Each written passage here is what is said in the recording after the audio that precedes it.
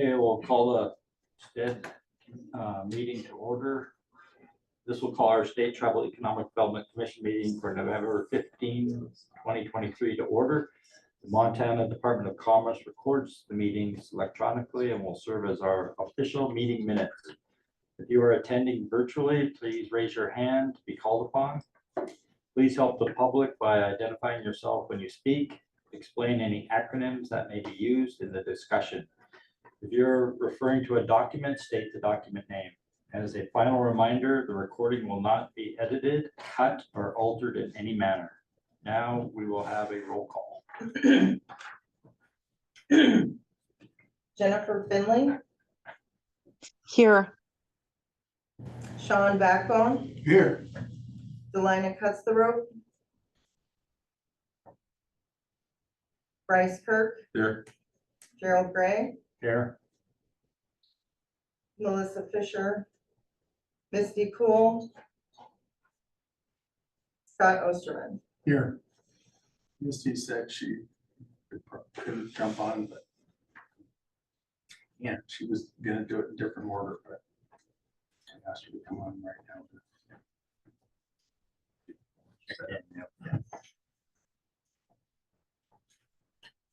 Well, with that, I guess we can restart with an opening prayer. Yeah.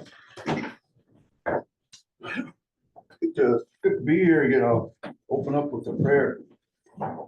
Oh, easy Pahilis, but it is Yakwa. But Hawag, but the work of Bawala, you put by a week Yakwellen. But each particular show, yes, you would. I'm no hell, because Boogie Yakko, it's what she was. But he was chat to it, but he narrated, but just book Bali or give good, but I'm sorry, because I give it a package, but because I give good, but we get what he wants you. Oh. That will give you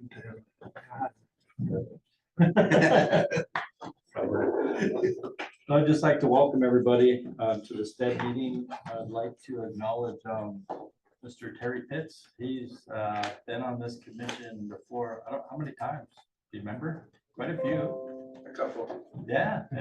We'll miss your wisdom, but we appreciate you coming today.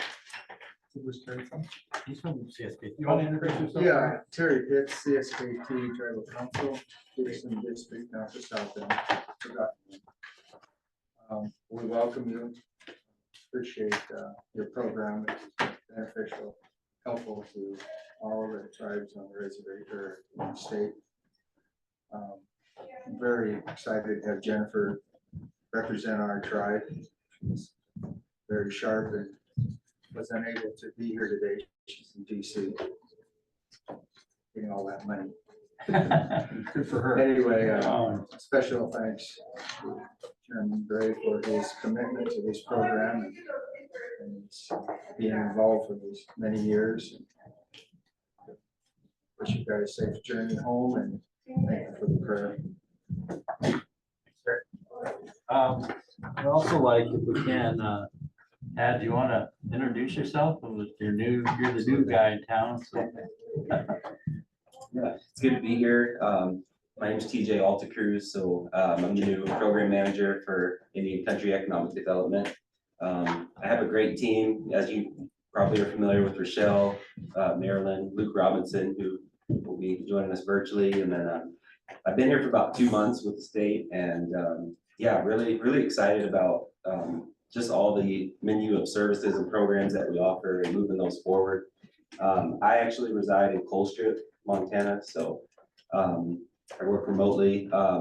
Before that, I had experience working for Northern Cheyenne Tribe for a few years. I helped manage their CARES Act funding and ARPA funding.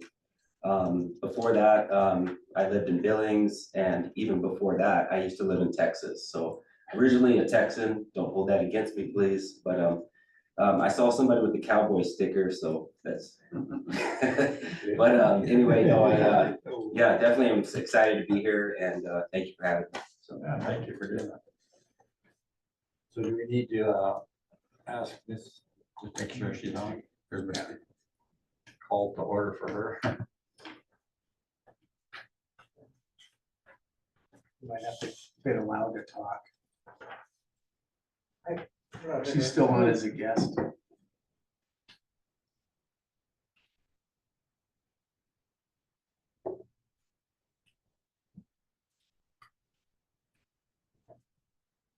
Yeah, there you go.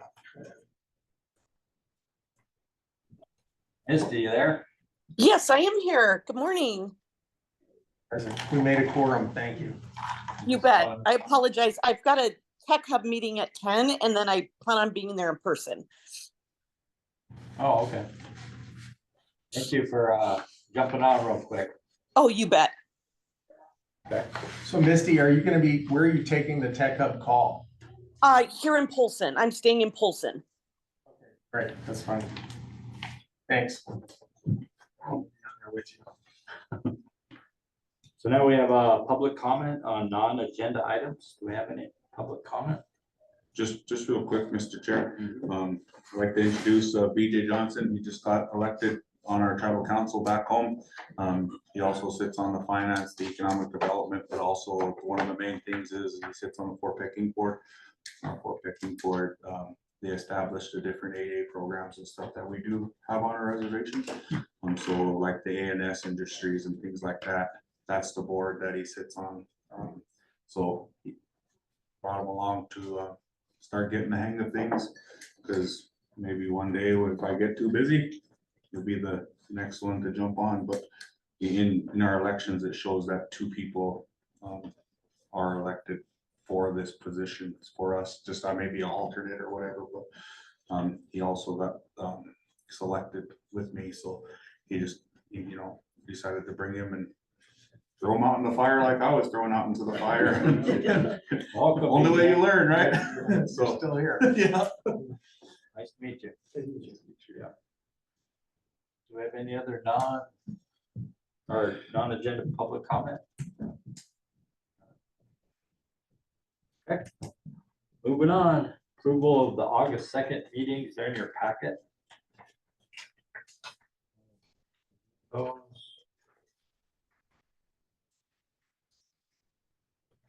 We have a motion to approve.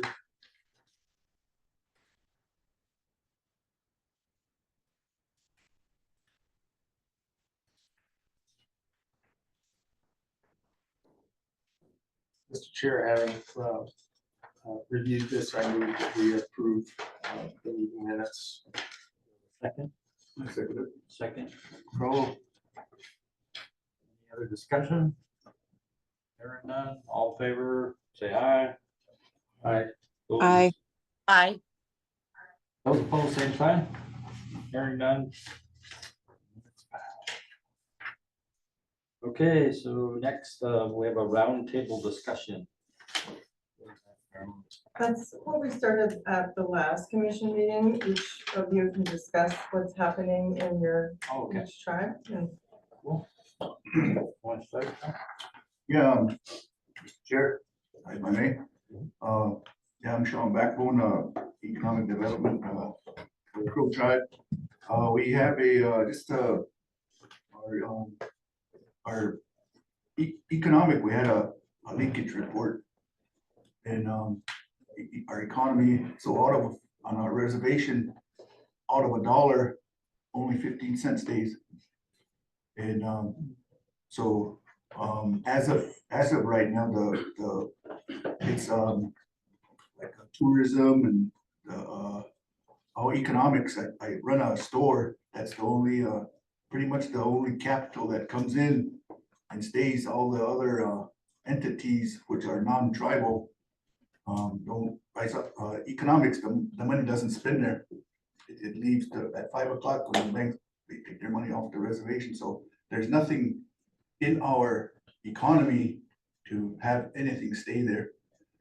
And the infrastructure wise is it's worked on, but it's a process in businesses, and there's no I guess there's no backbone for the businesses to start a business.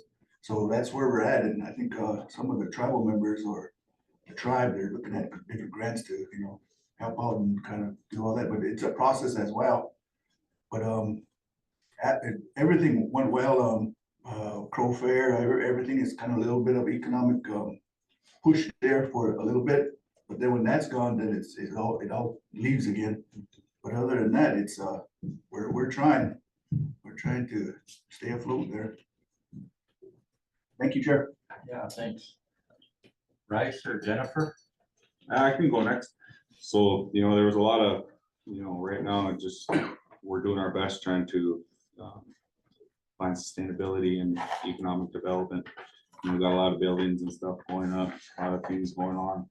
I guess for me on my part is the Bricksdale ammunition deal that came through. It was different for me visiting the other two, Scott, being able to see it. That was the first time we ever met. The gentleman was on Skype, and that was Rod, our economic development that should have said, hey, let's go to the council and meet. One other thing that I think that would have really helped us is when it came to that AC unit and things like that need to be done. If we were able to use the grant that's out there, the 2 grants for tribal businesses, but we weren't able to use it from what I understand because it's Bricksdale's business and it's not a tribally run business. So we were not able to get it, but it was coming to our reservation. The business was coming to, and it would have helped the tribes in the end sustain what we needed to do. And so there was just a lot of unmet questions and stuff when it came to Bricksdale, to where it was just like, man, it would have been awesome. Yeah. It would have been amazing, but it was just like, boom, make a decision here, make it in. So I guess, just if there was a possibility for like better communication and more importantly, if we knew all these these underlying things, maybe, there's a lot of red tape when it comes to that funding, I think us figuring out how to get around that red tape, that's going to benefit, because that money could have benefited the tribes, because if Bricksdale would have went away, we would have brought more, we could have brought something else, and it would have stayed with the tribal business itself. So, and trying to get away from the red tape to where we're able to still work with the state, but also have the backing from you guys also to say, hey, we understand this is the thing, let's figure out how we can move that red tape that states that this business is going to be on the reservation. So that way, man, that would have been good, for 60 jobs for our tribe, and so even with the 60 jobs, it's like, okay, you're working with ammunition. Do people have to have background checks? Do people have to pass? Because we know on reservations that a lot of people make mistakes, but also a lot of people get better too. A lot of people want to change their life, and when they change their life, their past is holding them from growing, and then it keeps our tribe from growing. So, because a lot of people that make a mistake, well, no matter what it is, there's a lot of knowledgeable people that have made mistakes that are coming back, and so it's just that we as tribes got to figure out a way to work with the state, the federal government, to make these things happen, to be able to have successful businesses on the reservation. So that's why I'm just, working a little bit better would have been, man, that would have been dang good if we could have, talked a little bit more. And I know that we have a new council now, to where the old council was kind of, maybe, how do you put it in nice terms? I guess I'm not very nice sometimes, but I guess the ignorance of things for me. I think that the new council and people like VJ, we see the need, us younger ones that came in, we see the need that our kids need, that our grandkids are gonna need, that people in the future are gonna need. So I hope that one thing there doesn't keep us from working with the state to better bring different things to our tribe too. So sorry for the mix up there, but I think moving forward, I think we'll have better understanding, but more than anything, have better communication with our economic development people working better with the tribe. So thank you. Yeah, because you and I talked about that a little bit as well.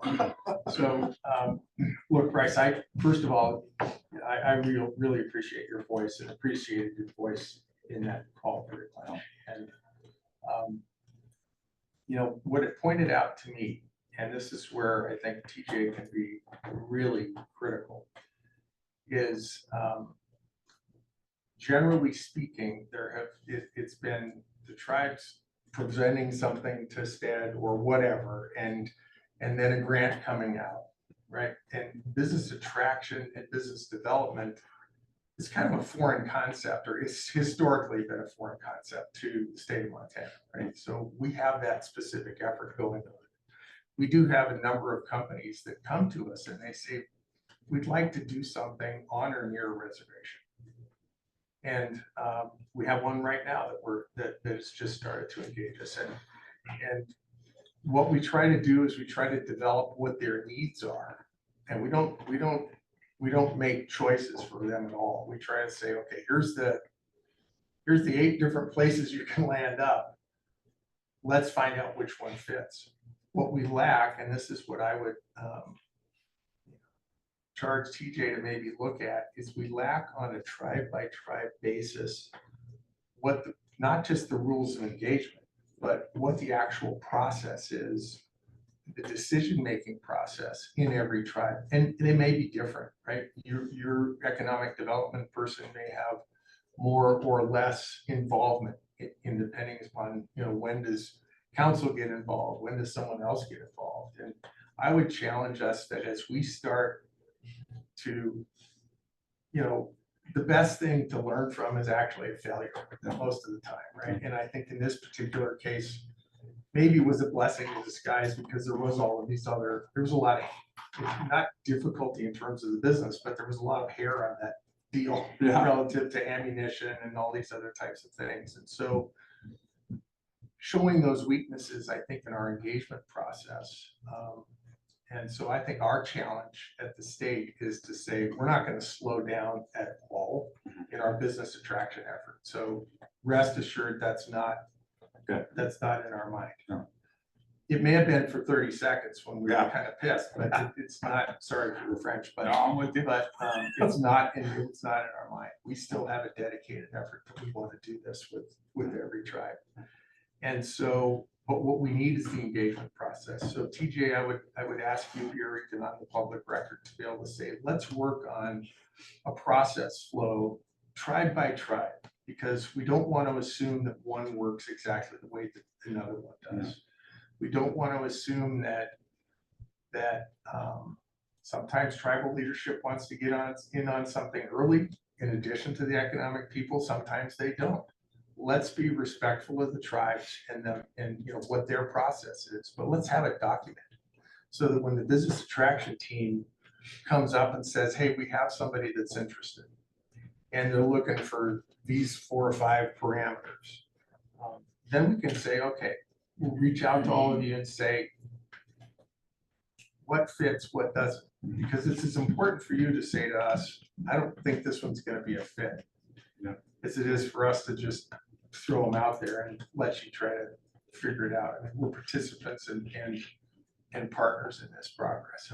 So that's one of the things that I would love to see us do, and then publish it and have it so that our team knows exactly how each tribe works, so that wherever you are, hey, this is the process. So if you would help us do that as STED members, and and help us engage the rest of the leadership in your tribe, I think it would be awesome, because that then allows us to really start being intentional about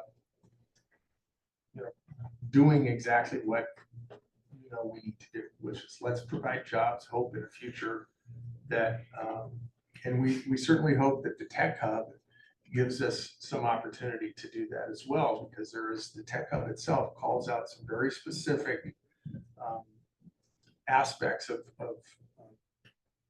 including underserved communities. And in Montana, that's largely our tribes. And so it's a perfect opportunity then to start weaving in some of these other things that are happening, to be able to really clearly say, look, let's be intentional and let's get this right. So I look at it as it's failing forward. And off we go. So thank you, Bryce, for that comment. Most definitely. If I could respond real quick, and before, just right before that, there was another contract that came up. I know we talked about it before I brought it up. And our company was ready to, it seemed like we had, in talking with the governor, when we had our little meeting with the governor and lieutenant governor on a few other things, we talked about that. contract that went to the company in Glenda. And so it seemed like we had everything wrapped up, but in the end, right at the end, in the final hour, it seemed like they changed a parameter of the vetting part and was like, okay, well, let's give it to Glenda. And then turned around with the Brickstyle deal and was just like, all right, let's give this to them now. And to where, you know, we had all the parameters that you talked about, like the computer people and doing everything like that. And we had it all invested, we had it set up. So we were ready then, and then all of a sudden it was just like, oh, well, and for me, of course, you know, I'm straight up. It felt like it was pulled away from us. Yeah. And gave it to them, and it was just like, okay, here's this deal now. You know, and then for us, it was just like, you know, Yeah, just there's no tip for Yeah, that, yeah. but I know of You it know. all. I'm only vaguely familiar with the first one that you're talking about. Yeah, So, and so I don't know if it's like computer chips or something like that, something in that range of some technology stuff. And we had the capabilities and we were ready, we had everything set up. I think we even invested some thousands of dollars to be able to get us ready. And we're like, okay, you guys are gonna get this. The vetting process went, and then right at the final hour, it was just, they changed the parameters and it was like, let's give it to Glenda. And then, so we were left out here, and then all of a sudden, here's Brickstyle, and you possibly have to invest the AC unit, we have to invest this, and then finally, we're like, okay, and so, you know, I think it's again, comes down to, you know, failing going forward, a better thing, communication. Yeah. You know, why didn't we were ready here and didn't get this in the final hour? And at the final hour, those changes that get made in the final hour give us an opportunity to also make change, to also bring those things to us too. We're happy that they got it there, kinda, you know, in Glendive, but, you know, we would like to see that at home too. But, you know, if the tribes are investing the time and the resources and the money to get these contracts and to go through the vetting process and have, it seemed like a shot to get it, and then in the end don't, all that money that we put in, because it's not like we have resources just laying around, and as the state, you know, it's not like we have resources just laying around to say, all right, let's invest this because we know this is gonna happen, and in the end, get it taken away, the investment. Well, then you goes away. become a little gun shy, right? Yeah. of course, right, yeah, so that's why it's like, okay, Are we doing that again? we've never done this process, right? So let's go back, and I think the other thing is that would be really helpful is to know for each tribe, what are the assets that you have? What are the buildings you have, square footage, how's it serviced, all those types of things, because you have those inventories, you know what's there. You know what's possible, you know where you have open land, you know whether it's fee land or it's trust land, and you know what the parameters and the issues with that might be. And then again, we want the companies that are interested to make their best choice. Like I said, we don't put fingers on scales, right? And that's because that's wrong for us to do that. And so, you know, we have some sensitivities as to what's going to work and what isn't going to work probably, but we don't necessarily say, but that doesn't mean it can't. So I think TJ, if you could also look at capturing what are the physical assets and all the, as we put this process together, we're doing this now with all the we're trying to do this with all the counties as well, because again, as a Department of Commerce, we've never really stepped into developing the Montana economy. It hasn't been, you know, it's been pretty much tourism focused, you know, for the last 20 years. And so it's only the last year and a half and or 2 years essentially we've been doing this. And at the end of the day, we are now just getting a cycle of businesses. This is a 2 or 3 year cycle. I mean, to get somebody to either expand or where, it just doesn't happen overnight. And you can move a 5-person company maybe, but you're not going to move or expand a company that's wanting to put 50, 60, 80, 100, 200, one case, 2,000 people someplace without having a plan, right? And getting engaged with the community. So, yeah, I think it was not the best outcome, but I think it was that we can make it the best outcome because of what we can do, because then we'll get actively TJ involved. We can't blame him for this because he wasn't here. So But you got a lot of work ahead of you. But I think building those relationships, and that's why I'm so excited about him actually being, out in the east, is building those relationships and working with you guys to be able to say, this is how we make this happen, right? Because we're here to benefit you and the rest of the state. So, Well, it also benefits the state too. I mean, Yes, you're absolutely. lowering these unemployment rates. Yeah, That are exactly. pretty high on reservations. Yeah. So I think it's a win-win for Yeah. everybody involved. so thank you. Thank you so much, Scott. Want to welcome Galina. She jumped on. Jan? She's only a guest, so she's. All right, Jennifer, do you want to do an update? Sure, thank you. I apologize for not being able to be there in person, and thank you, Terry, for attending this meeting. Just a few things that we're working on. We're in the preliminary stages of moving forward with the travel center that I think is really exciting. And so when I say preliminary, I mean we're just in the very beginning stages of that, of planning it. We're also planning to build a new casino in Polson. So we had a piece of land that was annexed into the city of Polson, so we're moving forward with that. And we're also in the preliminary stages of planning a visitor center, which will be a new entrance to the Bison Range that will be much more comprehensive than the current visitor center. And it will have more, it'll have more things in it. So we're, because we're in the planning stages, how we can really capture as many people as possible and really educate them about the area, not just about the Bison Range, but about us and the area as well. So really excited about that. And then because of my attendance in these meetings, information for visitors will now be added to our website. So our tribe is getting ready to unveil a new website, a complete redesign that has taken over a year. I think we've been working on it a couple years, and it's going to be live, I think, in the next month or two. And so now there will be a component to it for visitors, because before our website was for us, if we needed services, where to find them, who to contact. But a lot of people from outside the area come into our reservation and they look at our website, and now there'll be a landing spot for visitors.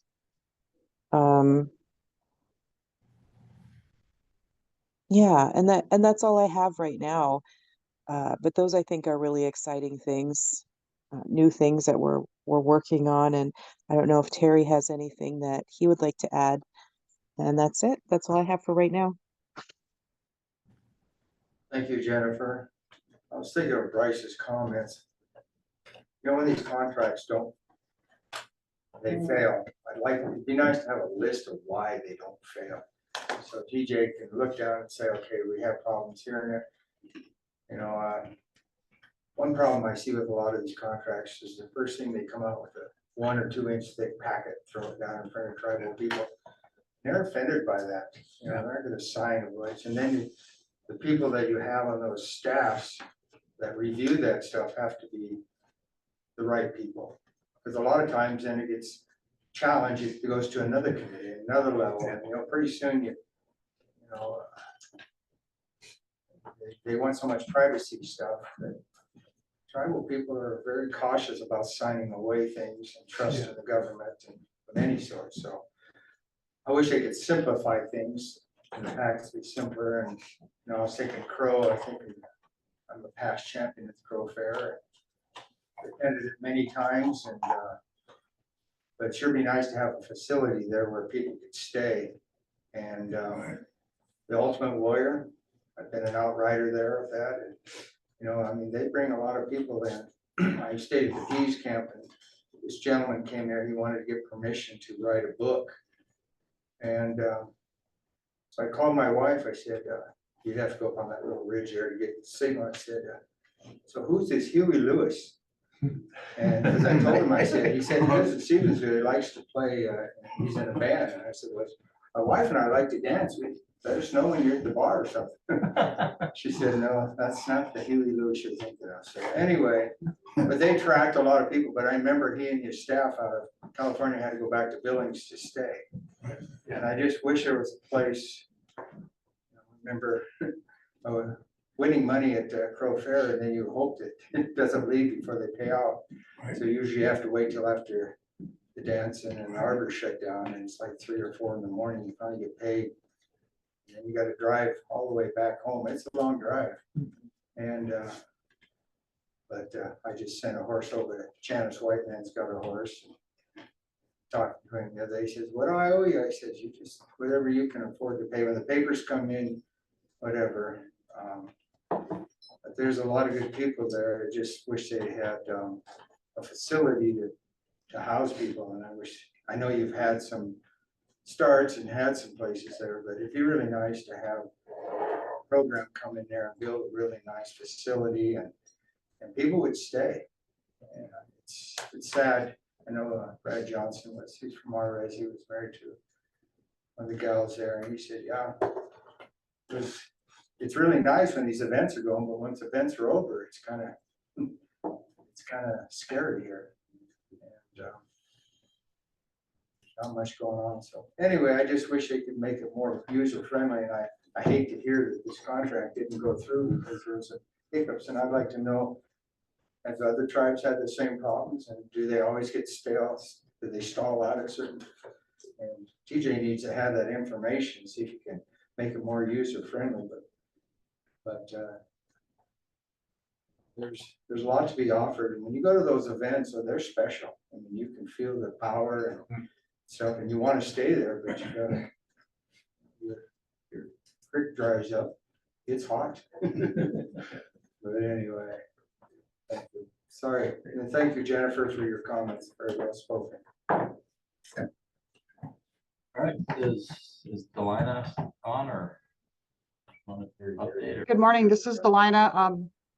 I'm on, and I'm having a little difficulty hearing, but doing the best that I can, and my apologies for not being present, commissioners. We've just completed a tribal council election, and so I have 8 new council members on my 10-man council, and we're going through council orientation as we speak. I'm kind of stepped away and kind of multitasking, so my apologies if I seem a little distant. This is not the way I'd like to have attended the meeting. I prefer to be in person, and I had originally committed to that, but I'm doing the best that I can to keep up and, and listen in as best as I can. But I can see you all just fine. I just can't really quite, hear clearly, everybody nice and clear. So doing the best I can. So thank you for having me today. Thank you. All right, Gerald. yeah, Terry. Bryce had mentioned about kids, youth, or people making mistakes and then changing their lives and coming back. And that's where, some recommendations maybe from this area to be sent to the councils to take a look at maybe easing some of those restrictions and taking actions. So some of those things, like marijuana and stuff like that, some of those things need to be revisited, I think, and to maybe ease those situations to be able to speed up these contracts and maybe skip some of those steps. But anyway, thank you. Yeah, I got one on that, just trying to figure out, when it comes to the state, for us, we're able to go back into tribal court and get it expunged. So that's what we're able to do to help our people. We need bus drivers for kids. We need different things for, different economic development and law and justice and different places. So they go into, HR gives them that time to go see the judge, file with the judge. I think it's $25 per, and then they get it expunged off their record. Maybe it's something that I know that not all things are gonna get expunged because not all things, but looking at it on the state side, Scott, maybe it's something that you guys can look at on that part to alleviate a little bit on that part there, because again, I'll go back to me, got caught selling drugs in Havre, So I was on the state probation, was on state everything, and then, but they gave me a chance to get it expunged off my record. And that was the best thing. And again, clean it's over now, this year will be 12 years. And so, but it just shows that, you know, people know they made a mistake. People are broken in that point, that the only thing that leads them to that point is to go deeper and deeper. But we gotta be ready as a state, tribal and federal to be able to start lifting people up instead of keeping people down. So maybe that's something that you could start looking at when it comes to the state, you know, trying to see if there's things that can be expunged on the state side. So that way we're able to, you know, people live in Billings. A lot of people go to Billings, a lot of people work out off the reservation to where I hate saying it, is urban places. They're not urban, but it's just Native Americans living off the reservation that get held up by things like that. And I think it's a good chance right now to start having the state look at different laws and what could be expunged and how long the process takes, because a lot of times it just stays on your record and not even giving a person a chance. They could be clean 15 years and they'll still all be held back by that one event 15 years prior. You know, and it could be something simple as marijuana charge on the interstate or something. And now we're in this big fight with marijuana and is it legal? Can we make it legal? State selling it. Now here we are, we're allowing all these things and that's what holds people back. So maybe it's a good discussion that we need to start having. So that's all I have on that one. Thank you, Terry. Guess I'll take some discussion on that offline. Yeah, yeah. So also, you know, just going back to your point about having TJ put together this stuff, I think it's really gonna be helpful because you're right, not all tribes are the same. And some can operate a lot faster than others. And we have the bandwidth that, you know, if that opportunity arises, I mean, we would really like to have I think all tribes would like to have the opportunity to at least vet something like that. Exactly. Instead of the state taking it to one tribe and then we hear about it. I mean, in this particular case, there was a choice of wanting to be in that area. Yeah. Predetermined, right? A lot of Not that just- stuff. Yeah, so, like, okay, so it's in Eastern Montana, so. Yeah.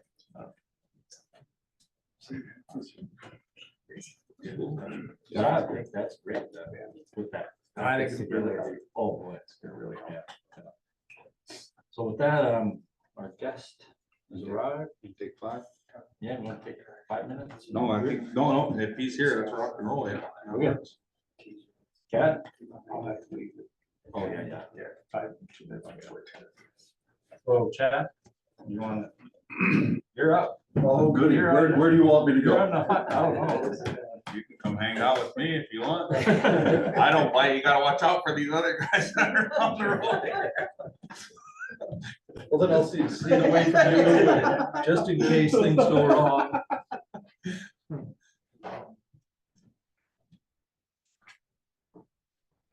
You guys good to go? Yeah. All right, well, I greatly appreciate the opportunity to come and speak in front of the committee.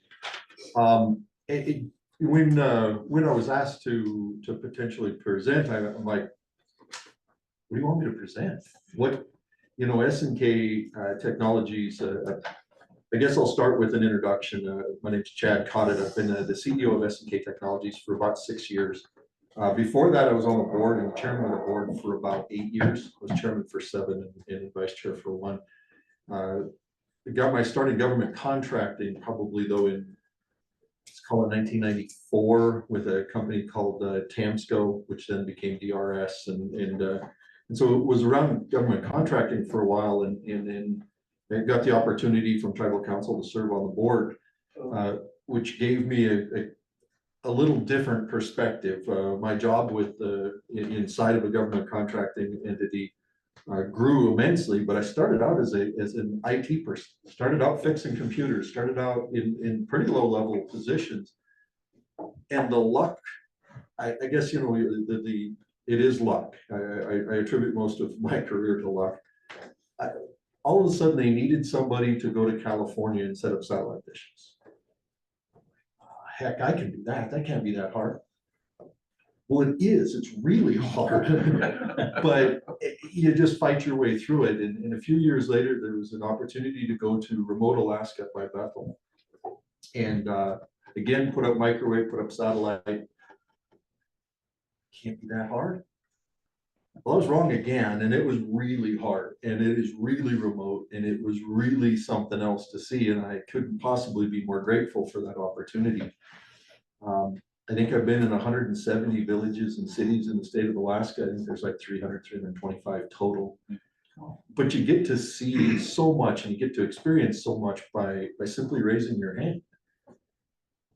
Then you actually have to follow through, and you have to be successful once your hand is raised. And luckily, I've been given that opportunity all the way through the opportunity to be the director of operations. By the time I left DRS and came over to SNK, which was kind of a dream, kind of a fulfillment that I get to do what I'm pretty good at, and what I like to do, and do it for the tribe, and do it for, you know, the place I grew up, and do it for its family. It's all of those type of things. And so, but SNK was successful long before I ever showed up. SNK started in 1996 as a division of SNK Electronics. Stood up to do services and manning. Electronics, as if some of you know, they do electronic board wiring, components. They're an incredible corporation. And quite honestly, they're our parent corporation. And so in 1999, SKT was spun out into its own LLC on the vision of Tribal Council and some great board members to utilize the SBA 8A. Went into that program in 1999, and in 2005, it was pretty clear that SNK Technologies was going to graduate early because of success. It's never a bad reason to graduate early, is that your dollar limits have exceeded their thresholds. That's a really good problem to have. But the tribe had seen that was coming, and they spun two more companies up, SNK Aerospace and SNK Global Solutions. And so there were three companies, and trying to figure out how to manage that. And SNK Technologies did graduate in 2006 early. That 8A program is a 9-year program. They graduated in a little under 7 or about 7 years. And at that time, again, the vision of the Tribal Council and the vision of board members created a umbrella company. And so SNK Technologies, they created as a support services organization, as an umbrella company. And they put the old SKT company, SNK Aerospace and SNK Global Solutions, under that umbrella. So now we have a corporation called SNK Technologies and a company called SNK Technologies, and that can never become confusing. And so if there was a misstep, that would have been the one. One was SKT LLC and one was SKT Inc. So again, not everything goes perfectly in this world, and that might have been the one misstep of, there's such a brand recognition, we want to keep brand recognition, and ended up, which brand are we really talking about here? So we have since sunset SNK Technologies LLC and SNK Technologies Inc., which is a Section 17 corporation through the 1934 Indian Reorganization Act. There's pros and cons if folks are familiar or unfamiliar with Section 17s. The benefit, it's purely at the tribe's benefit. What they claim is a negative is to dissolve or restructure a Section 17 takes a legitimate act of Congress. I use that as a retention point for employees, that we're not going anywhere. The tribes aren't going anywhere. The SNK Technologies is going to survive long after I'm dead and gone. And it would take an act of Congress to actually change who we are, to dissolve the company. We're not dissolving. So I use even what the negatives are as a benefit to employee retention when people look around and look at longevity of companies and how long they're going to be. SNK Technologies isn't going anywhere. At this point in time, even tribal council couldn't cancel SNK Technologies. They could petition Congress to cancel it or dissolve it, but it legitimately takes an act of Congress. Even to change the charter takes an act of the head of the Department of Interior. And so our charter can't change without the Department of Interior. Those longevity things, although a negative, you can't be as flexible, gives you an opportunity to be more structured up front and do some better things up front. So continuing down the road of who SNK Technologies is, we now have 12 LLCs, about 1,000 employees. So Is that under the umbrella? yes, sir. Okay. And so all those LLCs, how the structure of the tribe works is that the tribe through 104 creates LLCs, has the ability to create LLCs. When they create the LLC, the managing entity is SNK Technologies, and then I am the managing members agent of all LLCs. Yeah. All profitable? No, and quite honestly, when you start the 8A program, nothing's profitable. Matter of fact, the average is about 2 years to get the contracts and to get the swing of that going. And so there is an investment. And so the question I've been asked a couple of times is, well, why don't you have like 12 8A companies? Because we'd lose money on about 8 of them to start with. The importance of companies is to make money. Yeah. And so you're spacing that and you're timing that so that your companies are maximizing the revenue that they can do. If you can't fill an LLC with business, don't have one. Yeah. There is no purpose in having one that can't be filled with business. You're a works project at best at that point in time. And so part of this is science. You know, we know that this is going to lose money here. We know that this is going to make money there. We know that this is the history. And then lots of it's art of, okay, so in 2 years from now, we're going to break our NAICS codes in manning, or we're going to break them in dollars. And so it takes us this long to stand up an 8A. It takes us long to go these type of things. So that art is an interesting piece. So out of all of these companies, are they all servicing government contracts, or are any of them private? In the private sector? So when we reorganized in 2018, although the ANCs don't do everything well, they do some things well. That helps when most of those ANCs were injected with about $250 million worth of startup money through what the Alaska Land Claims or Alaska Land Claims Act or whatever, Land Settlement Act. Yeah, but anyway, so they ended up organizing differently. They bought a lot of companies. They did a lot of mergers and acquisitions start. And so we kind of did a little bit in the way of them. So we're organized in 4 business units. Those business units have a business unit manager, and then underneath of that, there's a group of companies that are in those markets. And so each business unit is a market or multiple markets. In that, we have an 8A in that market. We have a full and open in that market. And then we have other things that go. We have some hub zone companies in different markets. We have 2 business units with hub zone companies. And in one of those is more commercial. We have a commercial construction company doing towers, fiber optic, all of that type of stuff.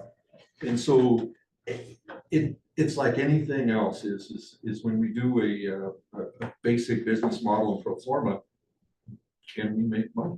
That is our chart. Ultimately, the number 1 priority for SNK Technologies historically is return to the tribes. Number 2, and by the way, as of last year, we've returned $71.5 million to the tribe on a $150,000 investment. If my retirement had anywhere close to that same average, we'd be in great shape. Right. But as you look at it, it's been time. The first 8 years, we broke it down at a semi-annual shareholder meeting recently that said the first 8 years they did about $7 million in turnover to the tribe. The second 8 years, they did about 12. And in the third 8 years, we've done about 51. It's not the last 8 years that are important. The last 8 years are profitable, don't get me wrong. But it was building that company in the first 8, the first 16, getting things in the right place, developing the qualifications, developing the past performance, developing our ability to bid on things that could be more profitable and just going out and getting it. I like to be, I'm grateful for where I'm at. I'm grateful for the company that SNK Technologies is. But much like tribes across the board, we can't forget about the past. The past is what built who we are. The past of SNK Technologies has built who we are. Learn from the past, develop what the past was, and utilize it for the benefit of today. And so SNK is doing a pretty good job of that. I think that we could do more. Secondarily to return is the employment and education of tribal members. We've given about $1 million in scholarships, donations, most of that coming again over the last 5 years, 6 years.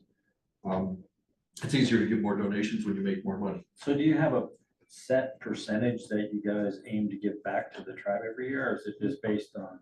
No, and actually when they set those things, this is an opinion, this is not fact, by the way. It actually hinders the corporation when you set those type of things, because you know that when Nike was started, they almost went bankrupt. They had so many sales, but they couldn't fund it. Cash is king. And if you strip all of the cash out of a company, you inhibit its ability to grow. And so with those arbitrary numbers, especially in government contracting, if you win a contract, you're going to be cash flow negative in the first 6 to 9 months, depending on the contract. Well, then the margins are real thin. When the margins are super thin, I mean, mathematically, think of it that way: is that you're going to do 30 days worth of work before you can bill. Yeah. Then you're going to bill, and they have somewhere between net 15 and net 45 to pay you. So sometimes you're 45 days, and sometimes you're 90 days to get paid. And so you are cash poor to start. And so when you're cash poor, you have to look at how many contracts you've won. If you've won a lot of contracts and you're cash poor, that's okay. That's why when you look at dividends, there's a formula, and we've created a formula, not because it's the greatest thing in the world, but because we have to have a jump off point that said, what is last year's net income? What is the budget for this coming year? And then what is our cash needs for this year? Are we winning or are we not? If our biggest contract is ending this year, we're probably going to end up with more cash. If we just won 4 contracts, we're probably going to end up with less cash. And so even though last year was a great year, maybe the dividend isn't as big as it should have been based on pure net income, because we're now investing in those contracts that is going to be an investment for the future. Sure. You, maybe this is for Terry. Do you guys pressure these guys to at all when they are giving out, because it fluctuates so much? Or question My second term, the chair was after, not this guy, but after the dividends, it was an issue. Yeah. But I hear what he's saying. That's a problem. I mean, even with our dam stuff, you know, they have all these investments they want to get involved in, and they want to spend that money. It's like, okay. You just worry that you don't have another CR coming up again.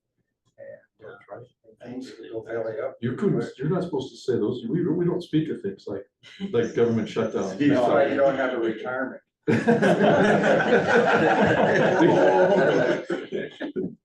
But and with that for the tribe, what the tribe has done incredibly well, and Terry's been part of years and years of it, is appoint a board of directors. I present to tribal council, but I don't get in discussions with tribal council very often. That's my board. How big is the board? It's 5. Oh, good. And the board is the representative of the tribe. The board represents the interests of the tribe and our sole shareholder, which is represented by the tribal council. And so I make recommendations to the board, but it's my board that is the representative.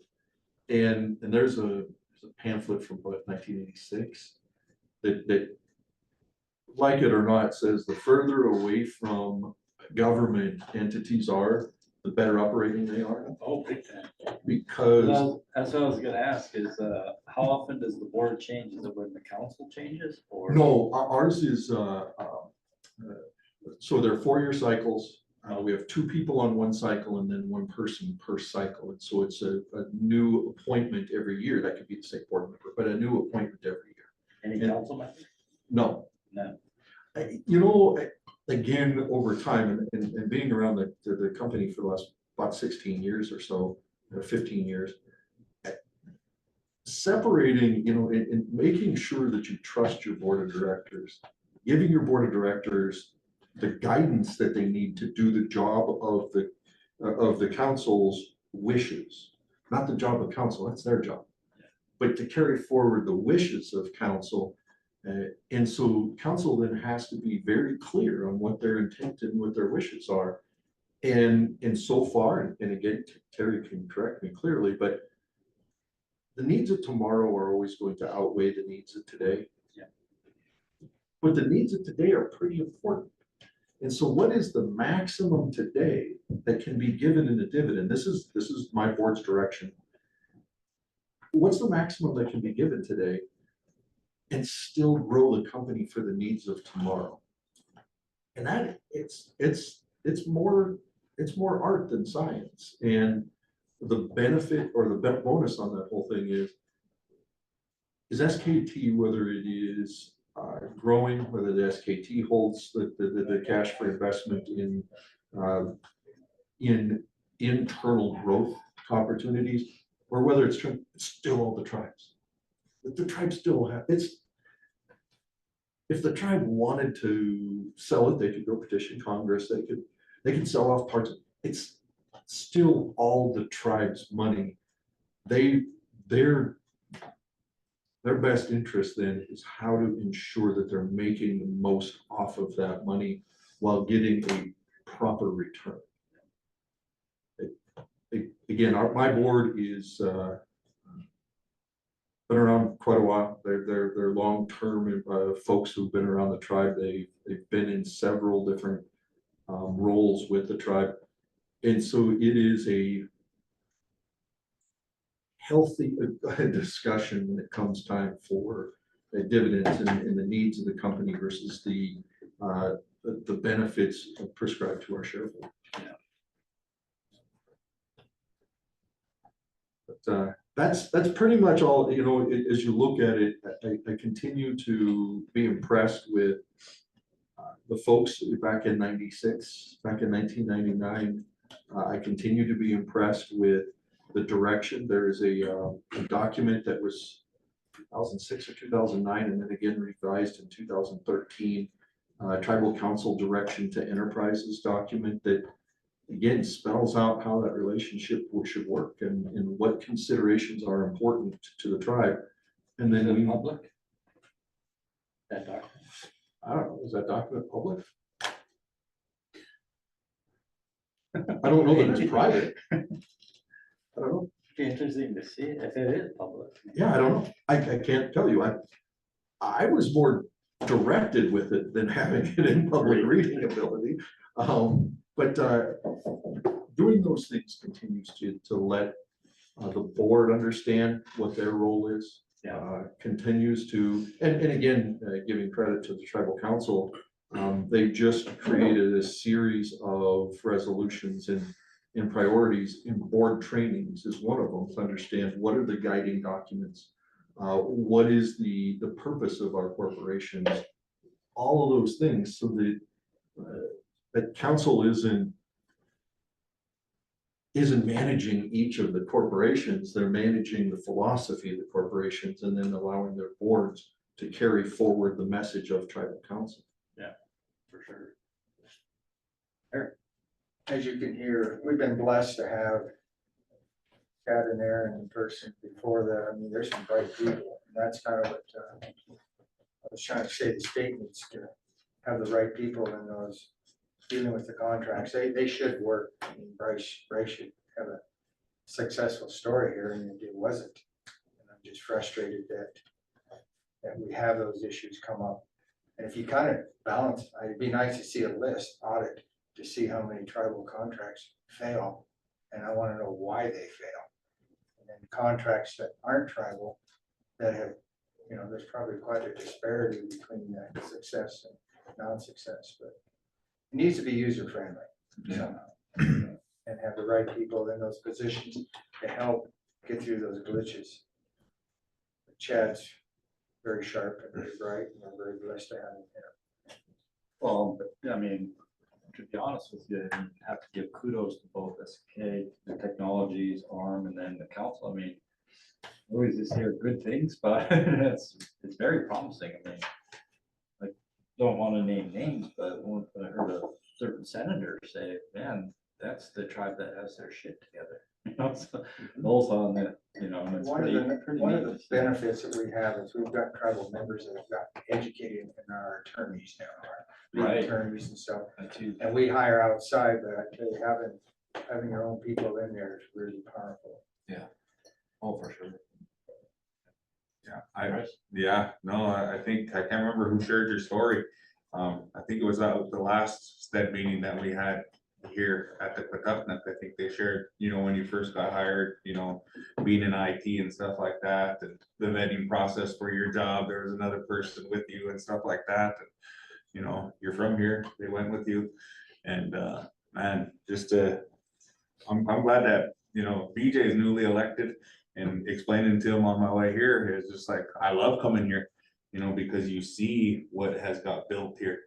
You see the investment from the council aspect, because it's the council in the end that has to make the investment. The money has to come from the council.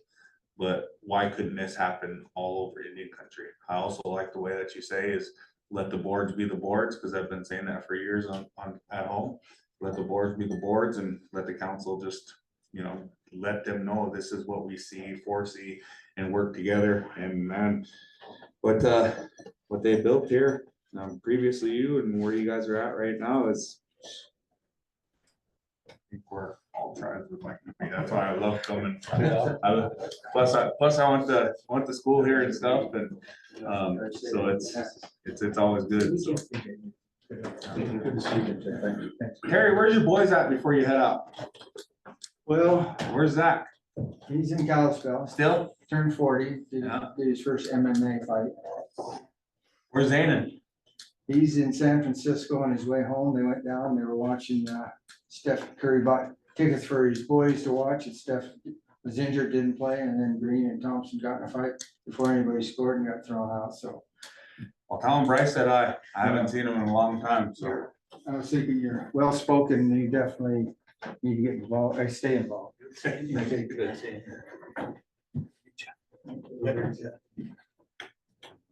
Marilyn? Yeah, I tell you, man, I thank you. Yeah. You think your brain all day. Yeah. And if there's one other thing, and that is that try to develop the next generation of tribal leaders. Yeah. But in the meantime, I hire the best. The success of the corporation is more important than one. Yeah. And so then it goes back, and I wish Terry would have stayed for half a second longer, but then, because it comes back to, I'm not economic development. The tribe has got to invest in how to find leaders, and in how to educate, in how to give opportunities for tribal members to. I am lucky that I've gotten the opportunity, and we have some good future tribal leaders working in SK Technologies. But my directive is not 100% tribal employment. I don't think you can.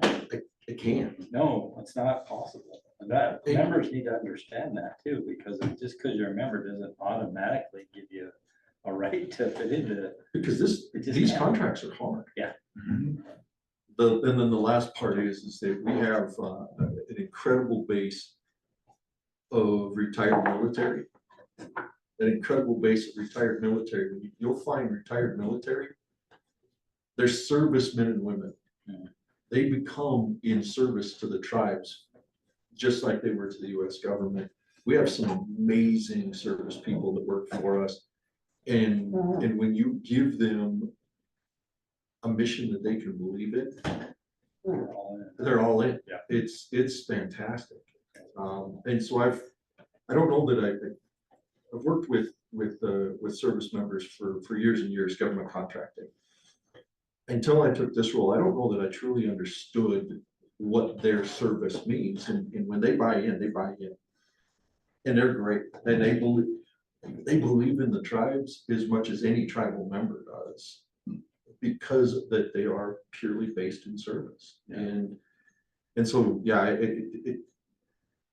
SNK's probably has taught me as much as I've tried to contribute about what it is and about what we give back to and about how that affects people and what that whole the leadership of the tribe and everything else. But it's been incredibly rewarding. That's pretty cool. Let me, Jennifer, do you have anything you'd like to add? I don't. I just wanted to thank Chad for coming, and thanks for doing such a great presentation. Much appreciated. Thank you. Thanks, Chad. That was very good. We really do appreciate your time. You're probably No. really busy. Again, appreciate the opportunity to come and speak. Thank you. Appreciate it.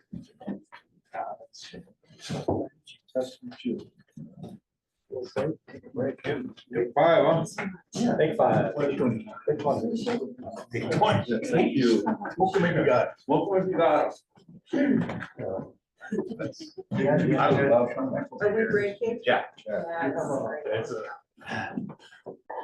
Ready? Yes, sir. Floor is yours. Wonderful. Good morning and welcome. Thank you so much for inviting me to speak today. My name is Dustin Hutchins.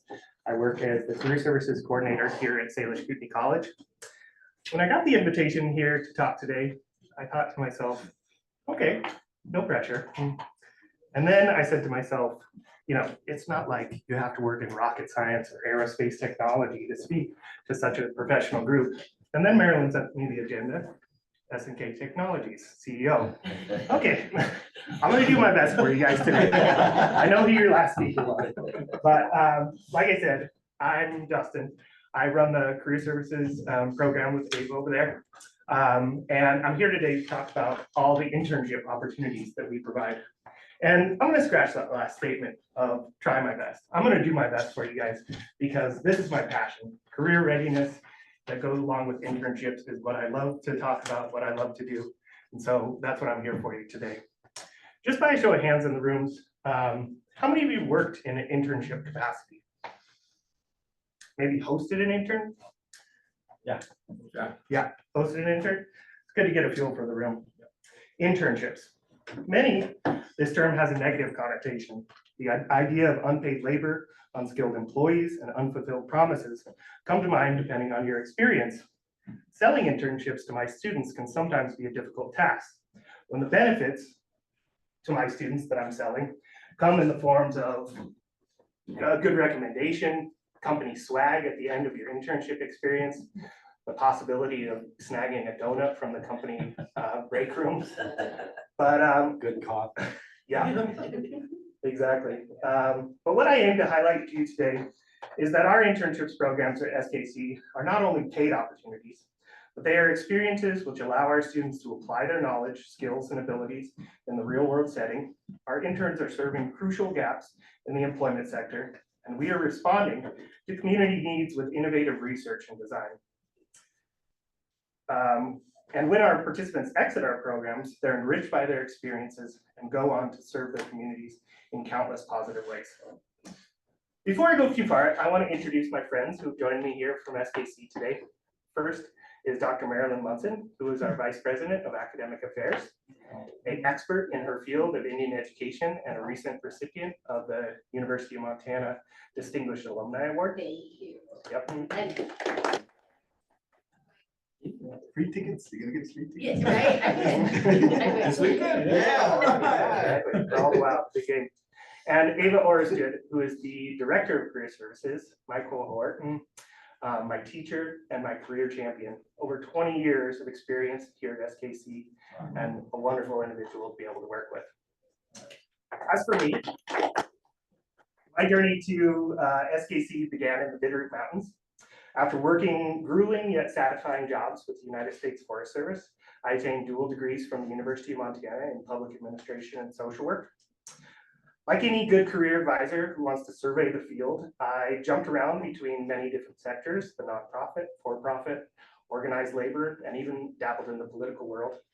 Through all of this work, the common theme was always career development and constantly aiming to improve the conditions and opportunities for people in their work life. And that's what landed me here.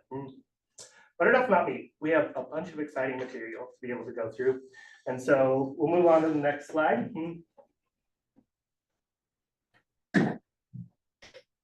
We introduced ourselves, move on to the next one here.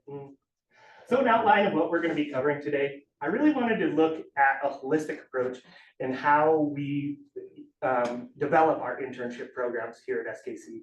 First, I wanted to take a look at what our career services department looks like, what me and Ava do on a day-to-day basis, the career advising model and how we prepare students adequately for their internship experience. The biggest portion, why you guys are here, are community stakeholders, how we look outward into the world. Who are the business relationships that we're attaining? How do we interact with governmental, tribal agencies? Then I wanted to take a look inward. We have our Vice President of Academic Affairs here. I wanted to dissect and, show off a lot of the awesome degree programs that we're offering here at SKC. But I wanted to give a twist on it in terms of experiential learning. How do we as a college integrate, hands-on work-based experiences to everything that students do in the classroom? And how do we translate that into a career trajectory for our students?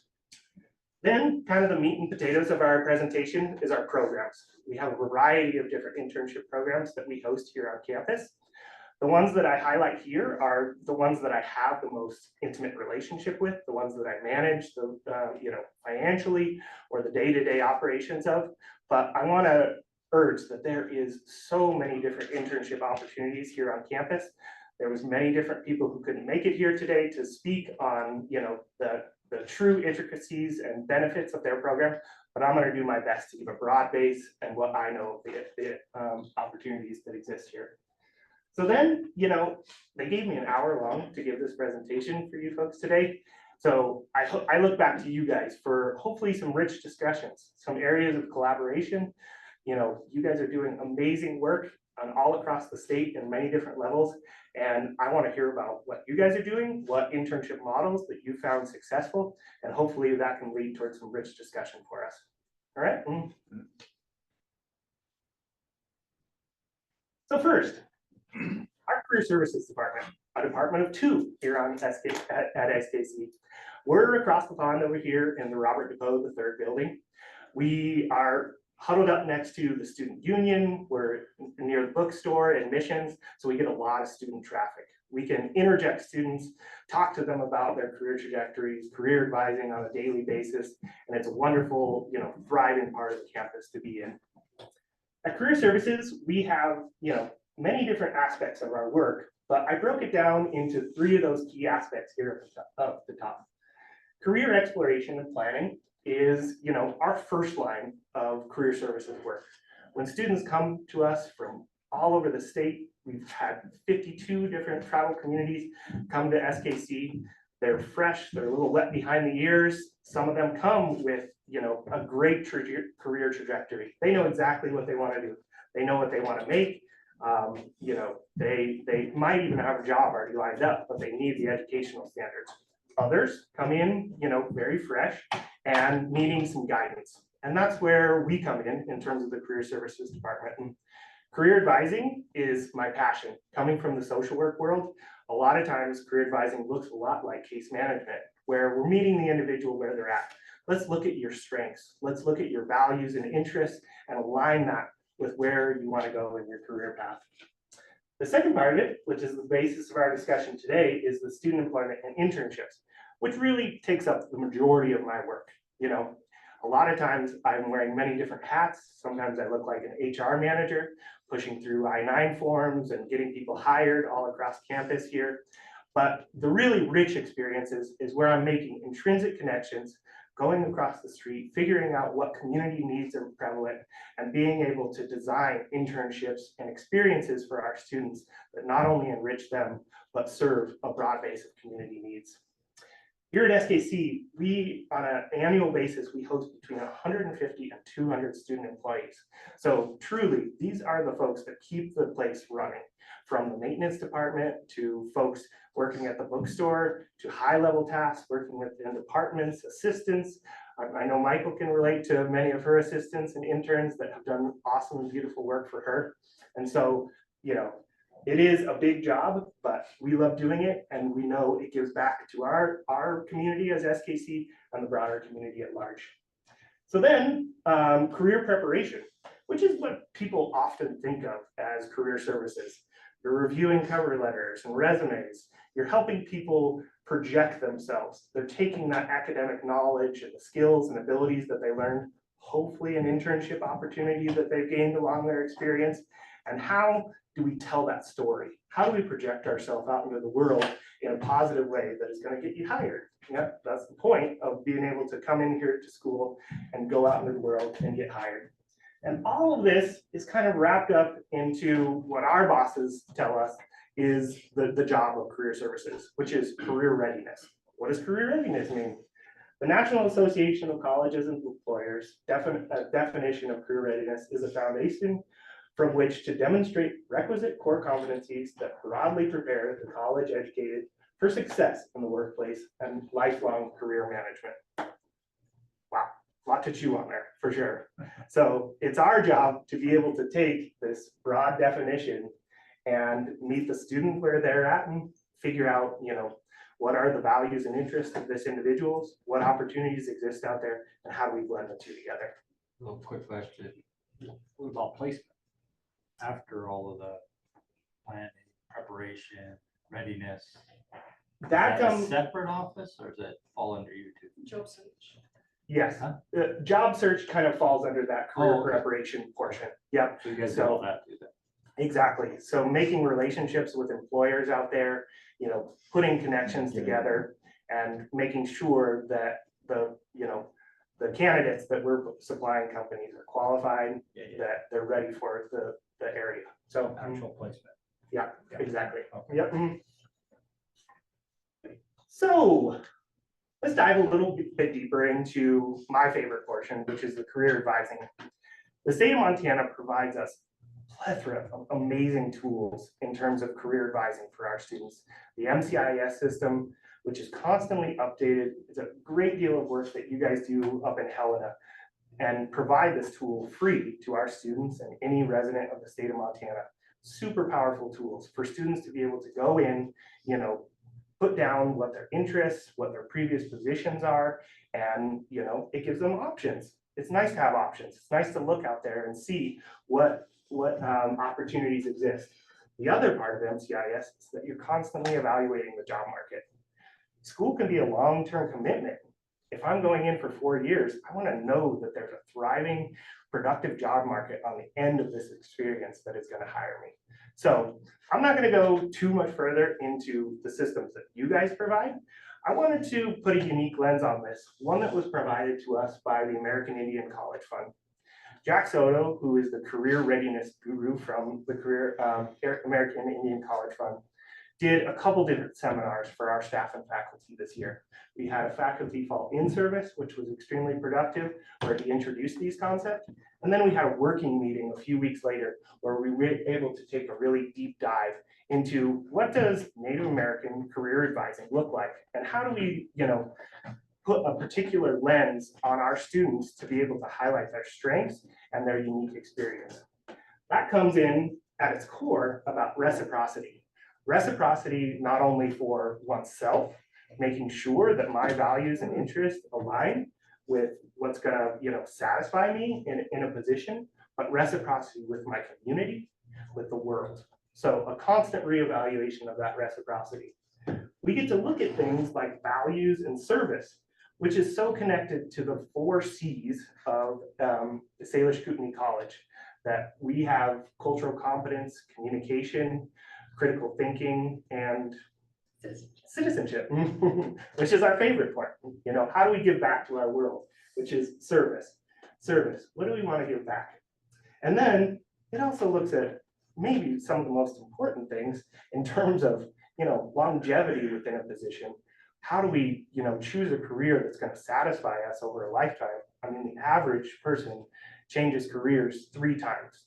Not a bad thing out there, but how do we, advise our students to not have that process be difficult in terms of, changing careers or finding a career that's going to make you happy throughout your entire life?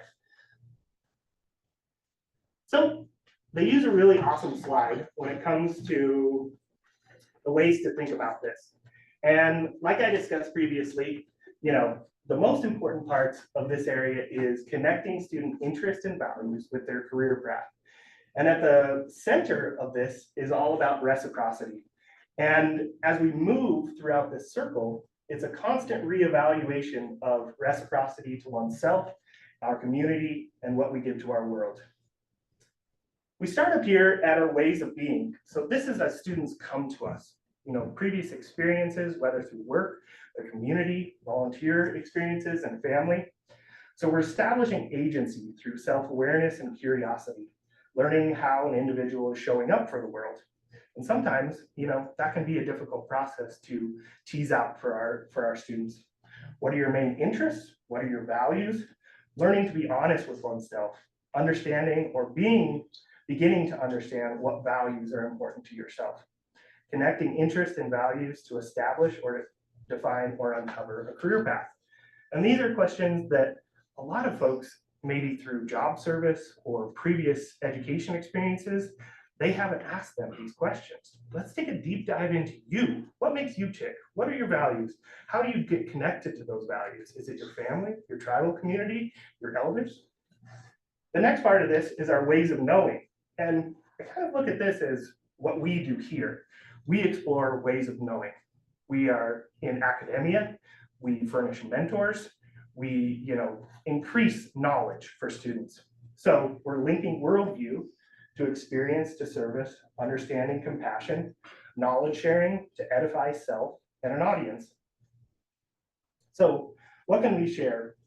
Manipulating education or learning to promote ideas, use of self in generating knowledge and knowledge sharing methods, and acknowledging self-awareness and that its relationship to agency.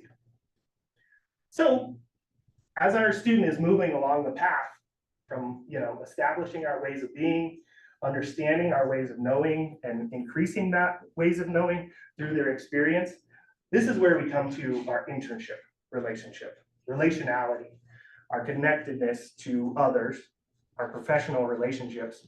And I'm not necessarily talking about our LinkedIn profile, which, we obviously use. LinkedIn is a wonderful program, but, how do we move beyond a student who their profile looks a lot like education and it's not a lot of professional connections? So relationality, we're exploring a personal narrative through experience, testing and developing skills, values, and knowledge for self-edification and experiential education. And that's where we're moving on to next. So I'll cover that in a bit. So what do we do?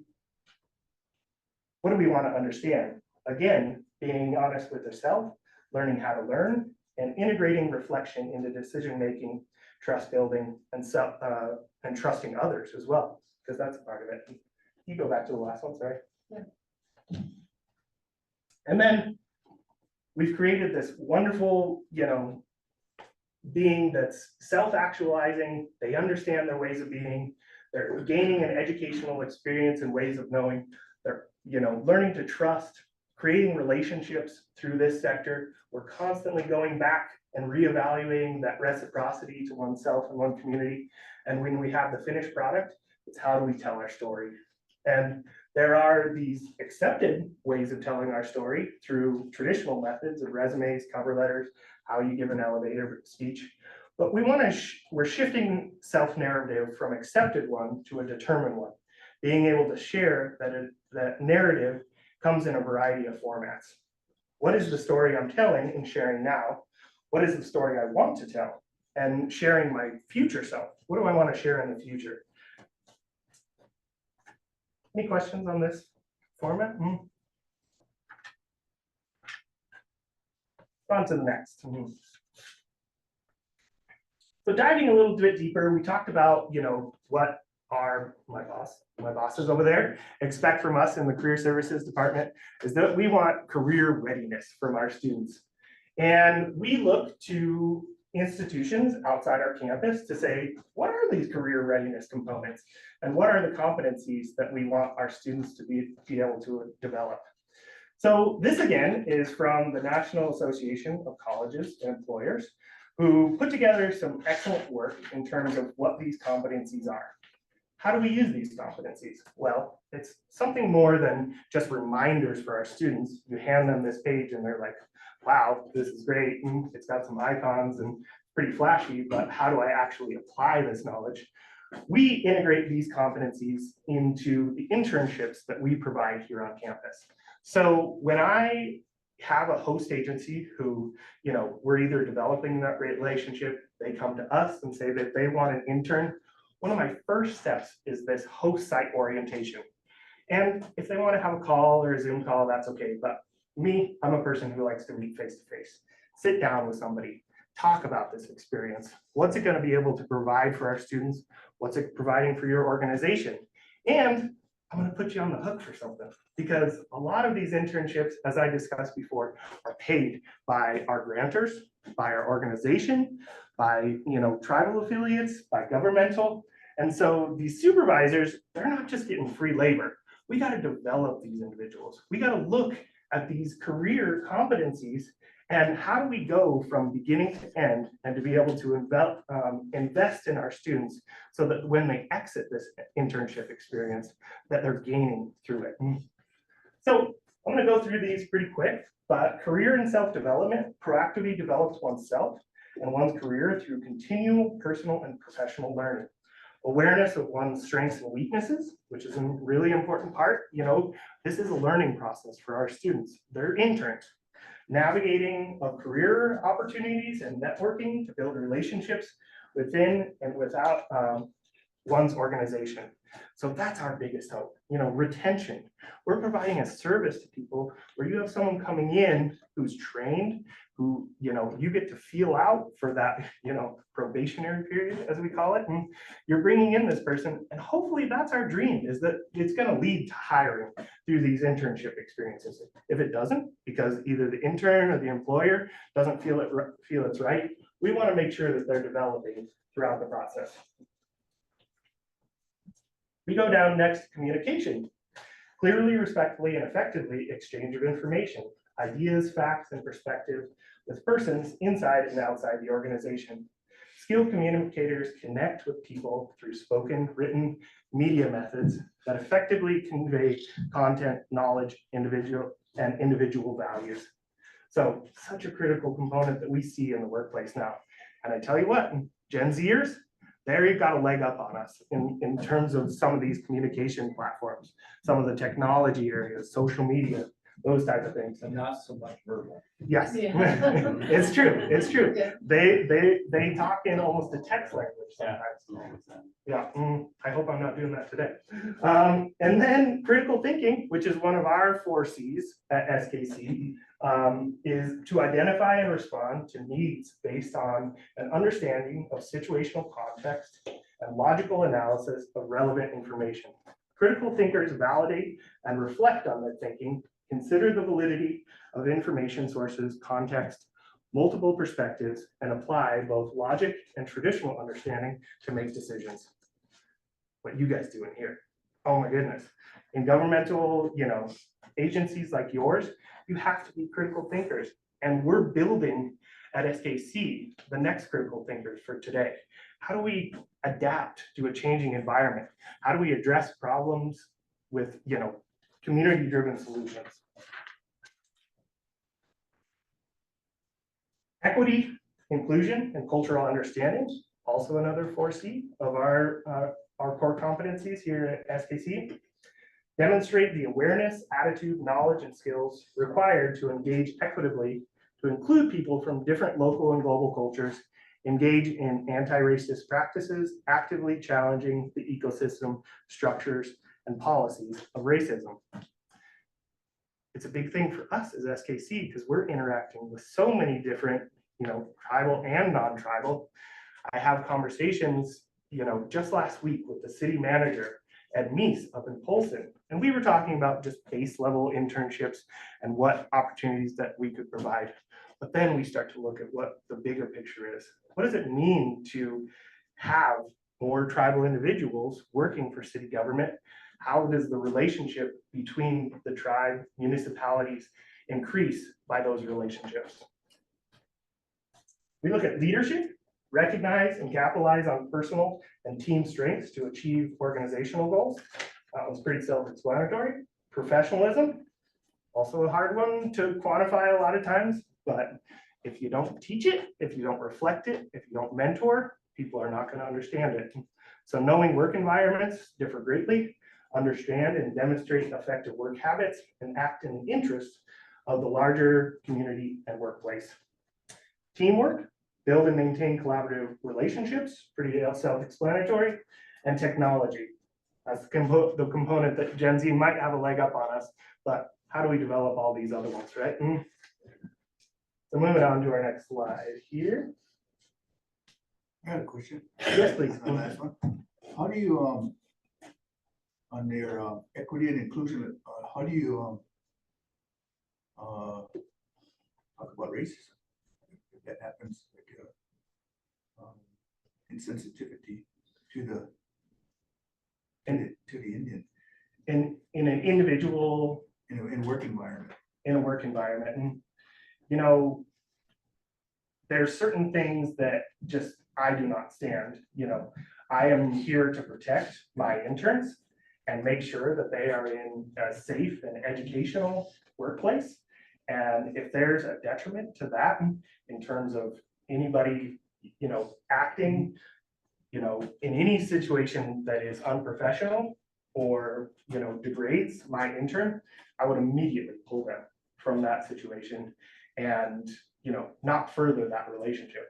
Of course, I would have the conversation and, try to understand the facts and get to the point of what's going on. But we are a student-centric organization, and we want to make sure that our students are cared for first. So how often do you check in with that intern? Oh, constantly. I am, running all across the valley, talking to supervisor, talking to my interns, either together or separately. We do an evaluation after every quarter to make sure that everything is going well. A lot of these contracts are kind of, step by step. Like Sean's talking about it, it could happen in the employee level, not at the employer, right? But It's true. so then you have to, you go talk to that employer and say, hey, we heard one of your staff would be racist to my intern. Oh, absolutely. Constant check-ins. And if, I have an open door policy over in my office. I'm constantly going over to these work sites, making sure everything is okay. And we do it in a staggered contract way for these agreements. The biggest one that I operate that I'll talk about later is the Project Success paid internship program, and it's based on hourly commitments. You get 100 hours first, and then we need to have a good evaluation. What's going on? Is this still a good experience for everybody? Is there any red flags that are going on before we proceed and get further down the road? Anything else on that topic? Just add to that. So from the employer side, we are working diligently to educate, for example, federal agencies. There are a lot of agencies who are knocking on our door. They want Native American students. They have minority quotas.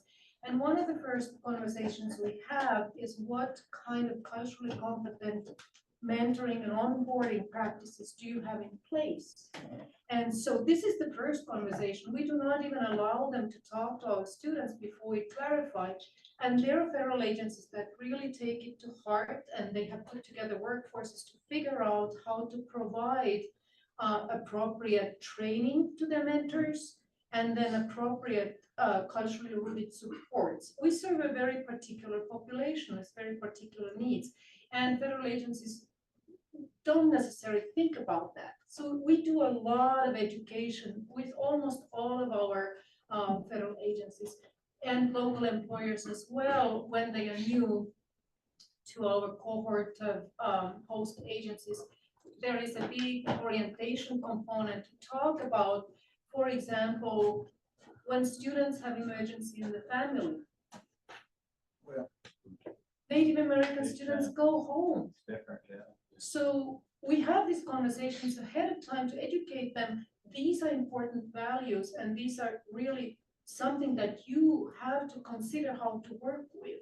So, I mean, additionally to other things, but I just wanted to put that in there, that we are really deliberately and we are very focused on making sure that our employer partners understand. Thank you for that, Eva. Do you have a I'm question? just gonna also just piggyback off of that in terms of preparing that intern to be going out there and to have their first or second workplace experience. Are they empowered with a sense of what an ethical work environment is, what their rights and protections are, so that they know when to spot where they might be not being treated right? Absolutely. You know, we breed professionalism with our internship experiences, and our student employees are treated just like our regular employees here at SKC in terms of the orientations that take place, our Title IX trainings, our FERPA trainings. So, you know, they read through the policy manuals for the organizations that they're working with or the organization here. So to understand what that professional conduct is, and to also, you know, for them to know that this is a professional relationship. We ask them to submit cover letter, resume.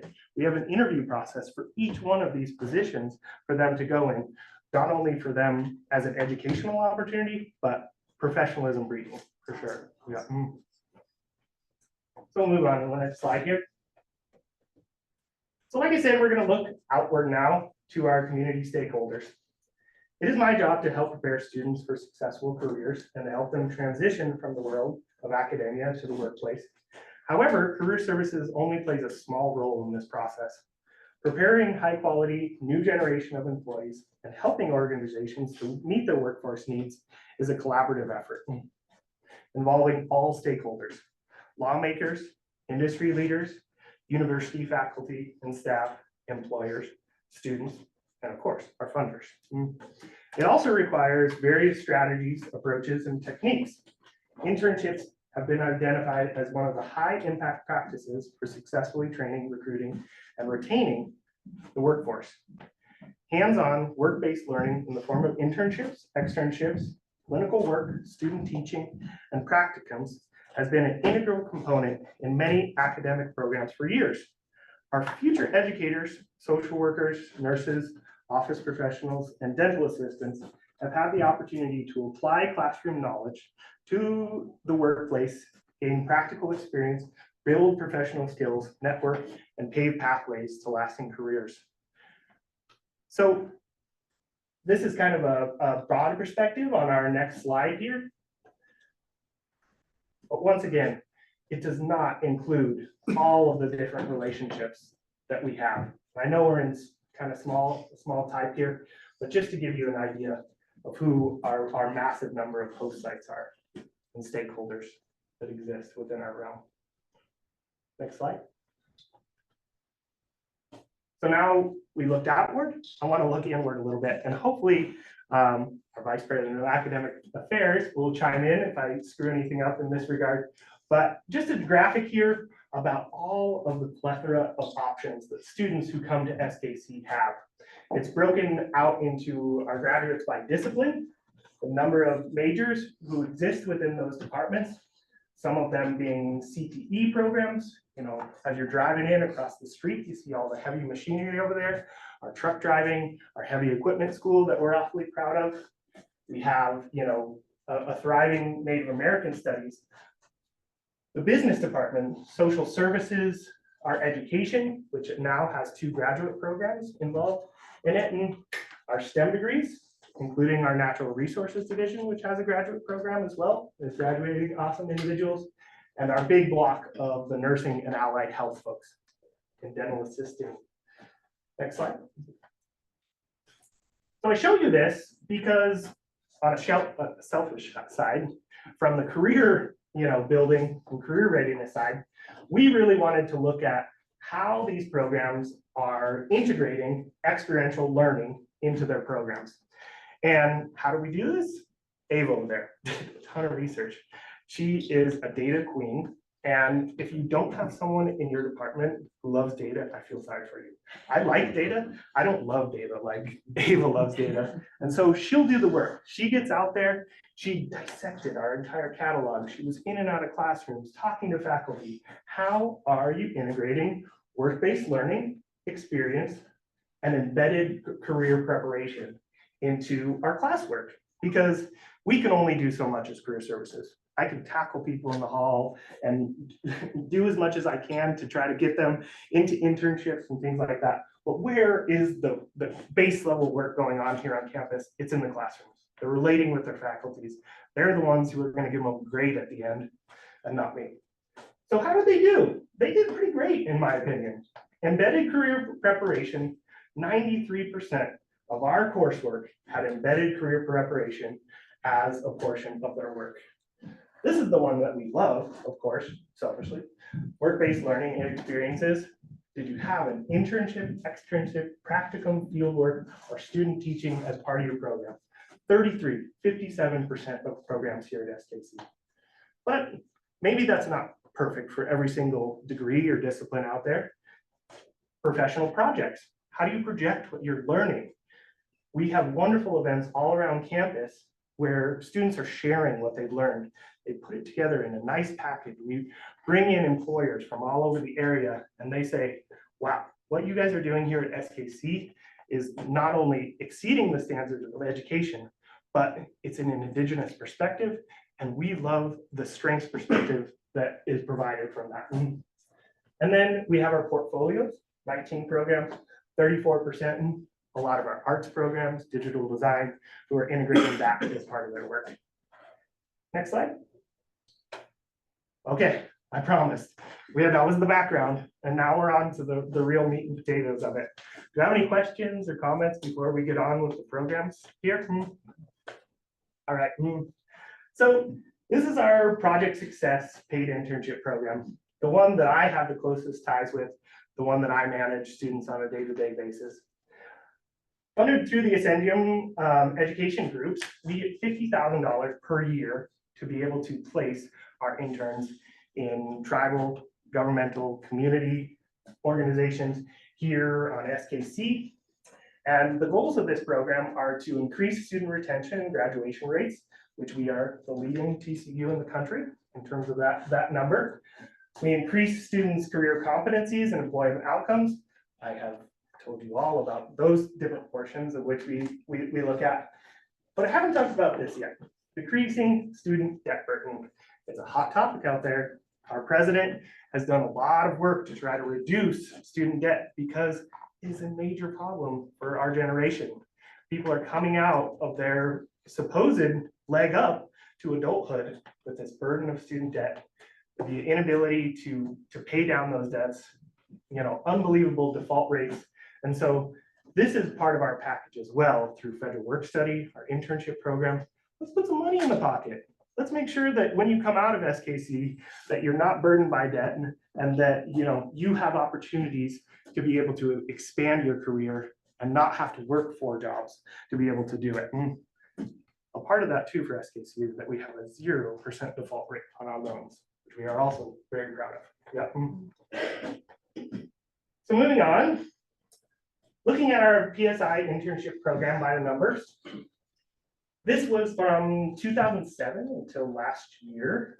48 employer partners, including 17 departments here at SKC, 14 across the road for Salish Kootenai, and 17 external businesses and organizations. The majority, 73% of our interns identified as enrolled tribal members or descendants. On average, participants received $3,112 in financial support through their internship, which doesn't seem like a lot to many of us, but it helps, that's for sure. And, you know, going back to what I said originally about these unpaid internships, when you can offer an opportunity, a leg up in the industry to a student, and then you say, you're gonna make $13.52 an hour, they look pretty great at that. So the impact of the internship on the student persistence appears to be positive. Immediately following the internship, 91% of our interns either graduated or registered for classes. And these graphics here, you know, a broad base of employer categories and even a broader base of general areas of study. And this kind of resembles our student base here. I get people from all over different departments, even departments new that I have never furnished an internship for. And they say, well, what does an internship look like in digital design for a tribally owned business? And we say, wow, let's look into that. Native Teaching Aids, an organization down in St. Ignatius who does awesome work creating, you know, indigenously relevant materials for education, games, different things. Let's learn how to integrate you into there, make their designs better, and make your business better in the process. Next slide. Can I ask you a question? Yes. Do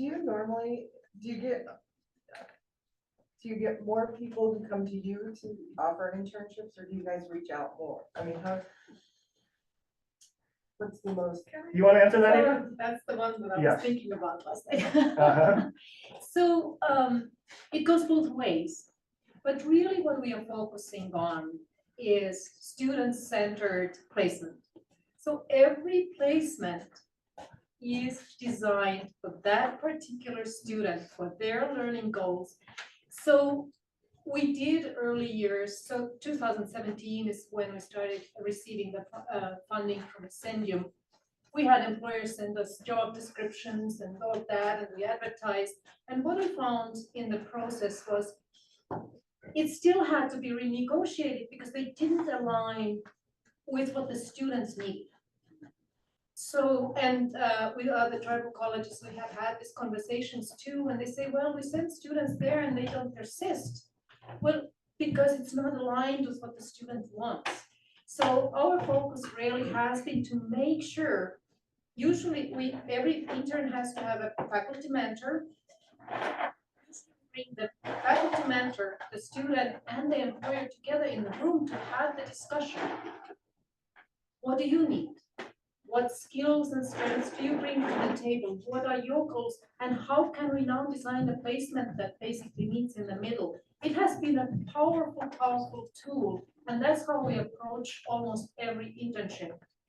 Yes, we do still have employers who send us job descriptions. Usually they get revised by the time we hire the student. And this is why our retention in our internship programs is absolutely profound. Over the years, we have only had 2 interns who basically quit very fast. That's why the average salary. But the rest of them stay, and most of them stay for 450 hours that we allow maximum. So that says something. And the feedback we get from students is so profoundly just positive, what kind of impact that has made. But that's what I think our approach, the individualist, student-centered approach has really paid off. And I think we are continuing to take that approach. So how many of the internships have turned into then subsequent employment? Do you track that? That is a really good question. Many of our students go to graduate school and take different paths. So actually, we don't have a really good data, longitudinal data, to say how many of those converted. Some of the internships are not designed to be career pathways. For example, in the legal department, they tell us right away, we will not be able to hire your student with your degree because we need an advanced degree. Or Nine Pipes Museum, our students have been helping with cultural displays and research, but they need a museum degree. So we are very cognizant of the fact that they don't necessarily transition. And natural resources students often go to graduate school before they go work for the tribe. So we do have to admit, right now, we don't have good data, but I'm working with Jack Soto from American Indian College Fund, and that's exactly what we're talking about. How do we now track long-term employment outcomes for all tribal colleges and tribal students who graduate from tribal colleges?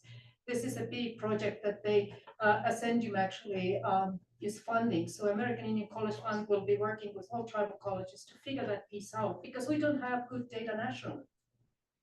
May I interject one thing? Oh, please. Sorry. As Dustin and Ava had said earlier, I have had interns through the Project Success Program. And one of them actually is, you can see in the building right now, she served the Native Language Teacher Education Program, and her focus and her intention was to learn more about Indigenous education. She's a non-Native person, but she really believes in contributing back to the community and the economy of our reservation here. And she believes wholeheartedly in serving in a leadership capacity. So she has actually taken what she was able to learn through that internship and pursued a master's degree in leadership and has done additional education surrounding Indigenous education and tribal governance as well, and now serves our administration here, all three of us actually right now, or three of the four of us right now. And she said, she goes, I don't mind that I have a master's degree. I want to serve Indigenous education and helping support students throughout our reservation and communities. And so the fact that she didn't come right into employment with us is something to be considered, but she did exactly what Ava just said. She has pursued additional learning opportunities to ensure that she is the best fit possible for serving our community. But Dustin, sorry to take that. The fun fact, when you look around campus, almost half of the new people we have hired were either our federal work study or our project success students. And what happened in the process, they built such strong relationships with the campus and sense of belonging. That's why they wanted to come back. They didn't want to actually go back to Browning or you know, other communities. They just wanted to stay here because they had this really strong sense of belonging. Anyway. I think the great results is that you're showing that it's a catalyst for something. It doesn't have to Yes. necessarily convert immediately, but I think it's showing how this program is such a catalyst for success. Yes, and one of the things that interns have mentioned over and over is that sense of belonging. And that's what contributes to incredibly high retention rate of the students. Once they find that niche and they feel like they belong, they stay here, they finish their programs. Yeah. You know, I guess for me, I think, you know, the reason that they stay here is talking to Chad earlier, is they hire everybody. And where back home, you get an education and we tell our people, go get an education, come home and serve your people. And then they go get masters, they go get everything, they go get all these doctorates and everything, and all of a sudden they come home and the door slammed in their face. Because we got people that have experience over the education. And what do you guys do on that basis when people run into that, to where if you listen to other people, I'm gonna take somebody that has 40 years experience in this instead of somebody that just came out of school with a master's degree. Do you guys prep them for things like that when it comes to placement and trying to help them out? That's why they love to stay here, I think. Sure. Because, you know what I mean? Because you guys don't see that. You guys, our biggest thing on other reservations is hire our own people, get our own people hired. Do this, and we understand why we have an unemployment rate that's crazy, because we only want to hire people here. And then all of a sudden it turns into a favoritism thing to where it's like, I just want to hire my family, or I just want to hire my friends, I just want to hire certain things. So we run into that on reservations. To where here, like Chad said, is we just hire the best. And so I think, you know, that's why people love here. You know, I love Salish and Kootenai because I came here, was here in 2005. And so I got heavy equipment out of here. And Right. so for me, being able to take heavy equipment here and go home and actually put in the water lines and do all that stuff back home, all came from here in 2005. But I always love when things get crazy back home. This is my come back and reset places right here in Folsom. That's a great Or just drive down that back part of the mountains and you can drive all the way to the Amish store in Mission.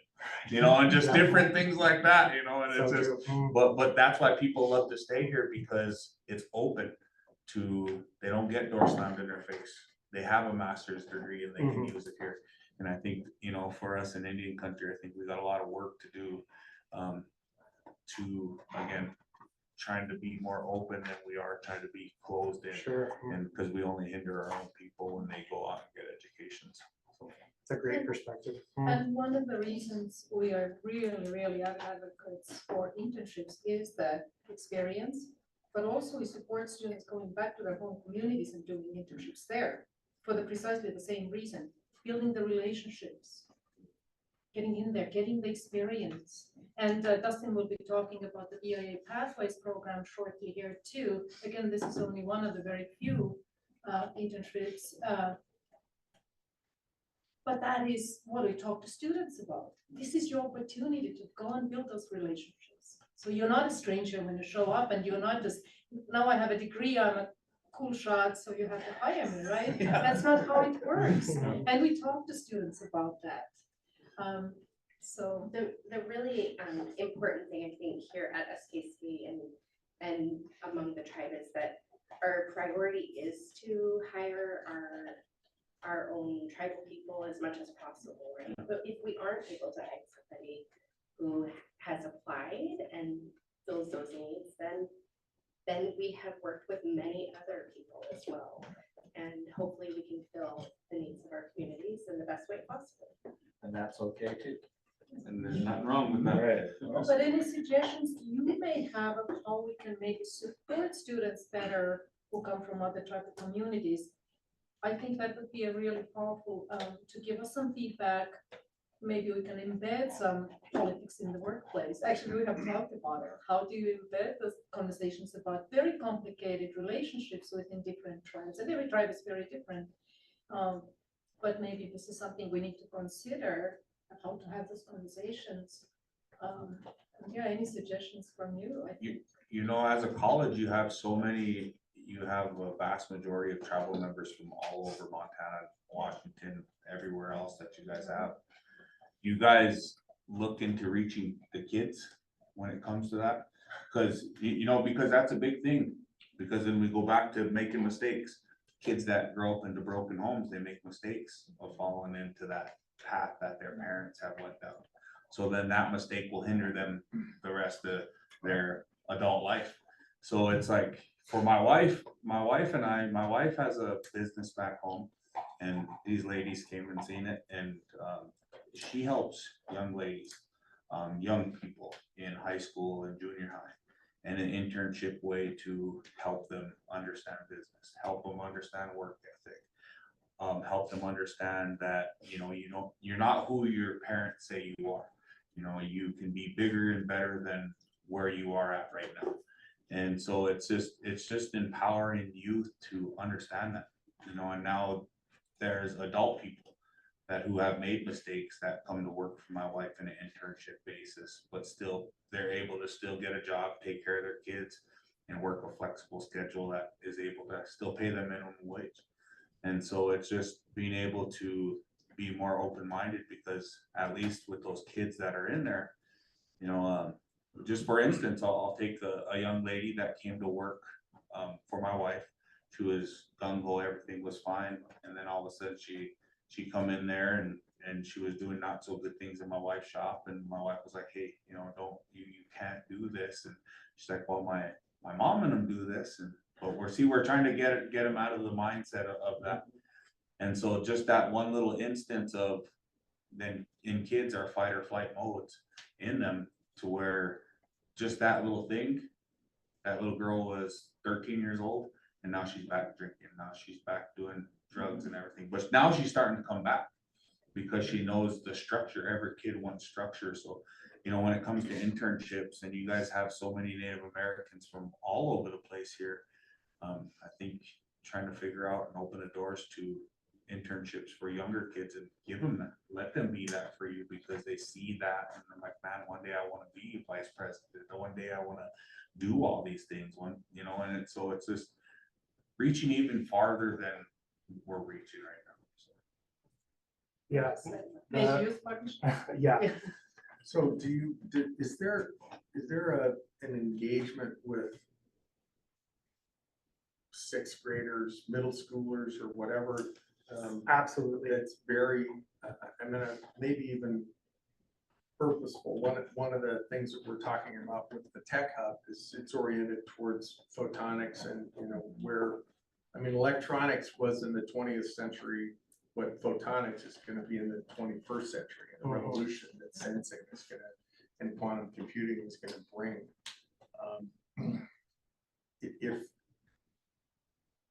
How is it different from the standard public school versus the schools on reservations, or do you think that there's parity there, and are we giving these kids the right opportunities? The program that I wanted to highlight here on campus is our Native Youth Community Partnership, which is a wing of our TRIO organization. TRIO is dedicated towards student success, but this is connected to our Upward Bound. How do we create those intrinsic connections between schools here on the reservation and beyond to, you know, not only opportunities here at SKC, but how do we foster relationships of curiosity about careers, about education?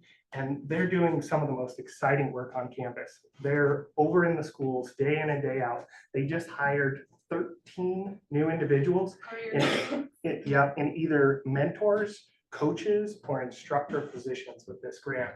And they fully understand that the youth is our future, and they're putting it into action here on campus. So 500 Native American youth from all reservation high schools participate, and they have very, very heavy emphasis on work-based learning experiences for those students who are participating. So they have summer internships, work study positions, they go and get exposed to careers. So really good question. And yes, this is a huge, huge grant and huge effort. So yeah, 500 Native American. That's awesome. And then there's the WIOA That is program. profound, yes. Are you familiar with WIOA and how, where that's sort of headed? I mean, Right. obviously, take advantage of that as much as you can. Absolutely. Yep. I have just a few more minutes. Some people are going to kill me if I don't feature their programs to you guys. So what our interns and employers say about our experience? Interns love their experiences. It helped them out with their overall educational value. What we received from our employers, that they were either very satisfied or somewhat satisfied with their experience.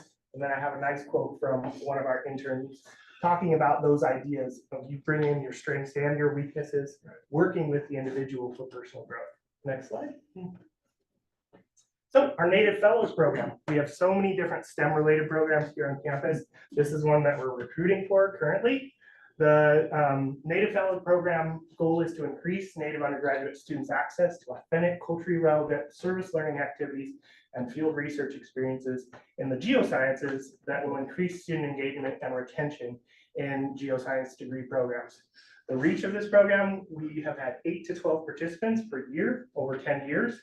What is wonderful in terms of the participant benefit is that, you know, they receive $2,000 to $4,000 scholarships that come in the form of $15 an hour work that they're doing. A lot of times, and you know, not a lot of times, they are always student identified projects based on community needs, being responsive to that, research driven projects.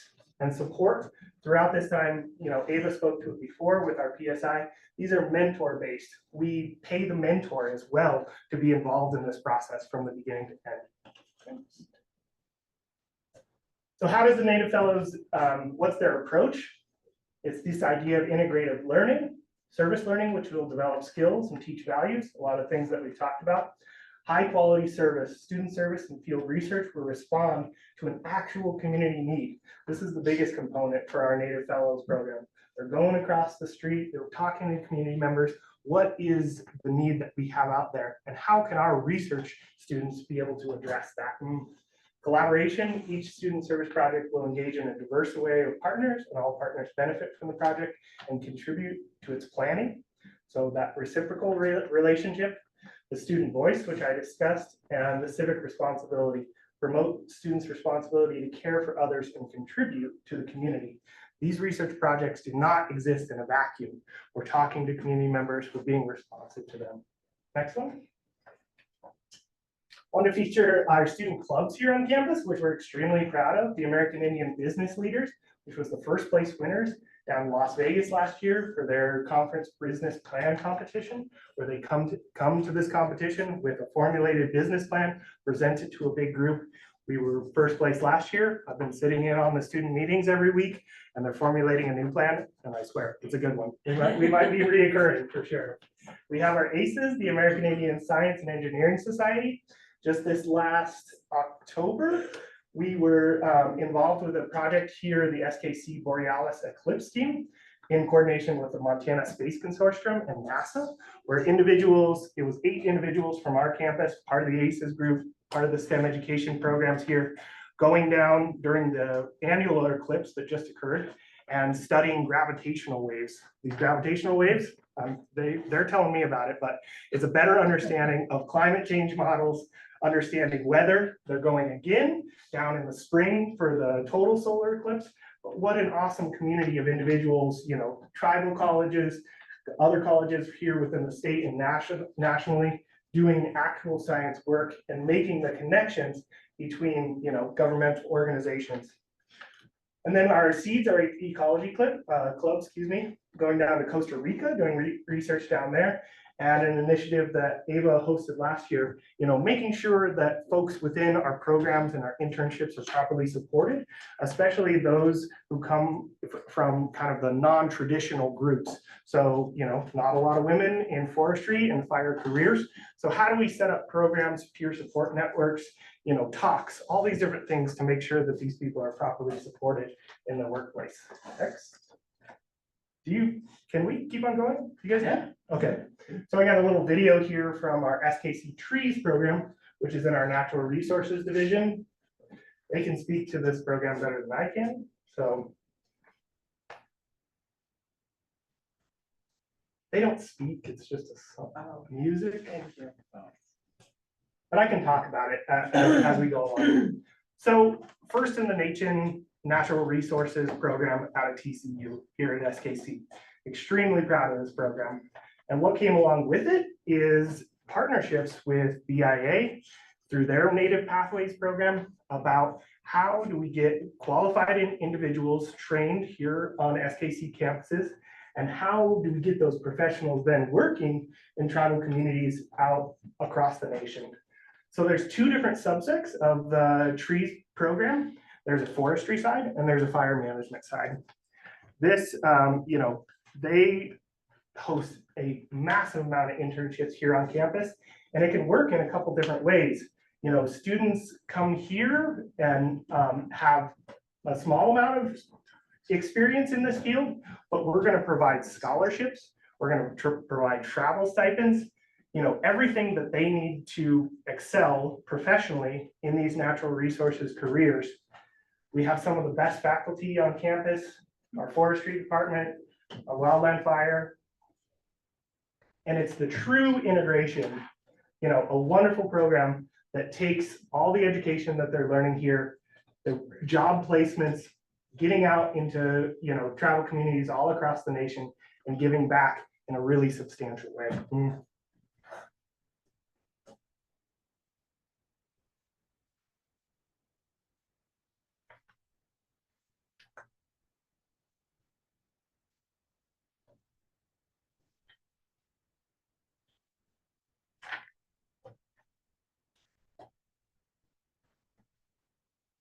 They do a really nice song that goes along with this. I have a privilege to work with a few White Mountain Apache students who are in the program. So we leverage resources too. They do BIA, they do project success. We support them from several different programs throughout their journey, try to stagger them.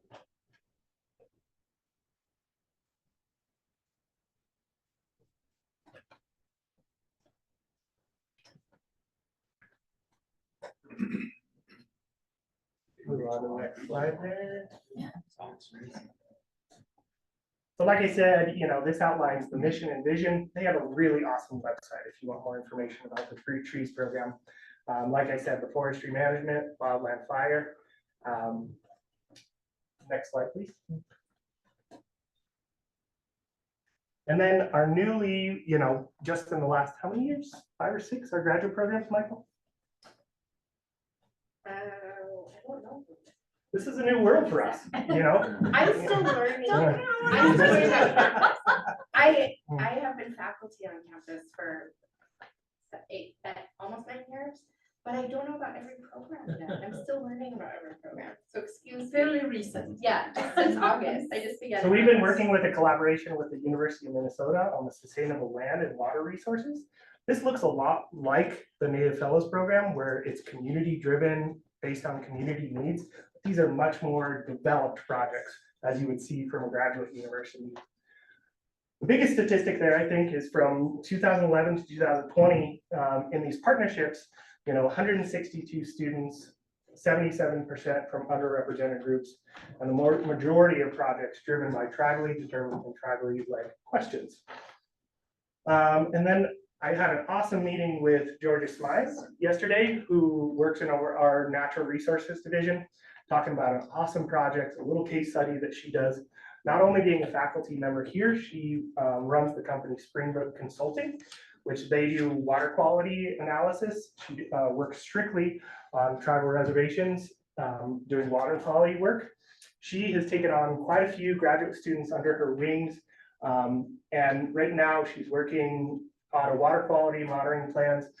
This student is receiving hands-on training in education and consulting, business plan formulation, and cultural liaison practices. So we want the whole package from our students. We want the research side, how you're gonna analyze water quality systems, but how do you take that into the entrepreneurship platform?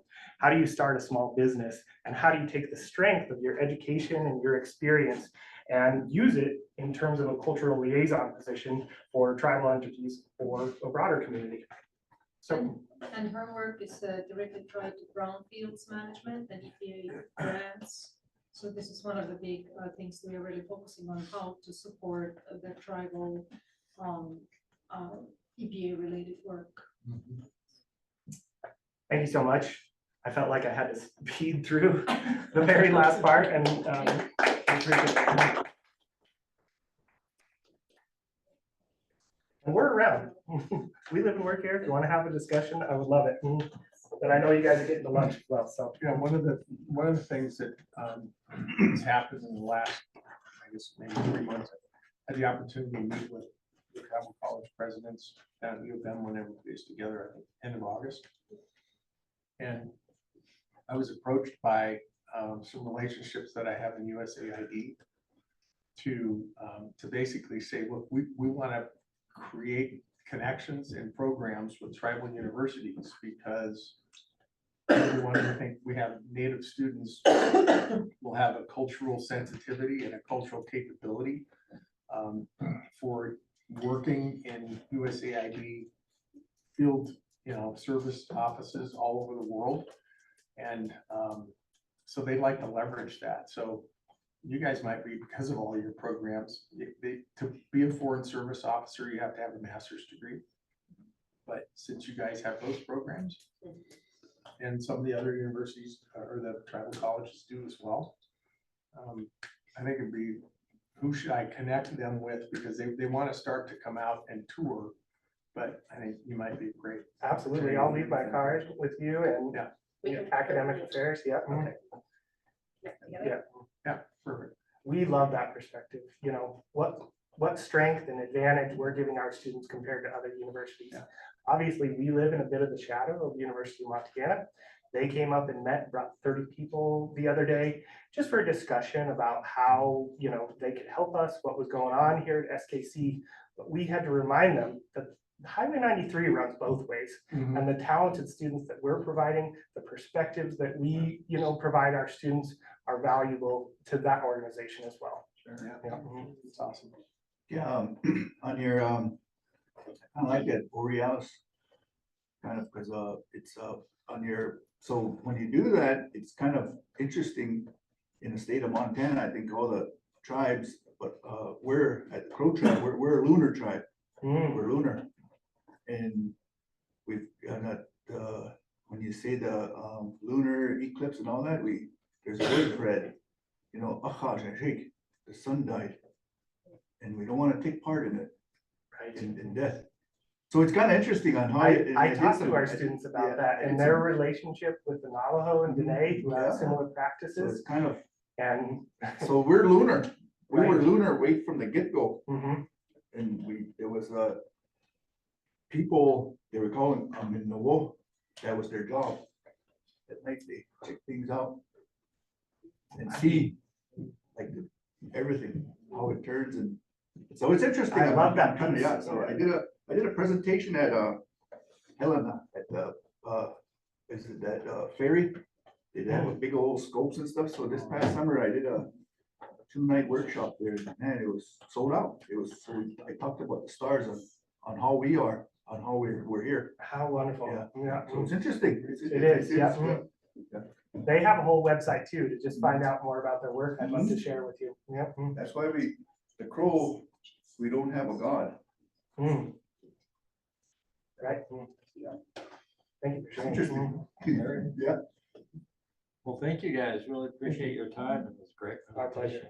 Yes, thank you so Thank much. you. Thank you. Happening. And enjoy your time here on campus. Yeah. I wish the mountain would come out for you guys. They were out yesterday. Good. And Justin, we have. Food for everybody. Floor.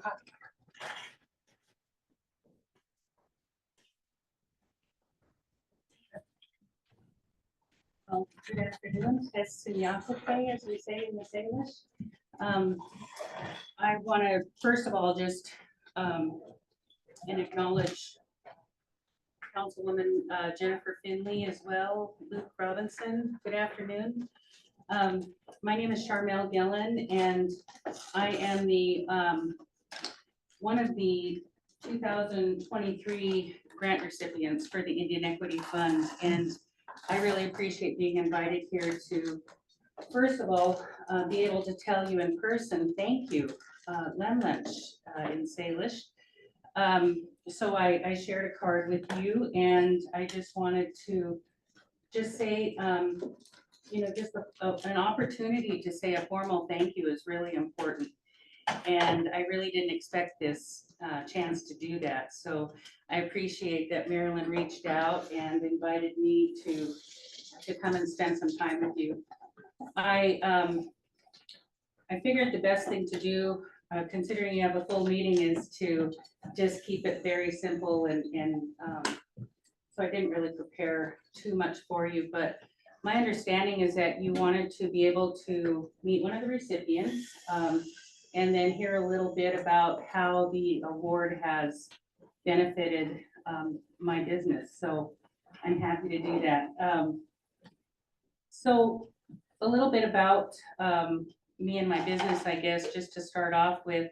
I am an enrolled member of the Salish Kootenai tribe, and I have been in business for, I started this business in 2016, and it came at an opportunity, a time when I'm sure you've heard from other small business owners that sometimes you just have to fill a need, right?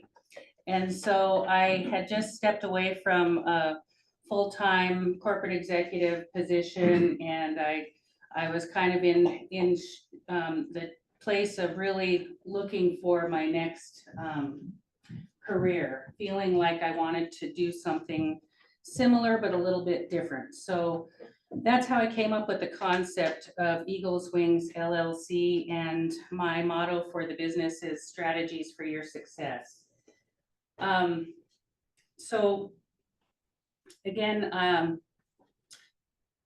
my personal background as a member of this tribe, you know, I've been really fortunate to be raised here on the reservation, initially by some grandparents who adopted my mother when she was an infant. And so I had an old Kootenai and Salish Lispet couple that helped bring me up. And my dad was also raised in that era of time when tribalism was really a little bit different than it is today. And so a lot of community time, a lot of time to share and learn about values, cultural values, and you know, what does that really mean to community? And so I really took that as kind of the foundation of building my business. I also have values related to my faith walk that are really the same values I feel as the tribal values that I was raised with. And that is, you know, just loving one another, family oriented, wanting to be most helpful and resourceful as you can. And so looking out for other people and their success has really been something that I've wanted to be a part of. So, so in order to do that, I know that, you know, education is a big part of the foundation of any healthy economic system. So I had the opportunity to get some schooling here at Salish Kootenai College, as well as University of Montana. That gave me this chance to be a part of this team that actually developed and put into action the tribal corporation that now runs the hydropower plant, formerly Kerr Dam. So Energy Keepers Incorporated was one of the first big projects that I was able to get on board with. And that experience was very broad. I had about 3 or 4 different major responsibilities with the corporation: administration, finance, risk management, and human resources. So basically just getting the company put together with minimal resources and preparing it to be ready to take on the major responsibilities. So as you can imagine, there was a lot of just kind of digging deep some days and trying to figure out what next. And so that, alongside my education at the time, I was doing an off-campus program with University of Montana while I was working full-time with the corporation.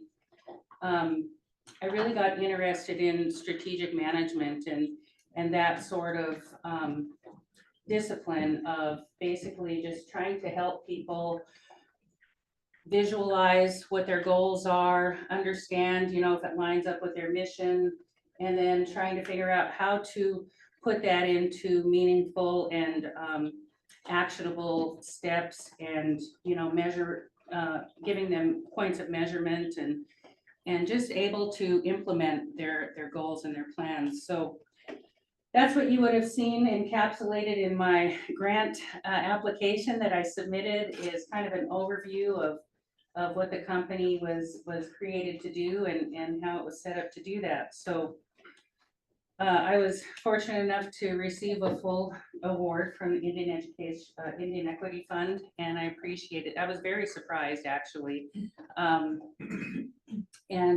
very, very much appreciative of that. So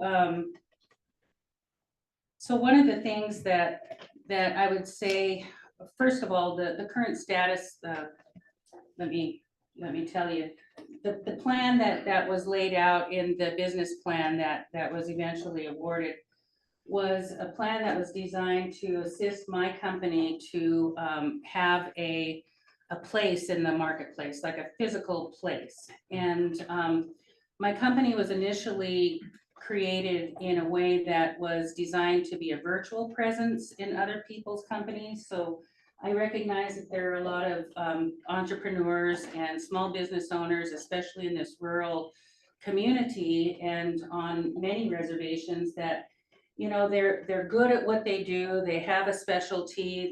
They're, you know, filling a need in the community, but maybe they don't have all of the resources to pull in somebody who can help them, you know, with cash management or banking and financing and there's a lot of things that go along with running a business, right? So that was my idea, was to develop a company that could lend its services without them having to hire somebody on full-time or even part-time, bring them under their insurance policies or something like that. So that's been very, very well received, I would say, in this first phase of my plan for my company. I had a very good year in 2022.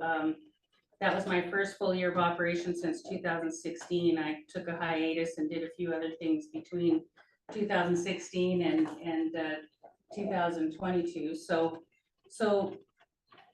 kind of back up and running. So the next phase of development, according to how I presented in the business plan, is to figure out a way to get set up on like Main Street, Montana sort of a thing. And primarily, I think that was inspired by the fact that there are a lot of sensitive things that I will visit with my clients about. And meeting in a coffee shop has not been very, very amenable to that. And although my clients have been very willing to do whatever because they're very much in need of the assistance. And so I either bring them out to my house, to my home office, which is a little bit out of the way, or I meet them somewhere, you know, in town. And occasionally I'm able to pick up some office space at the tribal complex, or there's also the Mission West Community Development Partners in Ronan, and they've contracted with me as one of their expert consultants. They have an expert network that they run through a certain grant.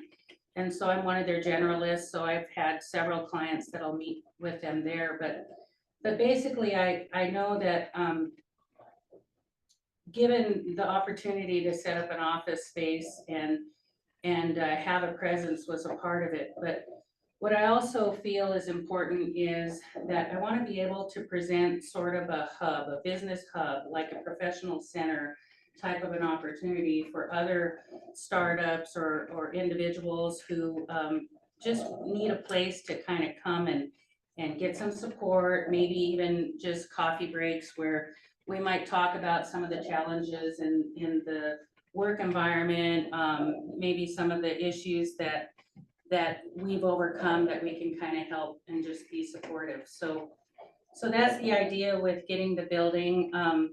At this stage, I've been working with the tribal lands department over here to identify and get a lease for a business lease in the city of Folsom.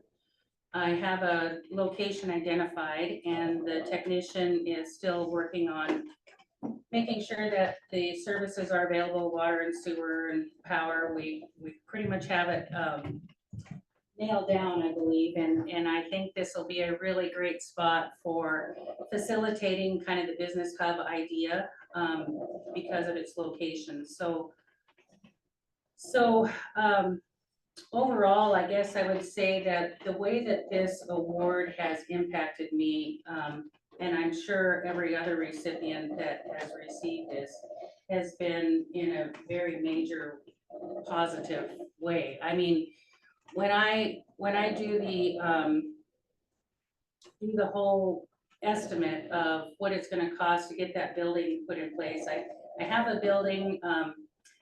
It's over here. They build, I think you guys are familiar with it. It's Platinum, I think they're called Platinum Sheds over here at the site here in Pablo.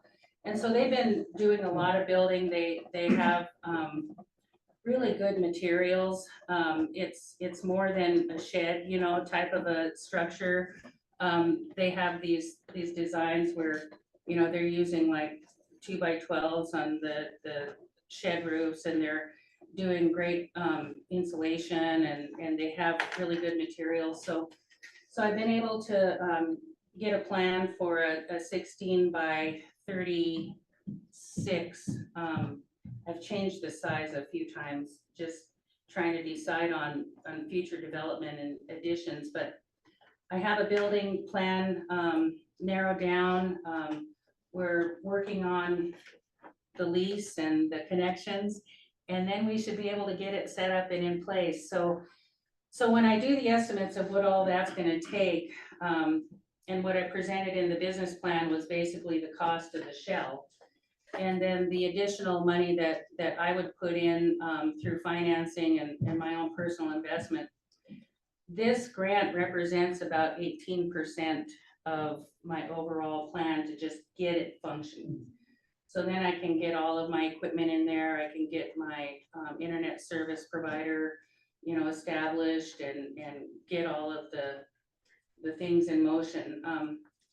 So that's a major benefit to me. I mean, like coming up with 18% or 20% of anything when you're going to finance a brand new startup sort of a thing is pretty difficult. So, that I think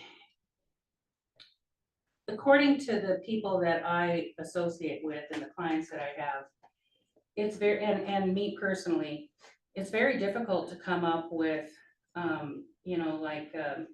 collateral assets to pledge to something like this. I mean, you're trying to employ everything that you have to do the work that you're hoping to do, but in addition to that, I really think that this opportunity, how do I want to say this? It isn't just my balance sheet, right? You're not just impacting somebody's balance sheet, which is very important. I mean, definitely that's the first thing that I want to recognize. But there are a lot of off balance sheet items that you're impacting as well. And that's what you're here for, right? The State Tribal Economic Development Commission. And so, so it's very encouraging. It's validating. It gets a business like mine and another Native American business owner's business in a position to actually compete. The services that I provide, and you'll see on the back side of my business card, are services that are provided out here. So I have a lot of clients who have been paying CPAs to do their book work for a long time. But when they come to me to get ready for their next step for financing, they have a hard time getting financials from them. Well, I can't really afford to pay them another whatever to go and get financials from them. I mean, every time I make an appointment, it's, a little bit more. So there's a real need, I think, to maybe level the playing field a little bit, to give more opportunity for people to help others to just kind of, get established. And I don't know why it's so hard sometimes to get established. I don't know if it's like this everywhere, and maybe you guys can tell me a little bit more about how this works, but it's really tough to find an opportunity sometimes. So the fact that this is available is huge, and I did my best to help a few other people to try to apply for this, but unfortunately, the 3 individuals that I wanted to help apply for this grant, it was just overwhelming for them. So I'm hoping to continue to try to support those people to take advantage of opportunities that might come available to them. There are others that I'd like to try to develop. I want to do a little bit of research into what the value of a local Native American Chamber of Commerce might be. And, how can we support other businesses through those types of relationships and organizations. And I know that there's been a little bit of work like that done by other people that I know in the community, so I'm gonna see what that might develop into. But I guess I've always been someone who kind of wants to get alongside the underdog, and I kind of feel like that's who we are oftentimes, even on our own reservations. And unfortunately, that's true, but I do believe it's able to be overcome. And I think that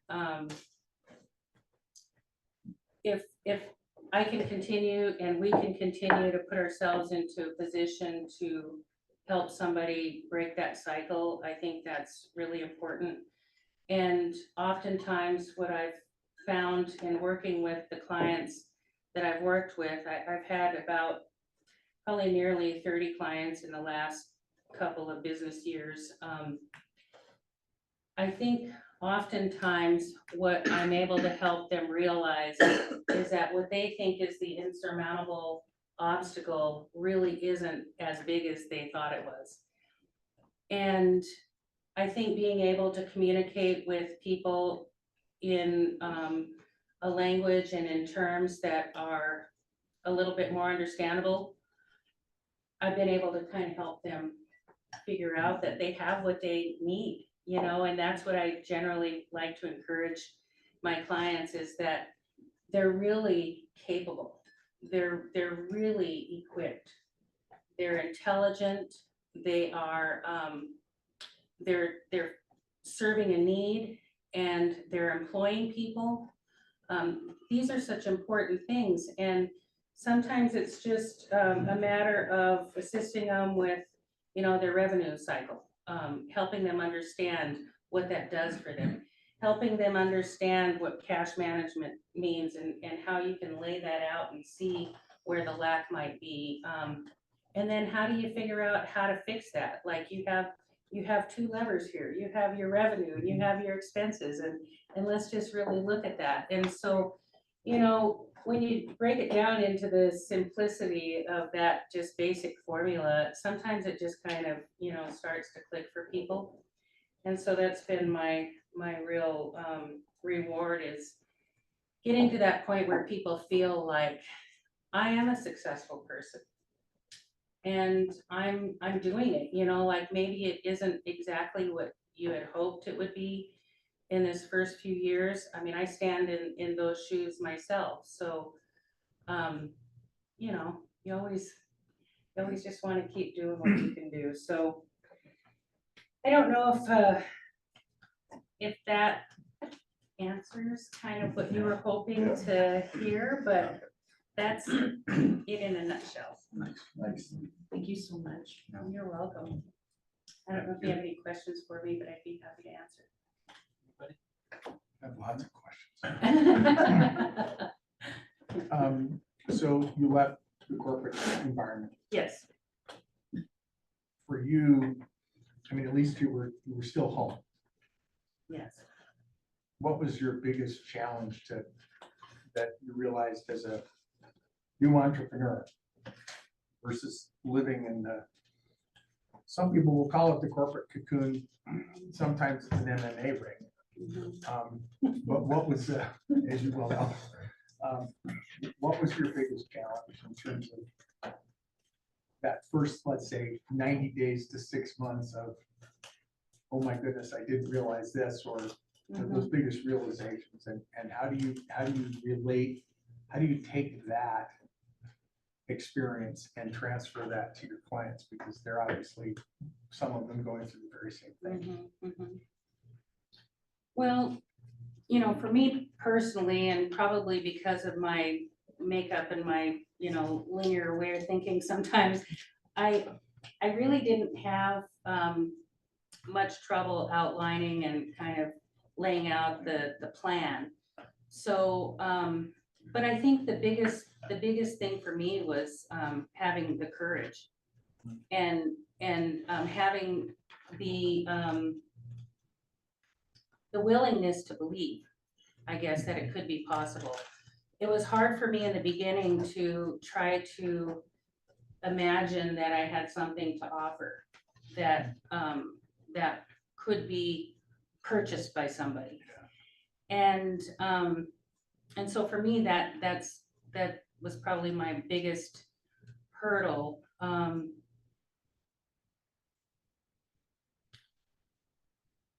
Yeah, I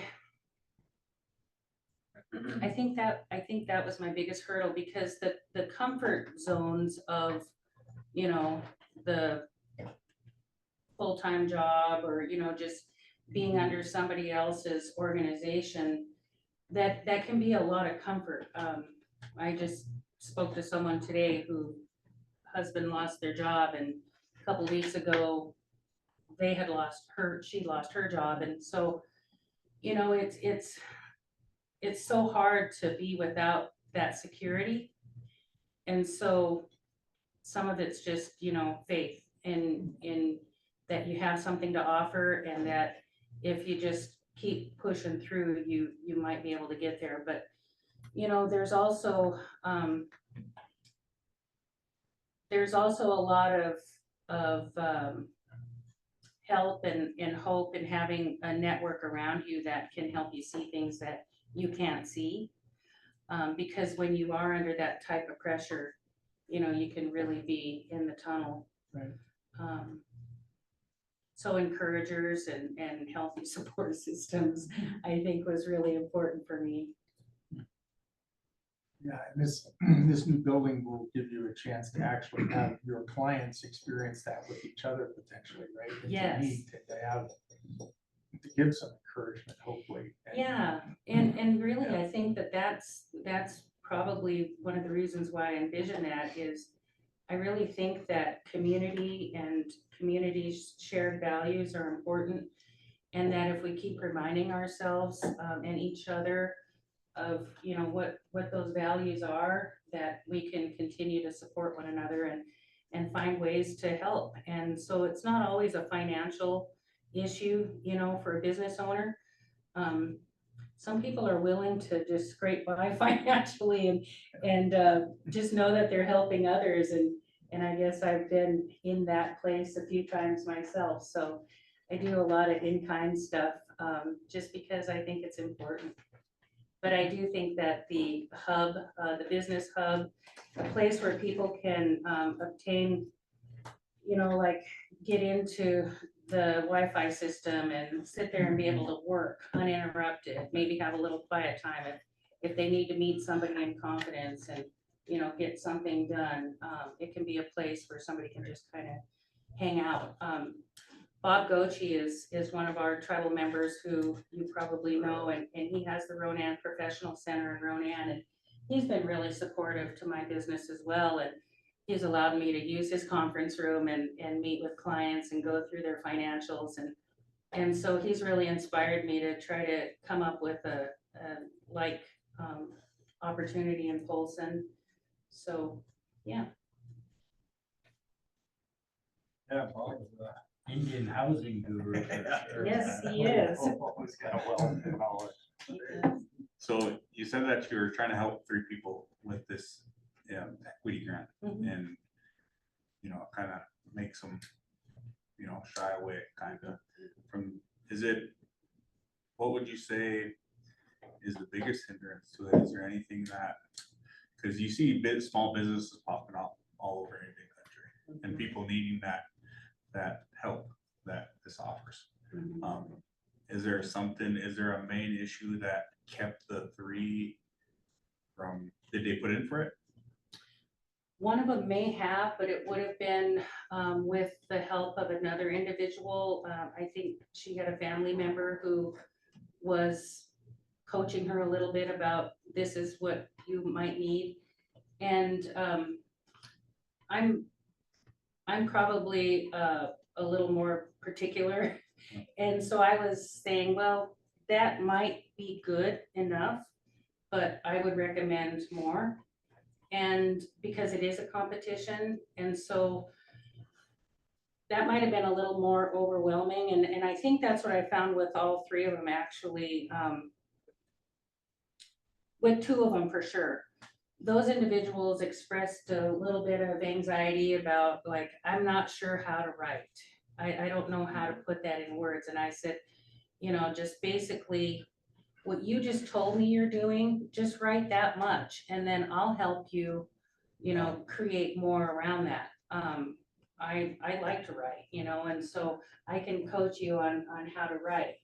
And then another one was like, well, I know what it takes financially to get this thing put together. This one was a rental house that they wanted to put on the market for like VRBOs and that type of a thing. And so she had all sorts of estimates, financial estimates about, you know, like the remodel work and the things that it was gonna take, insurance and property management and all of that.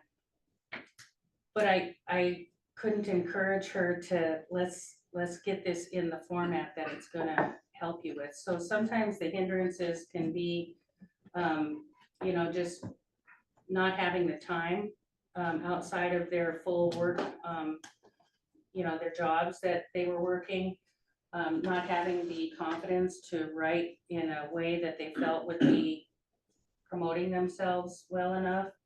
And then being intimidated by the financial, just the word financials sometimes sets people on edge, right? And so,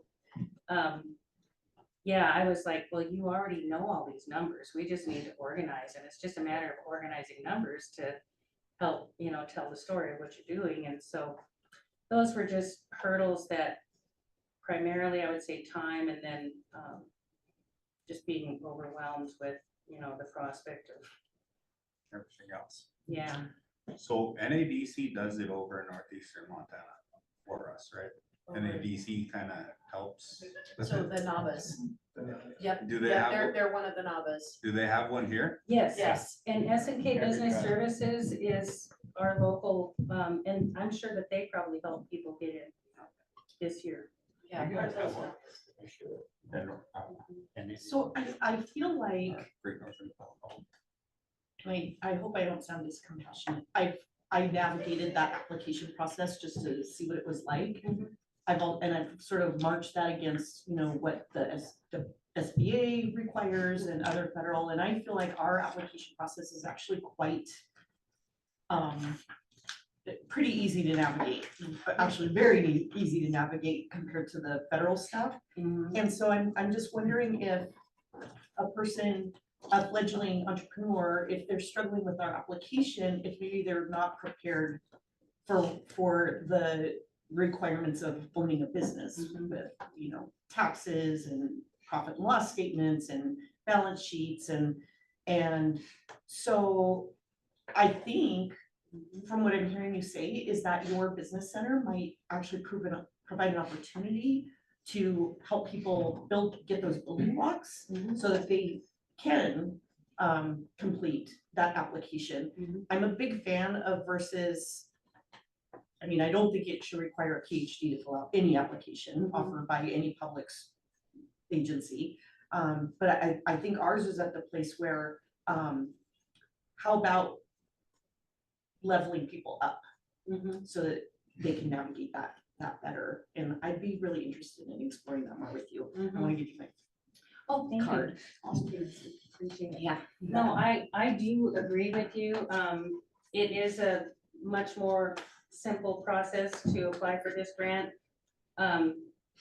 Maybe I'm just overly competitive, so I was coaching people that like, you really want to swing for the fence on this because this is a super opportunity, and it is. And I do think that the local SNK Business Services does well. I know that they have a lot of clients. The Mission West has a lot of clients, and that's where I found the 3 individuals that I was wanting to help was through that program. For whatever reason, they went there rather than to SNK Business Services. So, and then because I was in their pool as a generalist, they went ahead and assigned them to me. One of the 3 was wanting to buy a business. And so I was coaching her through that. And I think when she started going through the steps of, I was asking her to get a list of all of the assets that she would be buying and let's, you know, see what their price is made of and how we'll compare what, you know, the valuation that we can do for you. She kind of got into that and then she decided not to buy the business. So I would say that that one may have gone through. She's a very studious sort of an individual as well, had already done a business plan before. So, you know, I'm hoping that there have been some applications from here that you'll see.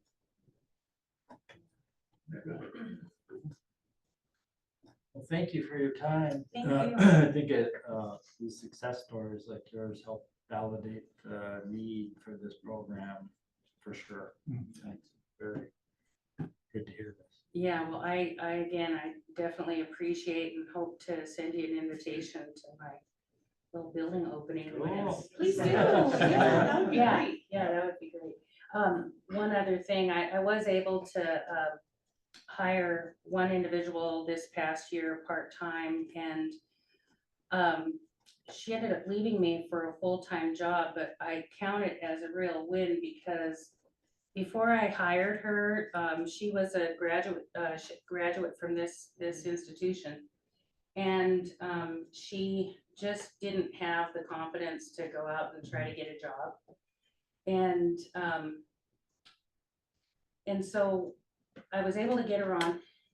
She worked so well for me and I felt bad that she was worth twice as much as I was able to pay her. And now she's in a job where she's making more than twice of what I was able to pay her and doing so well. Yeah. And so I really feel like I had a part of that success. did. So That's a great yeah. success. Yeah, so that's the opportunity I look forward to with my business is hopefully being able to engage with others and give them a little bit of employment while they make another step. Nice. All right, well, thank you so Thank you. much. Yeah, thank you. Okay, up next, Commissioner Cool. Broadband.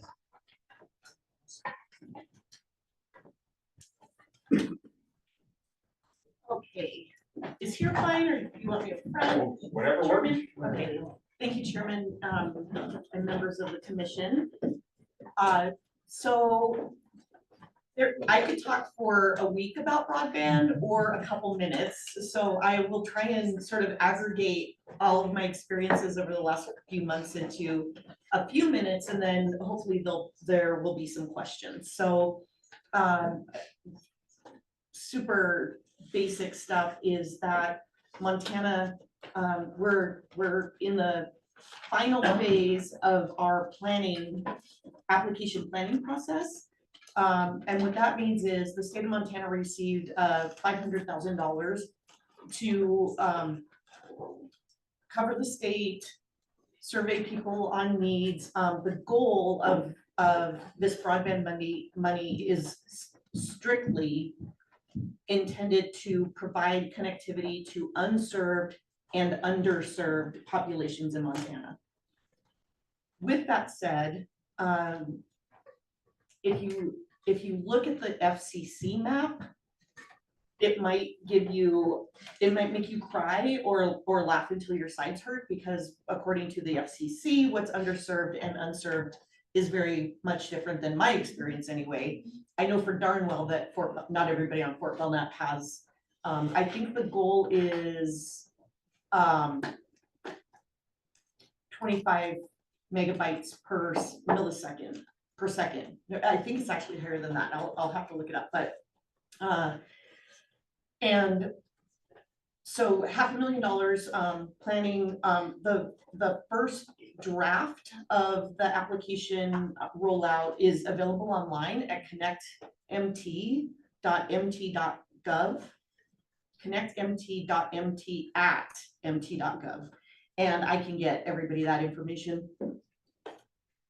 If our application is approved, then the state of Montana will receive around $670 million to connect all these people. And so through meetings that have been happening monthly for the last year, there are a couple of different scenarios of what it looks like to make sure that all those populations can get internet.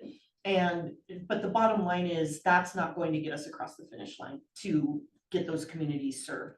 And I think that the latest estimation was it would actually take a little over $1 billion to make sure that every single person in Montana has internet.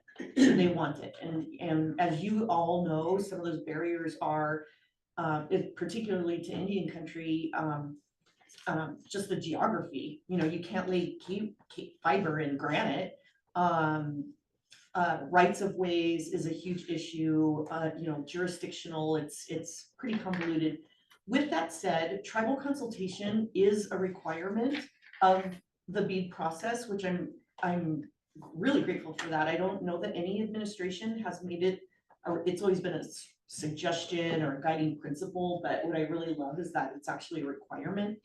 And so in September, my office hosted a tribal broadband consultation forum, and it was excellent. And I'm not saying it's because of me at all, it just came together really well. I had a ton of help. And so what that looked like is day one was focused specifically to tribes. We did bring in some national level providers.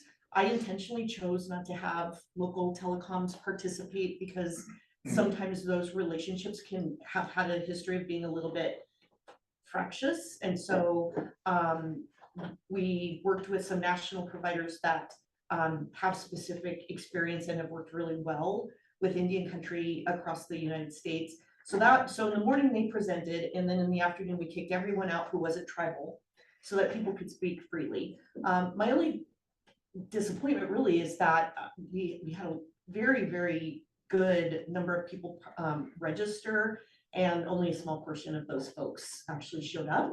But we did have representation from every tribe except for one, but we had actually a specific consultation with them last October, and they know everything that's going on. So with that said, we got a lot of great feedback.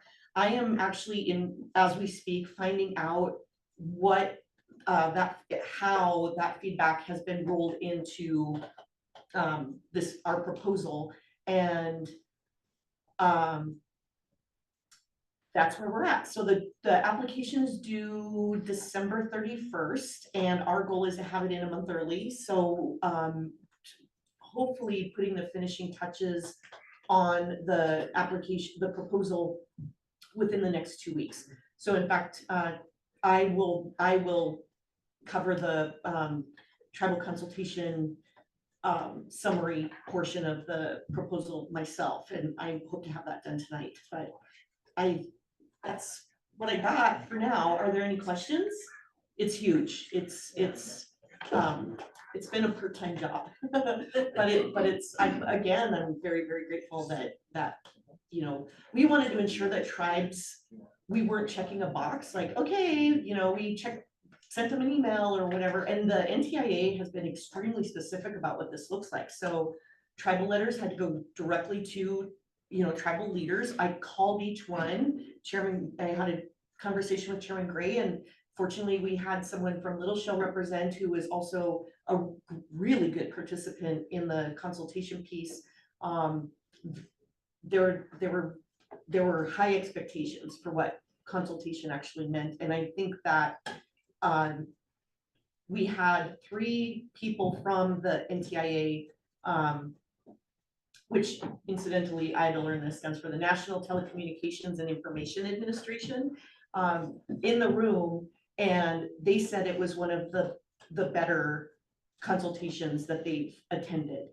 And so obviously I was really happy to hear that, because, you know, doing this wrong could have potentially jeopardized the entire state's proposal. And so, again, that's pretty much it up until now. I know so much about broadband, so if you have any questions, I think I'm actually pretty equipped to answer them. I have a question on, so in this broadband, let's say Neiman put fiber optic in. So how would that coincide with it, or would that be a brand new? I'm speaking on the Crow Reservation. Sure.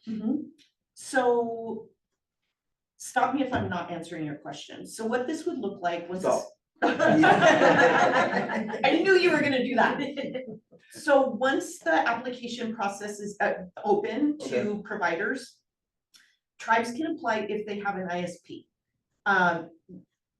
With, there might be a catch or two in there, so that we're still kind of niggling over. If they have a tribal ISP or if they have a local ISP? If they have a, that's what we're kind of trying to Okay.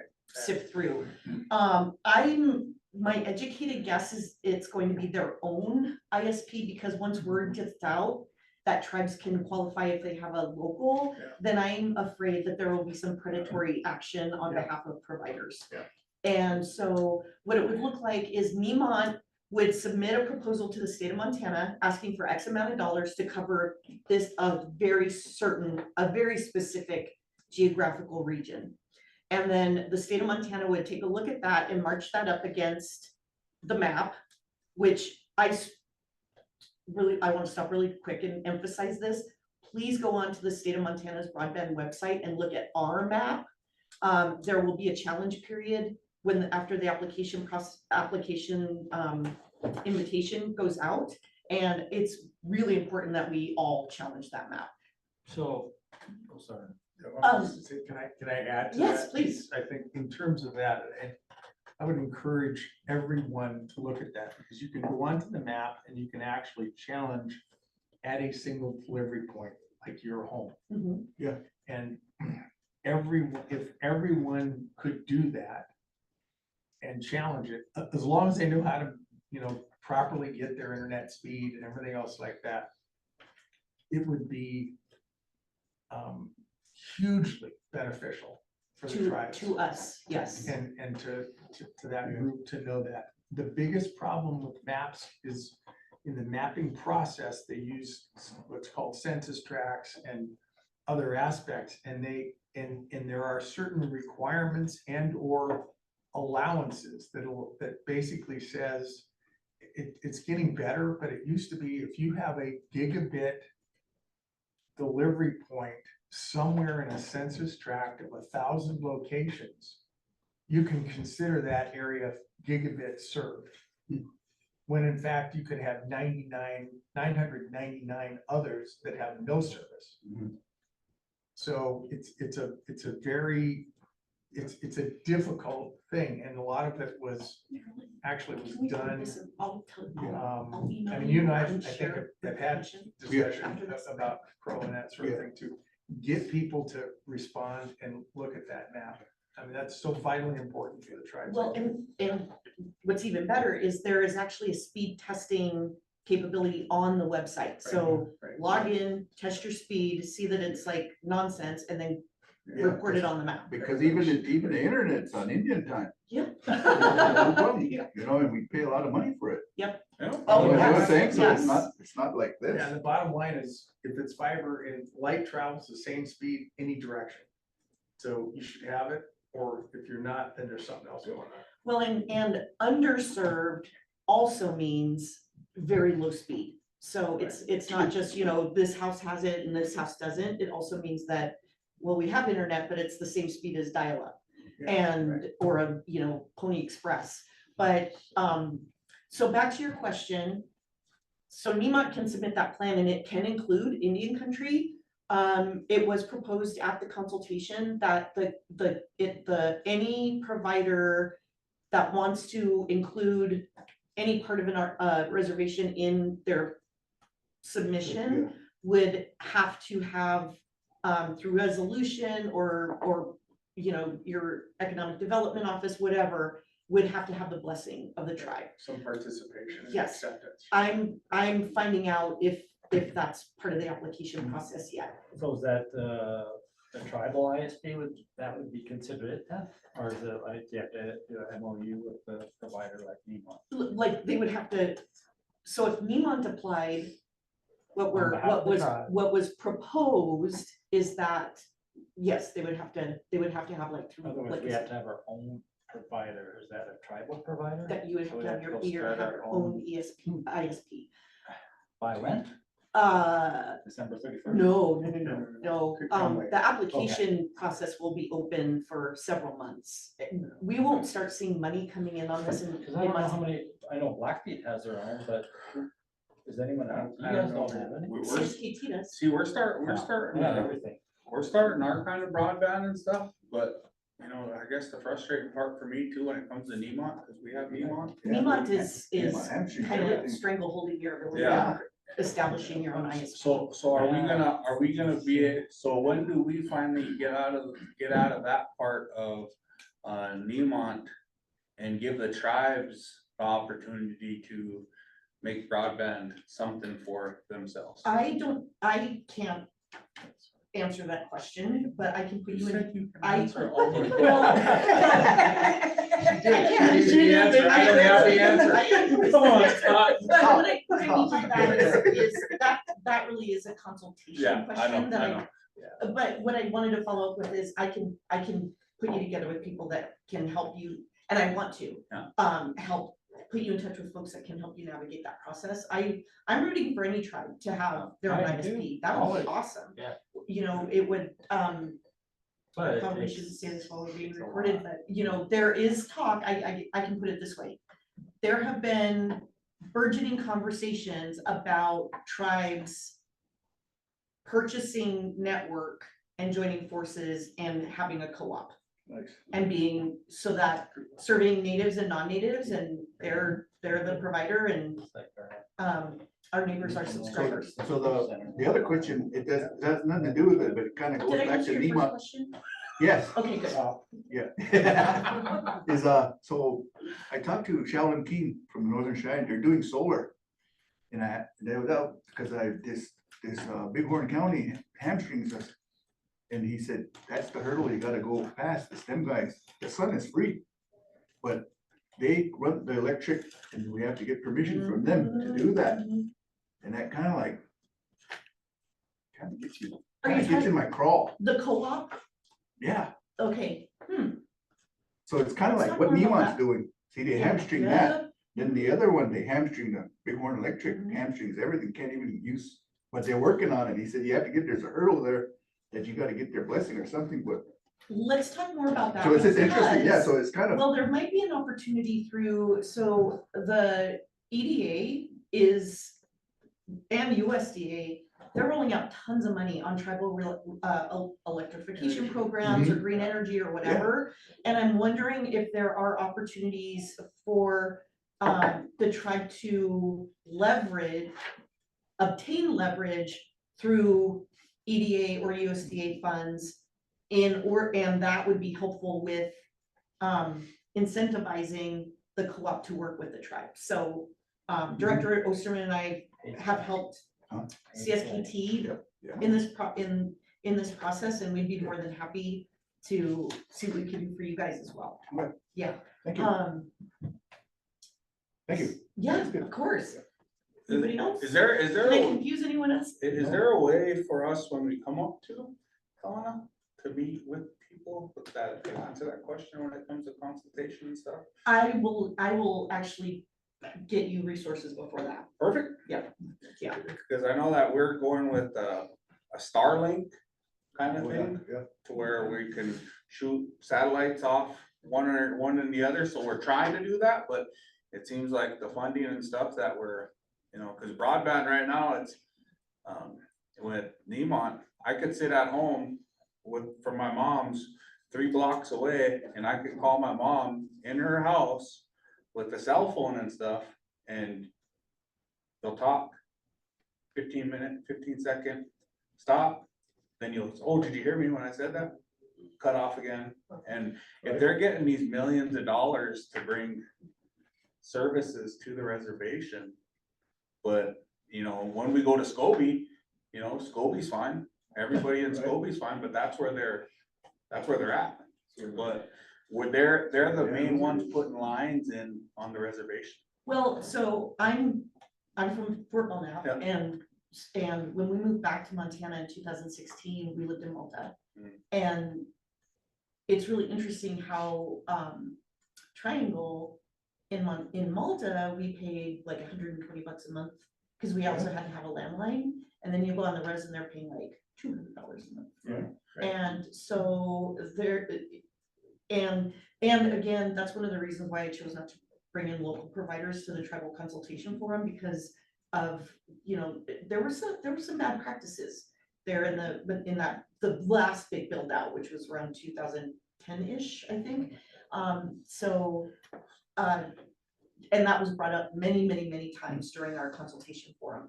With that said, and again, this is something, and I will have Marilyn probably stalk you all about this.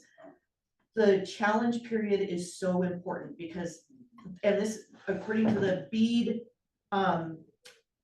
notice of funding opportunity, satellite is like a last ditch thing. There is no intention for a very small, the intention is for a very small, if any, portion of this funding go toward providing connectivity via satellite.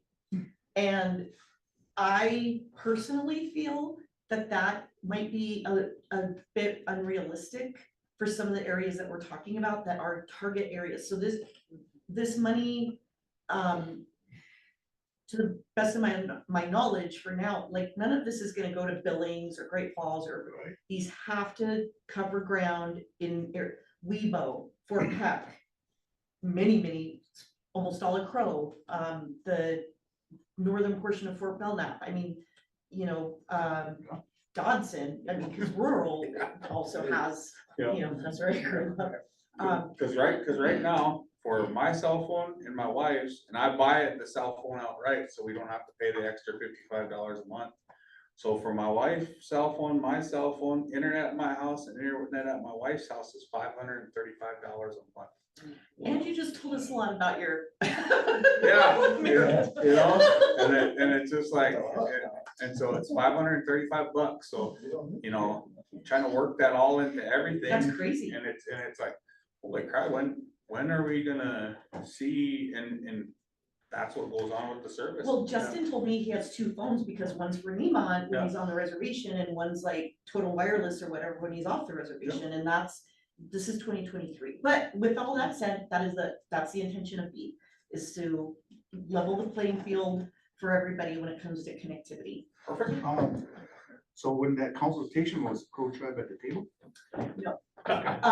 They were not. Jamie knew about it. I let Jamie know. I don't know why. Yeah. With that said though, you know Jamie George? Yes, I do, but I've She, never seen her. She's like Charlie's on Charlie's Angels. well, Showing your age, son. she's sort of the broadband point person at Crow, and so in October, no, actually it was a year ago in November, the Department of Administration and their consultants partnered with the tribe and hosted broadband gathering almost last year to the day. So Yeah, that's good to know. yes, Yeah. and I can, if any other time, maybe outside of this, that you want to know more about that, please give me a call. All right, thank you. You bet. Thank you. Oh, I just had a question. Do we have an estimate? Let's say that the award is granted, the funds are obligated to the state and people can start applying. By the time, like how, it's gonna take a couple of years for this line to get laid, right? All told, Yeah. in this tranche of money, it will probably be 10 years before it's all spent, all the build outs done. Entities probably realistically won't be expecting an award until early 2026. Okay. And that's optimistic. Sure. You know, the moving parts are federal government, state government, third parties. There's that. After the challenge period, there are going to be some pivots. It's expected. There are going to probably be legal challenges, and not just from Indian country. It's an incredible. This is an albatross, you know, to navigate. But the other piece is right now just the economic climate with suppliers. Yeah. The supply chain. Yeah, cost of labor. Some things are really and what I've been hearing from some of the local telecoms is this doesn't make any economic sense for them to apply. Right, okay. And The thing I'm wondering is because of the satellite being a potential just stopgap, not this permanent solution, but a filler while these communities are waiting for the lines to reach them. Is there at all any kind of intermediary unfortunately not. program? No. Yeah, stopgap isn't an option. There's something else I was gonna say. Oh, what I also forgot to leave out, and I'll need to let Sean know, is applicants will have to match 25% of the award that they are requesting. So that's another thing that makes this a little Makes the tricky to hurdle pretty high. navigate. So, I mean, Three Rivers, for example, they want to apply for $1 million, project, which $1 million won't get you very much, get you very far. Then they have to pony up 250K. That's who's got that laying around. Fortunately, I think the state will accept a letter of credit from a bank. So, but then again, they have to go to the bank and convince them that this is a sure thing and basically give them on paper a loan.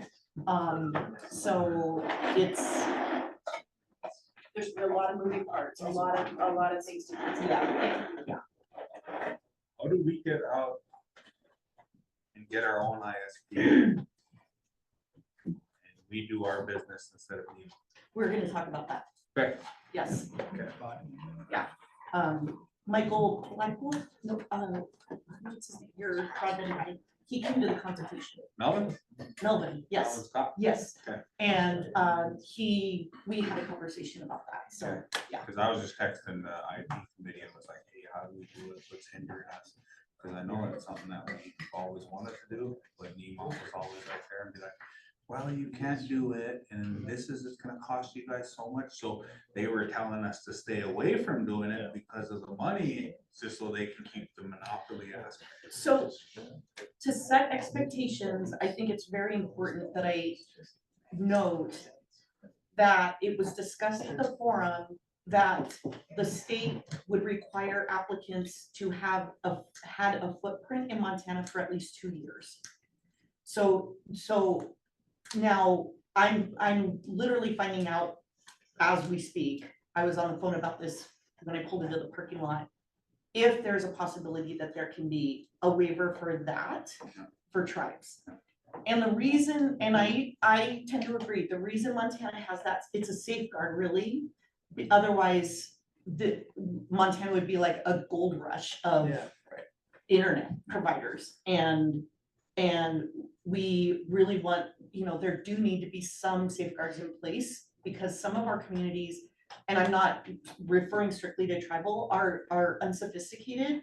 And the last thing that we need are predatory folks coming in. And I mean, we're still paying the price for that happening 15, 20 years ago. Awesome, thank you. Thank you, Chairman. Good.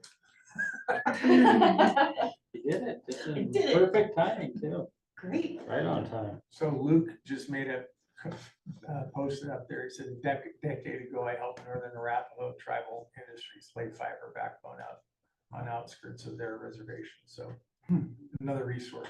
That's great. Thank you, Luke. Experience resource. Thanks, Luke. Okay, up next, STED meeting schedule.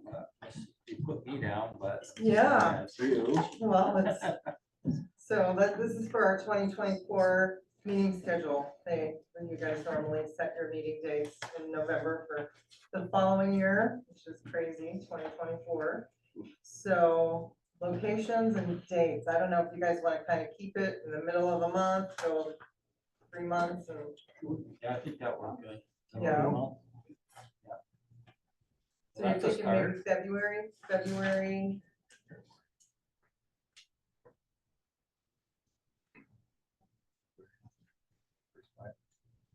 14th. Valentine's Day? Valentine's Day. Not popular. That's February. 21st. Is that the week right after the? Holidays on Monday the 19th. It's a leap year, let's have it on a leap day.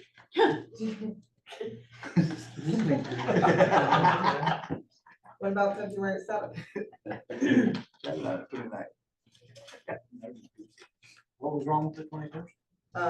Well, there is a holiday on the 19th, so I mean, it's not really.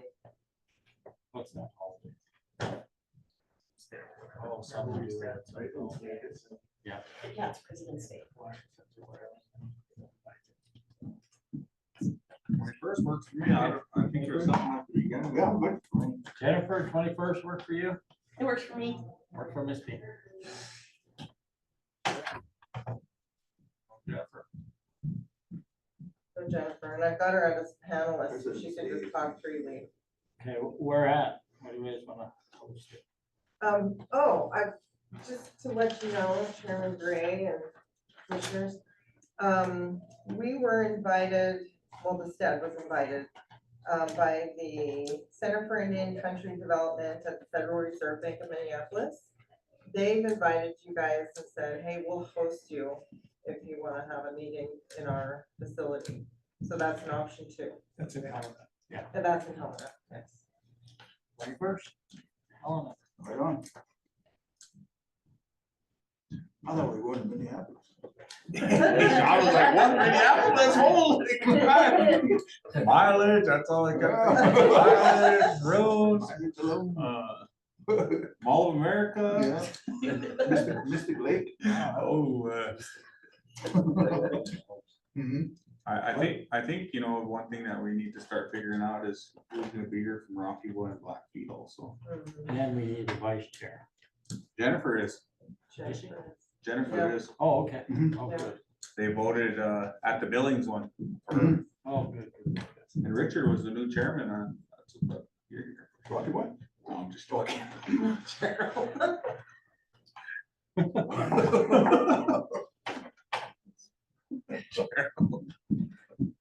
What's the next date?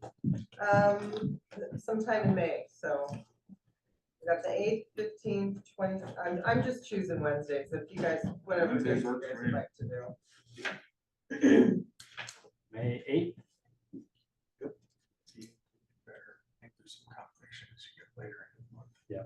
May 8th, wants to host. Who wants to host? Little Shovel. Little Shovel? So Great Falls. Minneapolis. What was the one hosting a meeting on the 21st? The Office of Indian, the Center for Indian Country Development at the Federal Reserve Bank of Minneapolis. Oh, cool. Yeah, Then May 8th is Great Falls. And next, so this is a rough month, August. I know it's a busy month for a lot of folks. Yeah, run into the NABC conference this last year, so you might want to try to avoid that. That was, First week in August? so either early or late. 7th is good. August 7th. Anybody else have a? August is going to be a toss-up for me. Nothing will work or everything will. We're in an election cycle, so. Yeah. All right, you good with the 7th? I'm good. Okay. I'm good. Billings? Billings? Yeah. That's pros do it. I don't even have a travel bill. Yeah, November, right? Yeah, November. For 6th, keep it at the first of the month. That's. Is that the day after election day? It is, Oh, yeah. Yeah. So 13th? Yeah, I didn't see. 13th, where at? Price. Nobody wants to come to Poplar. Yeah. But that's why we should. But I've got a At least suggestion. that gives a year to figure it out. Figure out how to get there. Everybody, I mean, I know we could probably use the travel office or Great to Dawn or, you know, NADC, College. NADC, What about that gym? that- Yeah, facility. oh, wellness center? Yeah. Yeah, Oh, okay. yeah, that would be cool. Okay. What if we flip flop, Yeah, the weather would be better to do it in August. Poplar and Billings? Because, if we go to Poplar in August, then there's still like the lakes open and, you know, the people And- wanted and the to weather's go better. fishing and you know what would be cool is if we took a day trip. I'm daydreaming, spitball rules apply, to, see what CSKT is doing at Hell Creek. Little stuff. Or Little Yeah, Shell, yeah, I'm That's sorry. across the We're here. lake. That'd be tough. Yeah, that's, Can we that's, vote that's, it? Ooh, It's his deal. yeah, it's in charter. I like charter charter boats. I, Yeah, we got a couple river boats you guys can jump on. I'm serious. Well, Sarah Swanson's up there, she knows everybody. That's something for a couple of. I could probably get us, I could probably get us a boat. Really? How long would it take to get from? Fort Peck to. The dam? No, no, To- Hell Creek. To Hell Creek from, let's say, Boy. You'd Yeah. wanna drive. no, I think, mean and, across, if we boat it. I think you'd wanna drive and go straight across as you could, otherwise that's a. It took Lewis and Clark 3 months. I know for it, it's huge, so. Yeah, a lot. It really depends on the weather. Yeah, right. Stranded.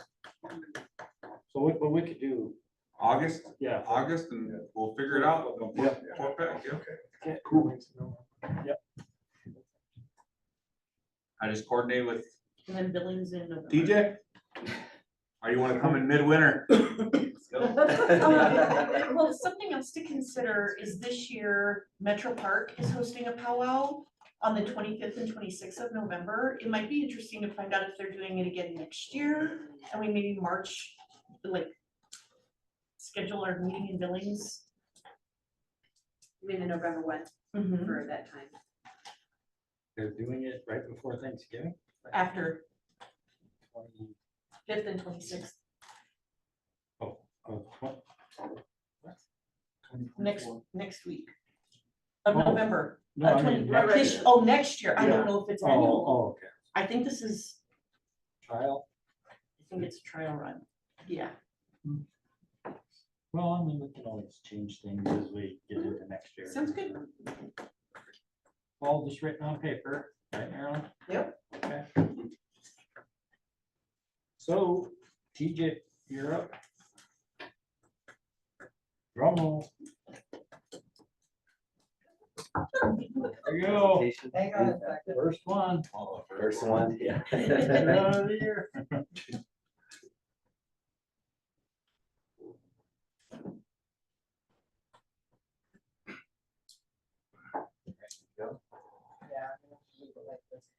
Okay, well, I'll be brief, guys. So this morning I introduced myself to a lot of you already, but I'll go ahead and do a little bit of that again. So have previous experience with Northern Cheyenne Tribe, managing their CARES Act and ARPA funding. I did that. I got hired on there August 2020. So as many of you know, that's a time none of us really would want to relive. The tribes with COVID and just the hectic time that it was. And so I entered working for Northern Cheyenne Tribe at that time.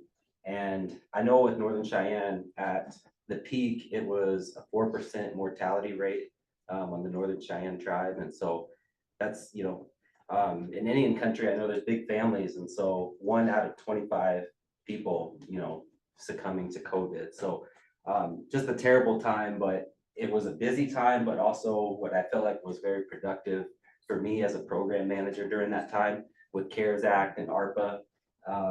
We did a lot of crisis relief efforts there and then economic recovery initiatives, things like that. So I did that for 3 years, and then now I find myself here working for Department of Commerce, and I'm really excited to be here. Got a great team, Marilyn, Rochelle, Luke, who's joining us virtually. I'm really excited to be a part of the program and really want to see things move forward. I look forward to working with all of you. So just so you are aware, since I'm the new program manager, I'm about 2 months in. I come in with 3 main focuses of what I want to see. Encourage, invigorate, and tell the story. So encourage, there's a lot of prospective business owners, native business owners who are right on the verge of maybe starting a business. Maybe they have an idea. Maybe they just don't know how. I know that our program does offer some services to try to help incentivize and help them take that step. And so when it comes to encouragement, that's something that I want to lead the way on, is encouraging. Even, I know at Northern Cheyenne, there were several youth who, my wife actually previously had worked at the high school, and there's a lot of youth who have business ideas, mini tech ideas, but they don't really know where to start. It's all just an idea. And I know through like our Indian Equity Fund, things like that, we can offer encouragement for them to take that step. So invigorate, that's something I'm focused on, is with our tribal business development grant, is invigorating tribal economies. My understanding is it's still a fairly new thing, the tribal business development grant, and I'll touch on it a little bit more later on, but really it's a great opportunity to bolster economies and provide connections to tribes to tackle some of those big projects. And then telling the story, that's something I am focused on, is helping tell the story of each and every one of your tribes. Just providing that state level support and ensuring that there's better communication and that the story is told so that we can ultimately grow your economies.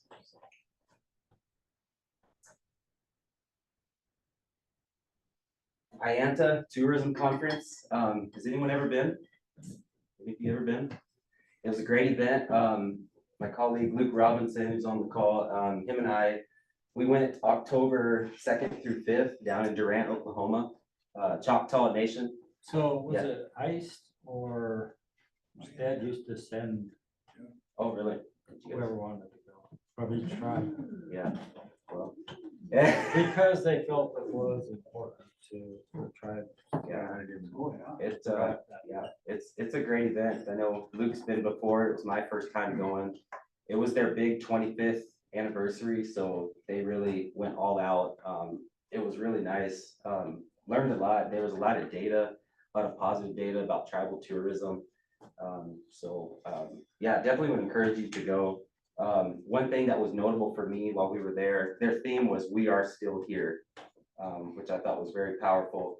I know they had a regional breakout session. They had multiple classrooms where tribes and representatives from tribes, every region had their own classroom. And so the Rocky Mountain region, we all got in one classroom and just kind of shared success stories, hurdles when it comes to tourism.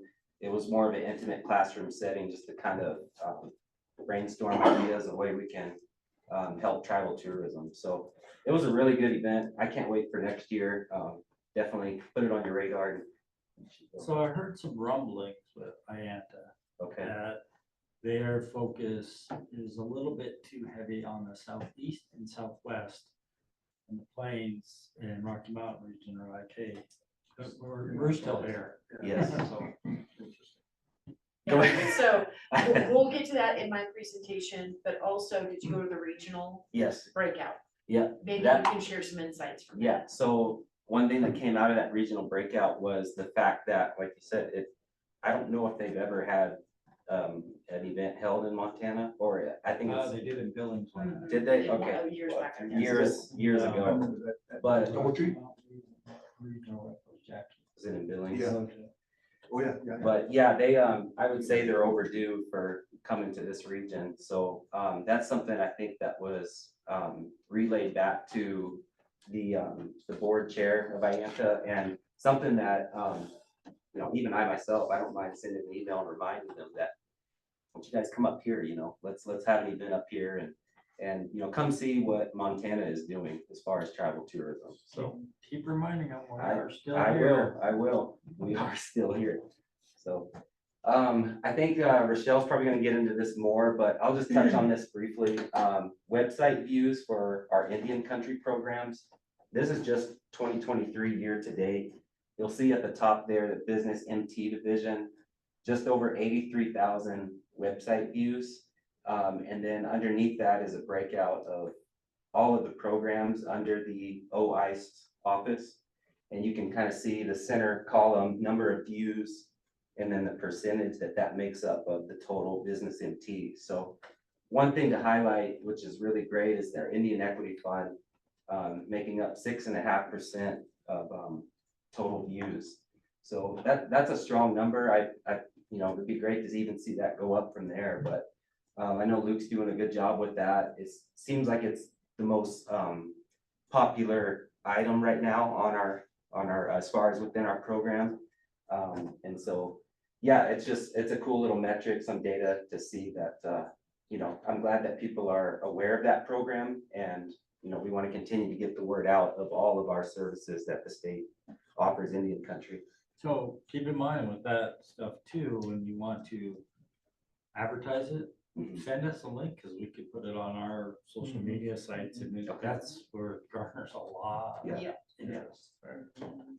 I know you kind of do, but yeah, that's broken out specifically, it really helps. Right. Yeah. Chairman Gray, when you say send it to us, send it to, is there a certain person that we should? Oh. Okay. Okay, so last slide here, I want to touch on a little more the travel business development grant. Now, I had previous conversation with some colleagues about it. This is a fairly new offering, and so to speak, perhaps maybe the cake was taken out of the oven a little early as far as this, but we did have an application period for this cycle. It was open from September 15th to October 25th. We had one complete application that was submitted. I believe there was another one, but it didn't have all of the material submitted. But the application that was submitted, our review team got together last week and went over it. We kept in mind of all the guidelines, and our initial interpretation was that it would be ineligible due to guidelines. It's something that we're still going to be discussing after we get back from our trip here. But we did discuss the possibility of reopening the application because we only received one. And we just wanted to be sure that we refine our process so that all tribes are aware of this grant, and that they, feel like they are not left out in any way. So we're going to reopen that application process potentially in December and open it up for a longer period. Now, I kind of wanted to open up for some discussion, but one thing that I wanted to see happen was being sure that virtual meetings were taking place, or myself going on site to the tribes to present on this tribal business development, because I feel like some are kind of not really sure what it is yet. So do you guys have some more thoughts on it, or I know your thought. So Have you visited each tribe yet? no, not yet. I have not. So I do think that's a good idea, to visit the tribes no matter what, so they see your Absolutely. face and you can, just say hi. And then I think touching on, the programs are really important, but like Gerald said, if you really want to get the word out, I'll pass on to you the way I get word out. Okay. And there's a Facebook groups, NEDC, Rocky Mountain Tribal Leaders Council. Okay. They've been very, very gracious, and I'll shoot them an email and say, hey, can you please put this out on your network? And they will. So, yeah, I think that's the best way to like really put things on shelf. Yeah, thank you for that. I definitely will utilize that. Yeah. And that's an opportunity for you to also go in and do that process mapping and Right. really dig in, right? That would be really exciting. Yeah, I'm excited to do that.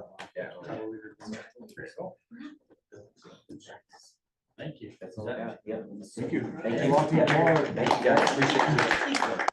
There's a meeting the 29th and 30th for Rocky Mountain Tribal Leaders in Billings if you want to come, and that way all the tribal leaders will be there. Be there. Except for Northern Cheyenne. Except for Northern China. We're working on that though. But Northern Cheyenne's 2 hours away, so. That's true.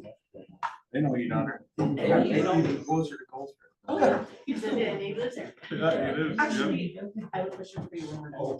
Yeah.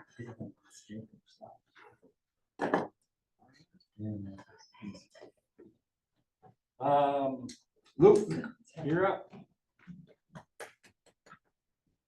Still there? Yeah, you awake? Yeah. Hey, everybody, I'm excited to share my presentation, but these tech gremlins and PowerPoint villains are giving us a hard time, so. Can you see my PowerPoint? Looks like it's on the screen there. And if you can hear me too. All right, that sounds good. I'll get Very started. well. So thank you, STED Commission, guests, and our ICE team, my coworkers, for all being there. Sorry I couldn't join you today. My grant just closed, the Indian Equity Fund, so I'm busy with that. I got 85 applications this year. You can see it's trending downward. Last year we added language.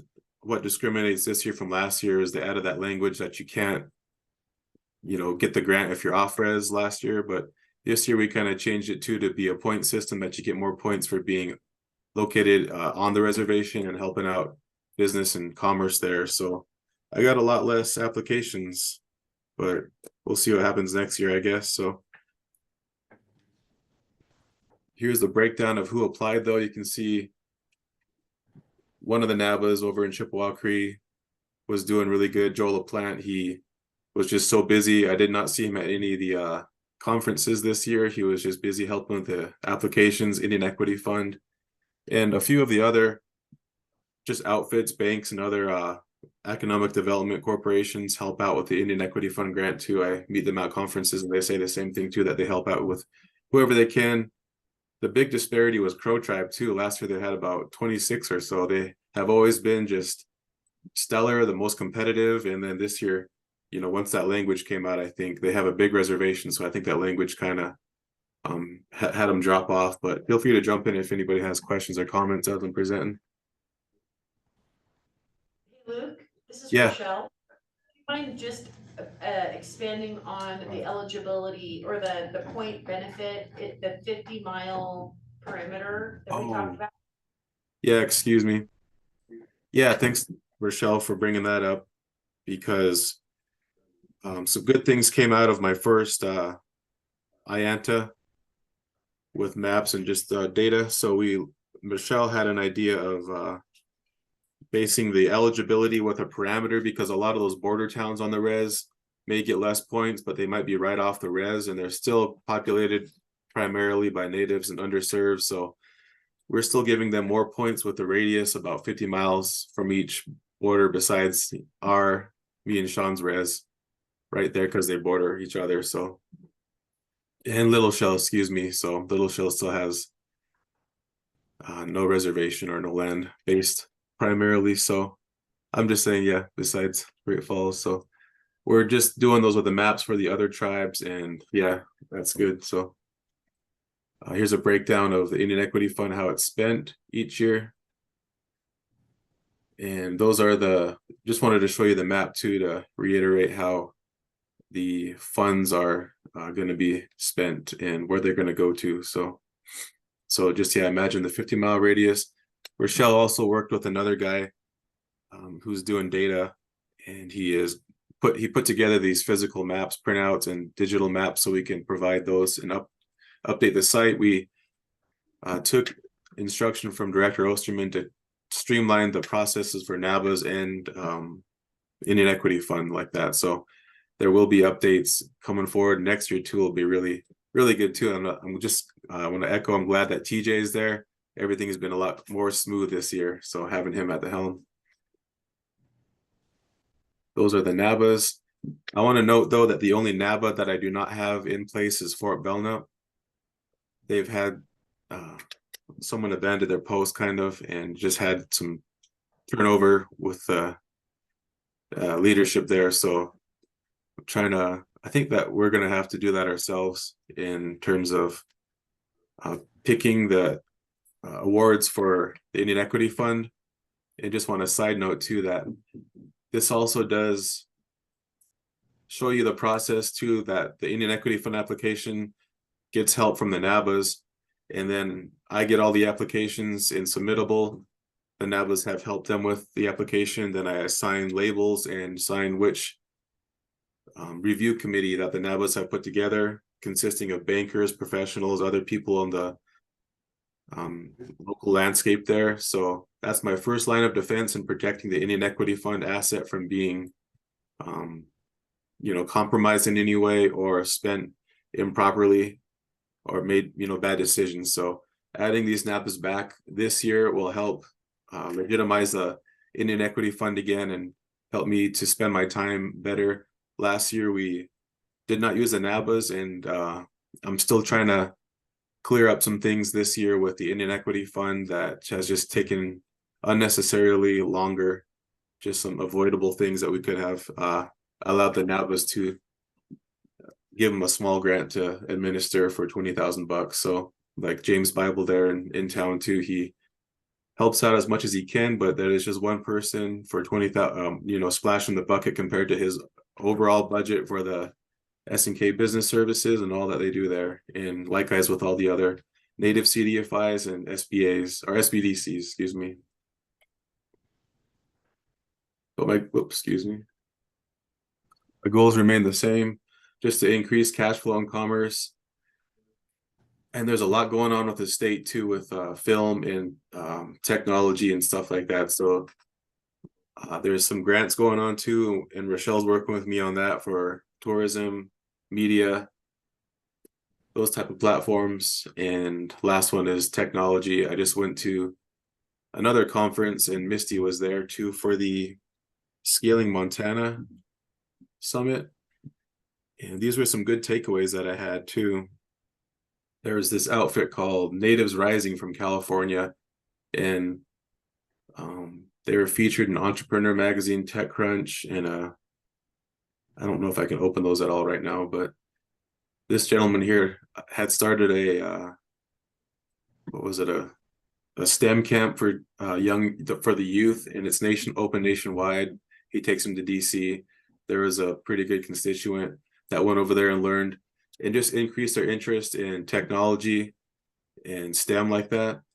But that's a really early start too, and I like the way that they did it. He jumped on a plane right afterwards, so I wasn't able to connect with him, but they have their Natives Rising website, and the leader was Danielle Ford. She gave a really good speech too about how she started off small, maybe like in a gas station or something, and going to college, and then she became the valedictorian, worked for Facebook and Google, I think, or something, and then she started this Natives Rising to increase women in technology because the numbers are just so disparaging, and especially in any country, for the system of performance and the way that everything's structured right now and stuff. So I know Misty was there. She was talking to everybody and doing her thing, so I was able to catch this one, but that was just one takeaway. There were some other discussions too about increasing funding to the university systems and stuff like that.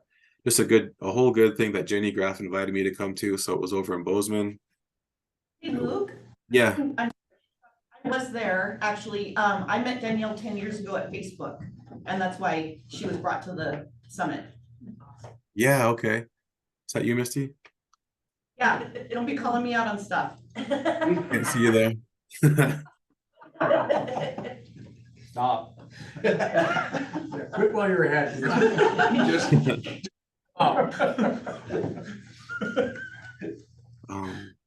That leads into Accelerate Montana was there. I went to the META conference as well. Check out my META hat on.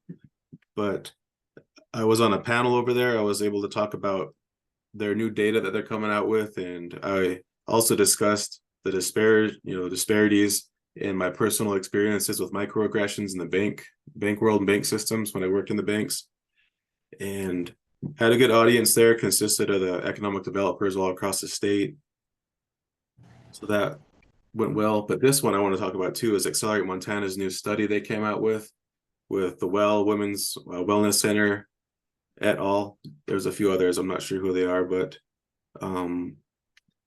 yeah, I want everybody to have this link too, like Gerald said, for links and stuff, just to have them. This is the first part of the study with the funders. The second part will be the small businesses that we helped out with at Commerce. helped out a lot with the native population, getting this information, getting this link, getting this survey, getting the questions narrowed down to make sense and to make something of it rather than just another kind of, federal level numbers that don't have any Y's or anything kind of behind it. So this is a really good survey that it's on their website now. There's their website there. Let's just see what happens. If I click on it, nothing really. Yep. Oh, yeah, I don't think you can see that. Let's do a different page. Yeah, sorry, but I sent it to Marilyn, so she has it, and excuse me. Another takeaway too was from the American Indigenous Tourism Conference. Was a lot of data too. I asked Rochelle's connection with the maps to get some more data on a few more items. So he was able to provide those to accommodations and international travel. That's what I was thinking. So targeting the reservations. So those are really good takeaways. There's a $5,000 grant they're coming out with. So I want to kind of plug their pipeline with Rocky Mountain businesses from our region and stuff, and show them there is a demand there and that they kind of got to take notice too. And yeah, that's all that I have for now. Thank you. Any questions? Thanks, Luke. Yep. Okay, last but not least. Debbie? You're up. All right.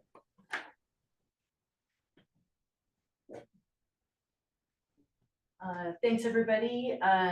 So my update has a number of different components, and it's going to kind of piggyback off of some of the things that my colleagues have mentioned and some new things on the horizon for tourism at the state level after the passage of SB 540. So give me just one moment here. You good to go? Yes. More gremlins. We've been dealing with a lot of gremlins with the computer stuff. So in my status update, which is, you can just scroll down there, these are the things that I will be covering. Give you a little progress report and how the grants that have been administered of fiscal year 22 and 23, what the status of those are, and fiscal year 24, which is open right now for the tribal tourism grant. It's at a new platform, which is ServiceNow, and it's open now until the end of this month. So I hope that we'll get some submissions for that. I'll tell you a little update on the production assistant training, how we're doing on that, my draft proposal budget, and other things that are complementary across the hall in the Office of Tourism from the brand MT side. Upcoming events and things to note, a little recap of the summer travels to all the nations this summer, and then some more metrics for you to take in and see how we're doing in terms of our outreach and our market share for tribal tourism.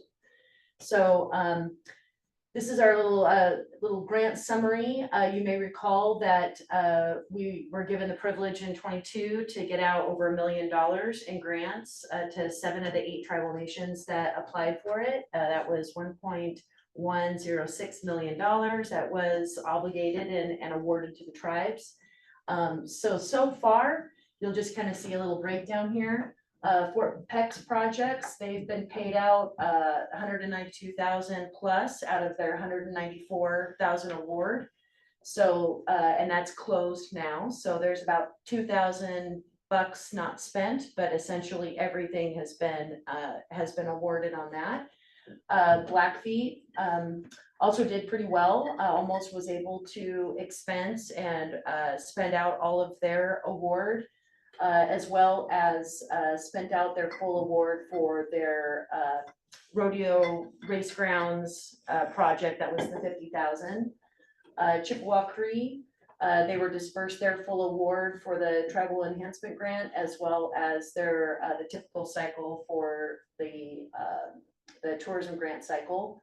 Confederated Salish and Kootenai, they spent down their entire award.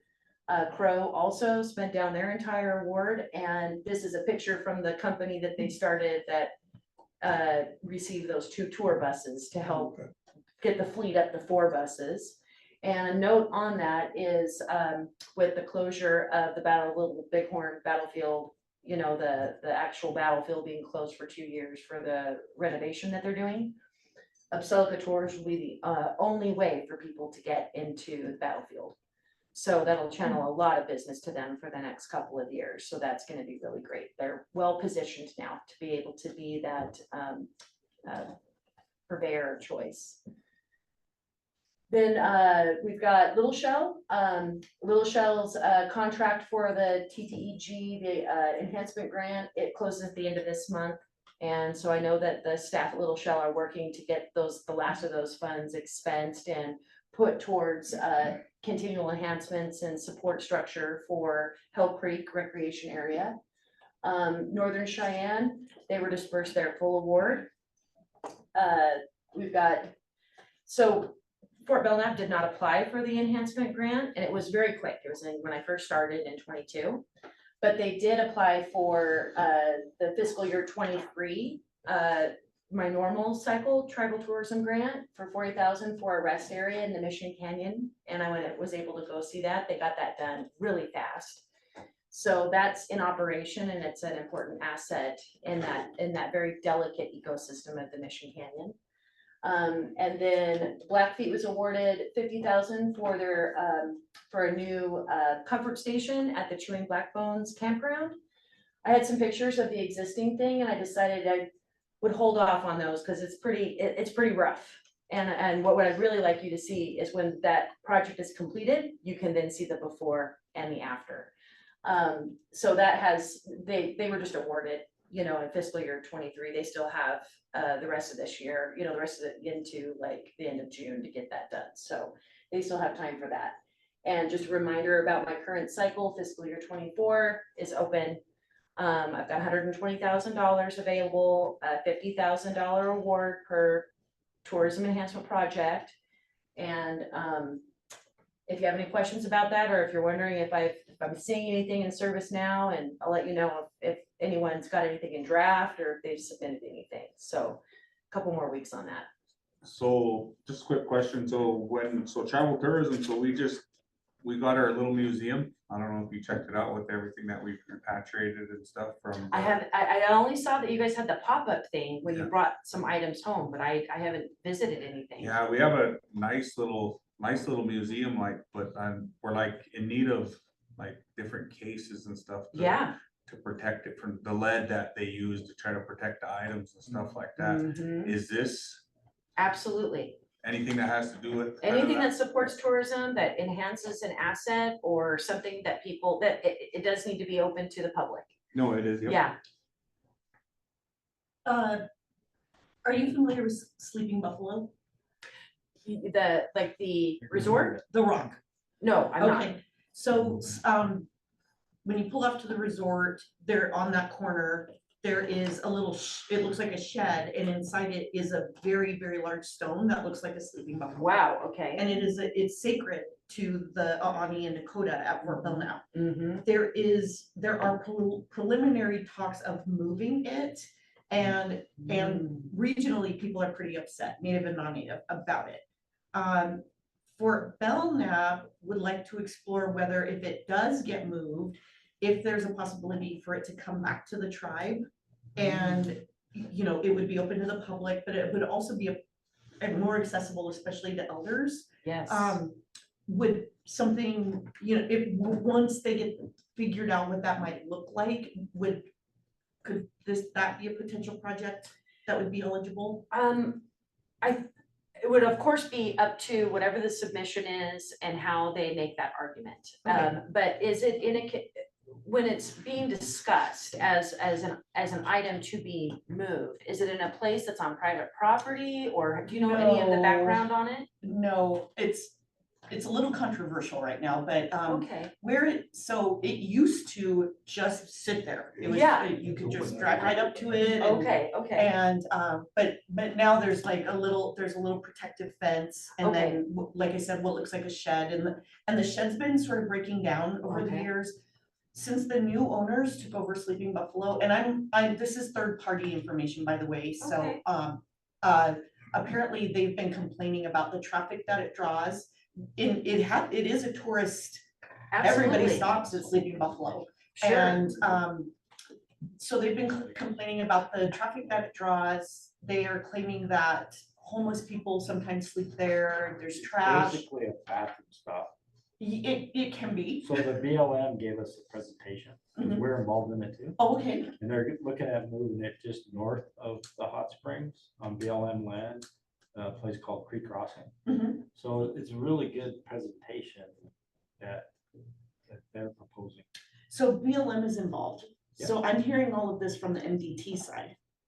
They're a little bit because it's off the highway. Okay. But Okay, yeah, okay. I could give you the. So there's presentation. some cross jurisdictional Yes, please. and local. Yeah, yeah. thing. So obviously, in 2 weeks, it's probably way too quick. Yeah. For that to be a project that would, again, with the Got it. kind of ambiguity around who owns it, what would be done with it. If, like I love, funding porta potties, these remote vault toilets and stuff, because you need them Well, out in that's- these rural areas, So so. what they were thinking was to like make a rest stop out of it on the Mhm. reservation. Highway 2 runs through Fort Belknap, and then, yeah, having a porta potty and a rest stop. For sure. on the So reservation. couple of things to consider about it. They could throw something in and, quickly, 2 weeks, put something together. And show that it's something that that the tribe has the authority to relocate and has a place that it'll go that is on their property and that they can manage and maintain. And, 30 to 40,000 could be for the vault toilet. There is a match required, it's a 50% match.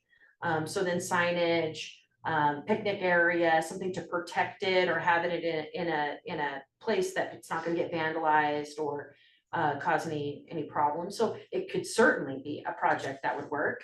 And we're always looking for those, to identify those community valued assets that they are willing to share with outsiders to come and have an edifying experience through Indian country. So it could be really great this cycle, or you could hold off and go into the next cycle, because we're already almost halfway through this Gotcha. fiscal year. Yeah. So we turn around to fiscal year 2025 very soon. So they give people a little bit more time to get the dust to settle on these negotiations and then go in. I Again. forgot to tell you, a little star moving it to Elk Creek, so you could come visit. I was gonna say, take a boat over. Well, and I'm moving too, because I'll be hugging it. Cool, thank you for letting me know about that. Yeah, Yeah. Well, great, and so we're gonna get into some other things again about the investments that are gonna be coming out of the results of SB 540. My colleagues over in Grand MT have been working their tails off to try to figure out what we need to do to meet the priorities that have been set and prescribed by 540. So we'll definitely get to that. But I'm really excited to tell you that we're making great progress on the production assistant training program, and we need to continue to get the word out about that. We have a cooperative agreement with Accelerate MT, and they have Linwood Fields on the payroll from the Media Training Center. We have 80 prepaid scholarships for tribal members age 16 and up to become a certified production assistant at no cost to them, except for either 2 days in person in a training to get their certification or to do it online. And if they get the online award, then they have to complete it within 2 months. So far, we've had 2 rounds. It's an 18-month program. We're only 2 to 3 months into it. So we've got enough time, over the next year to continue to roll out these awards. We're holding them back. We're not letting them all go at once because it takes time for the word to get out to people that this is an opportunity. So our next round 3 is gonna open December 1st, and we'll run it through the middle of January. During that time, we will award up to 5 per tribal nation. And this is our current count of what we have available left. So we've awarded 19 so far. We've got 13 certified PAs so far from this program in 2.5 months. We've got 6 doing it online. We still have to have a discussion. The online part is always very challenging. We've had a few of these folks of the 13 that did complete the course online, but it's really hard for people to learn it online. The preferred method is in person. And right now, those that have done it in person are actually, their first day is kind of the protocols, walkie-talkie, all that kind of stuff. But then the next day, there's actually an active production taking place that they all get to work on. And so they get hours credit that they can put on their resume that they've already worked on a production at the same time that they're getting their certification for it too. And with the actor strike ending now, the work is gonna start to open.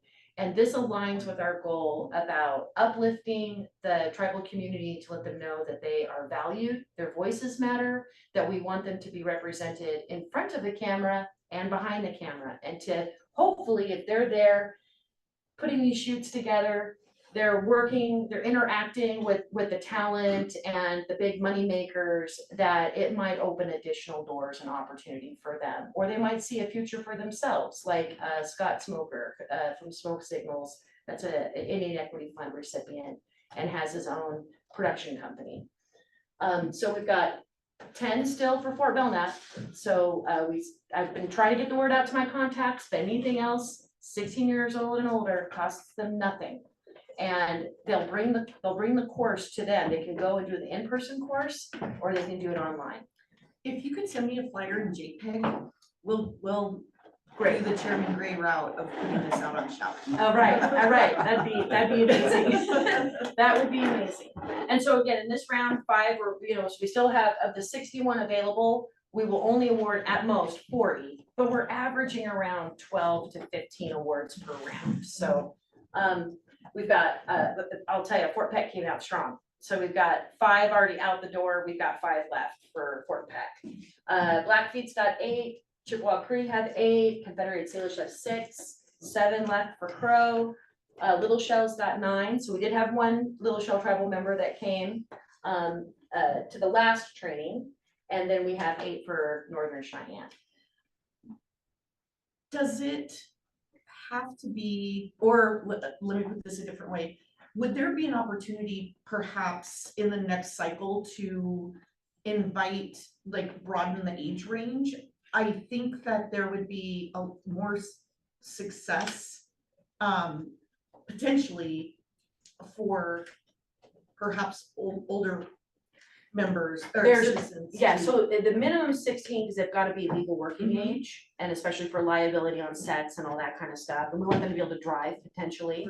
But there's no. Oh, there isn't. It's Okay. 16 and Oh, up. I thought I heard a cap, so. No good, cap, great, 16 great. and up. And Awesome. anyone who's like, that might even help them in other businesses they do, because it's not just film, it's commercials, it's concert production, theater production, anything that has, and big events. And Yeah.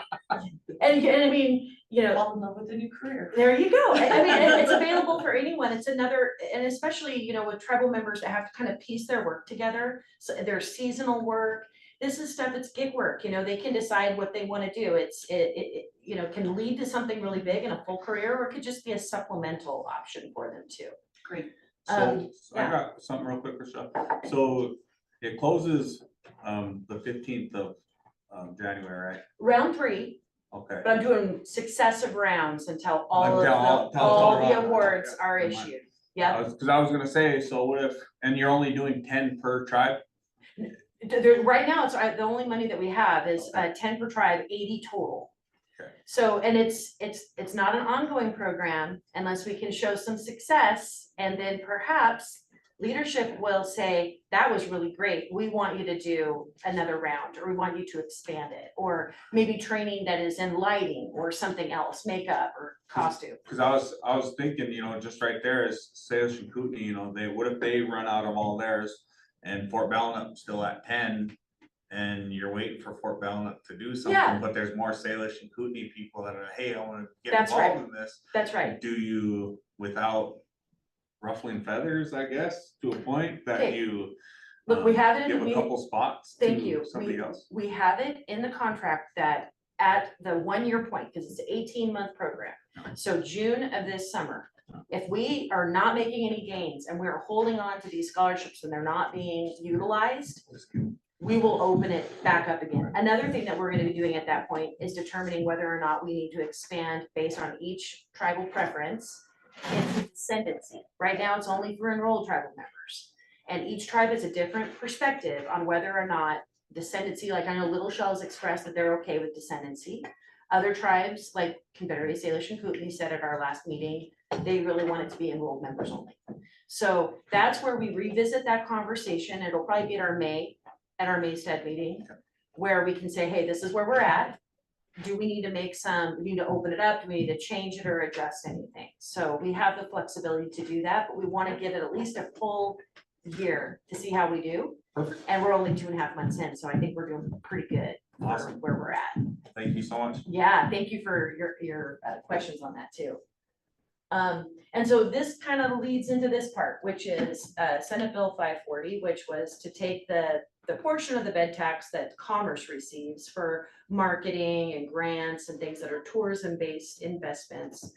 And it puts them into different buckets with numbers. And so travel tourism falls in, so this doesn't change the STED 0.5%. Just that still is the way it is. That's what the travel tourism grants are, the 50,000, 120,000 total, 50,000 maximum award. The guidebooks, those are all still intact. This is a new thing. And the way that travel tourism has been supported prior to the passage of this was marketing campaigns. It would have been, it pays my salary. That's how I'm paid. It pays for the, the big grants that they used to do from Office of Tourism that helped pay for the arbor that Little Shell is building. Well, this is going to be much bigger than what we've had so far. So we're pretty excited about the way that this is going to go. And this is just what I'm responsible for, but there are companion complementary funding coming out from my colleagues across the hall. So I'll let you know about that in a minute, but this is what I've got a preliminary approval for. We're just waiting for the governor's department or those processes at the highest level to say, yes, we approve this budget. So that's why my accountant said, make sure you put draft in red. We're just about ready to say, yes, we have it. And I can feel pretty confident that it's going to happen, but it is at this point still considered a draft. So we are going to be hosting 8 travel tourism forums. These are going to be 1.5 to 2 day forums at each tribal nation, where we just focus on the tourism of your nation and what your community wants and what small business investments and what are the assets that your community wants advertised, wants marketed, is willing to share with others, and what you don't want. There's this area that everyone likes to come to, but honestly, it creates a lot of tension for our community. They don't want outsiders there. We want to know that. We don't want to direct people to a place that they're not welcome, or they're going to create additional tension in the community. So this is our opportunity for our department, bring in the regional directors, CVBs, parks, everybody together to come and spend some time listening and learning from each of your tribal nations as to how we can be strong partners and what are the pitfalls, what are the things that we need to avoid, the things that are concerns. How can we balance and make sure that the tourism that your tribal nations want is what you want, and that we are avoiding or trying to limit or prevent things you do not want, or the fears that people have about outsiders coming in, including fellow Montanans. So it's not just people that are coming internationally or from other states. There's even, tension within communities that are right next to each other. So these are some of the things that we're hoping, using this powerful tool, that we'll be able to prepare visitors for a really rewarding experience that benefits the tribes primarily,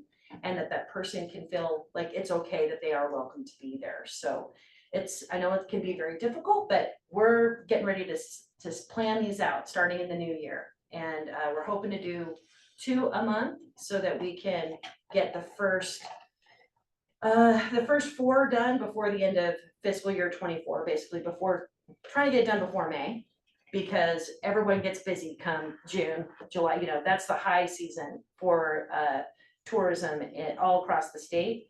And so we don't want to try to be pulling people into these forums when they're in the middle of trying to run a business or plan a powwow. So we're going to try to get this done in the spring, essentially. And then we'll resume in the fall and do the other 4 in the fall. So we're going to be kind of shouldering the season with these opportunities, telling the tribe members about what we do. Production assistant training, you can consider doing that. The Indian Equity Fund. And I'll just jump ahead right here. I do have preliminary approval for a 2025 fiscal year sister cycle of Indian Equity Fund to support tribal tourism-based businesses.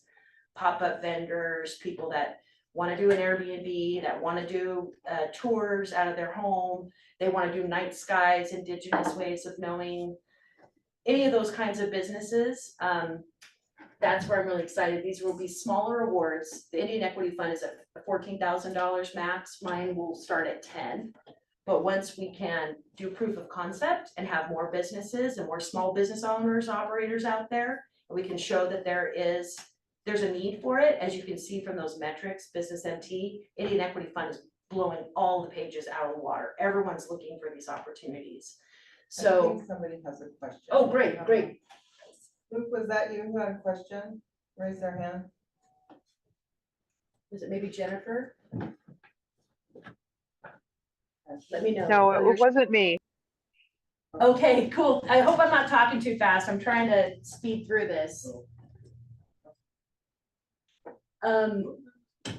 Yeah, let's see, we've got, so at the same time, again, from these forums, we'll be finding out, how do you want the guidebook to look? We're gonna do a new guidebook.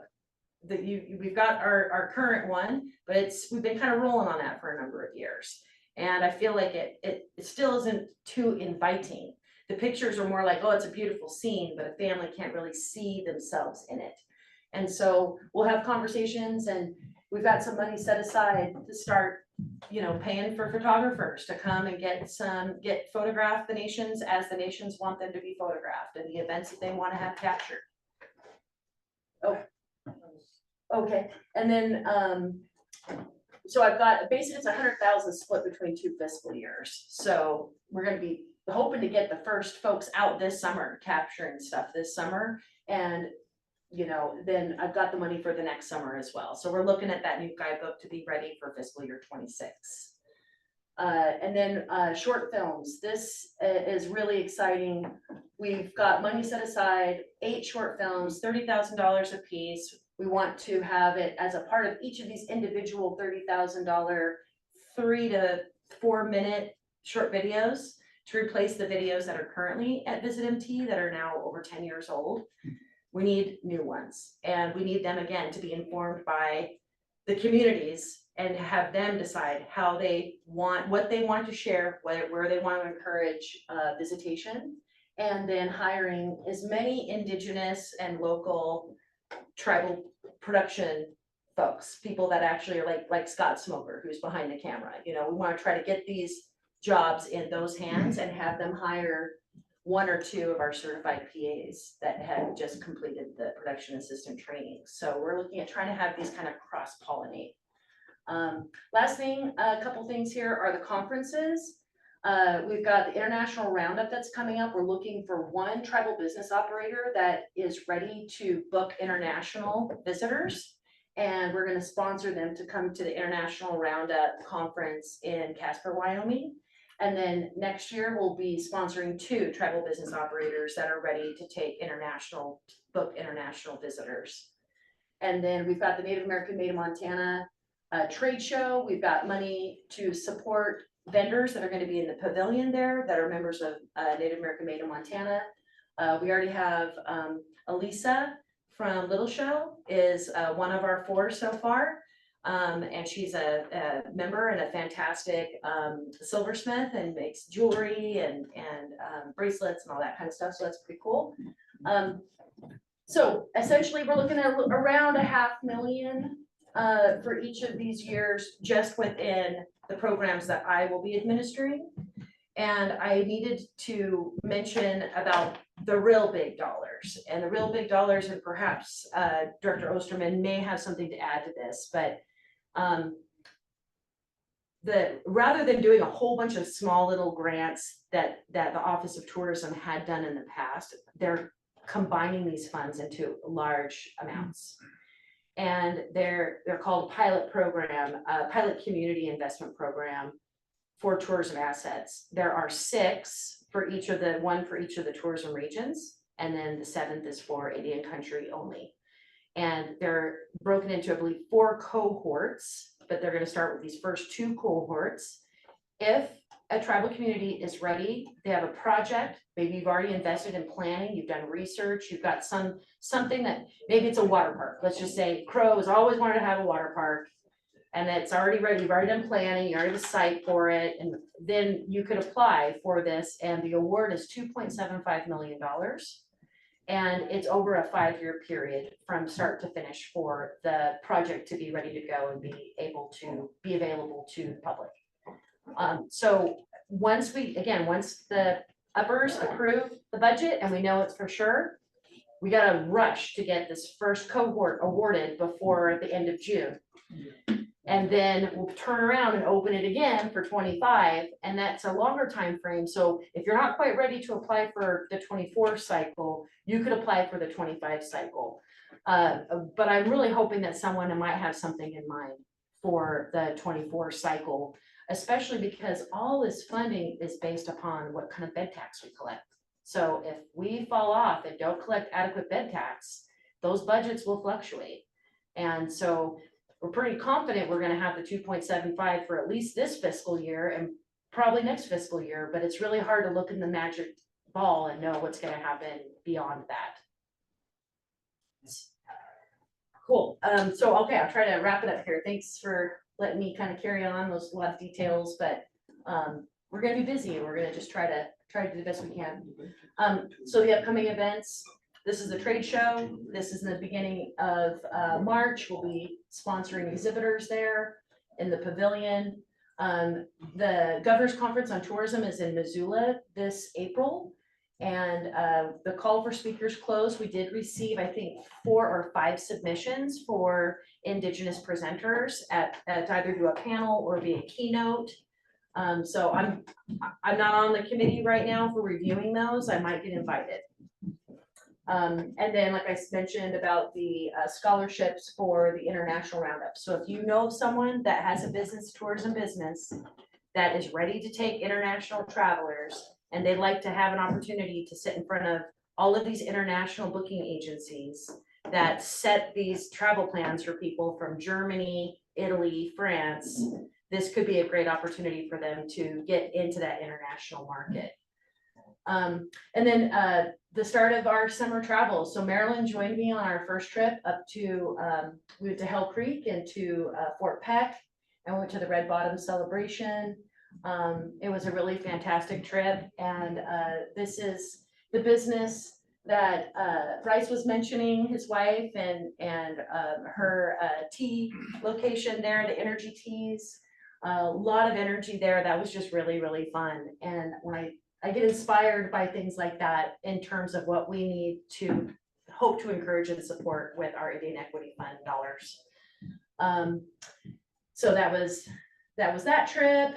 The next was to Crow, went and was my first time going to the reenactment. It was really awesome. Luke's family was there, and his daughters were royalty this year, and they were selling money to pay for upcoming trips and competitions and things that they were doing. We had it was so rainy during that time. We were rained out, couldn't go to Northern Cheyenne due to flooding. So, but we were able to go to the powwow that they moved inside during that time. And then visited with Luella and Upsala Tours and see how they're doing, and they in their new location down there in Garryowen. And then we also stopped by Pictograph Cave and left our Indian country guidebooks there to make sure that they were getting passed out to people that were stopping there. Then the next trip was a pretty long trip through this region, Flathead, Glacier National Park, and Blackfeet, and it was an opportunity with a family of mine that were traveling with me. My mom has mobility issues, and so, you know, they're in that senior citizen cohort. And so what is a trip like for Indian country when you've got a multi-generational family and people that might have mobility issues, and where might there again be some places that we need to build out better infrastructure and capture those dollars, because they're the ones that have the disposable income, and they're the ones that say that they really want to have these Indian country experiences. And so then the big arbor, new arbor at Blackfeet, and going to Johnson's of St. Mary's, visiting Chewing Black Bones, the new mini mall, and East Glacier prime location for Blackfeet that they received some money from the tribal development grant there, tribal business development grant. So those are those. Thanks, Marilyn. Then went to Rocky Boy to Chippewa Cree to their powwow early August. It was my first time camping out at a powwow. And so I just did a little, slept in the vehicle and had a little canopy and made sandwiches and shared them with people and, you know, just was there for a number of nights and that was just a really beautiful experience. And everybody was really awesome. And then Crow Fair was absolutely off the hook. I had really hoped that I was gonna be able to, again, go to Northern Cheyenne during this time, but we had a surprise request to escort a freelance photographer that has published for Lonely Planet that was coming to that event. And so it required a lot of handling and escorting to make sure that that was a good experience. And also got her connected to interview one of the tribal members, Jerome Huggs, who does, you know, is an artist and makes things. And so it's an opportunity to kind of learn a little bit about that. But you just did a great job. And Sean, I heard that it's just been added to the board of directors for Southeast Montana region. We have Leilani Upham up in Glacier Country. She's on that board. So anyone that's looking to get their foot into influencing tribal tourism, when I encourage those people to look at those open board appointments across the other regions, that would be another way to advocate for that and partner with the local community. And then we went to Little Shell. This was my colleague Barb. She does the auditing and stuff for the DMOs and it has got a lot of relationships with each of those, like Visit Great Falls and Visit Billings. And anyhow, so this was again another opportunity for us to talk to explore, are we making tourism accessible for everyone that wants to come? And so Barb was willing to be the guinea pig and come, and she's like, you know, I'll go down to, you know, when we see, she's like, this is not wide enough and this is not right. And so I learned a lot being able to go with her. And I was pleasantly surprised to see Director Osterman right there in the color guard, which was pretty neat opportunity. And that was really cool. And then the final trip was to Fort Belknap. Went to the Bear Paw Battlefield, and then the Gathering of Families at the Buffalo Jump. And again, this is Mission Canyon, incredible location. And it's kind of reminds me a little bit of the Gates of the Mountains, but you're on the road rather than on the water.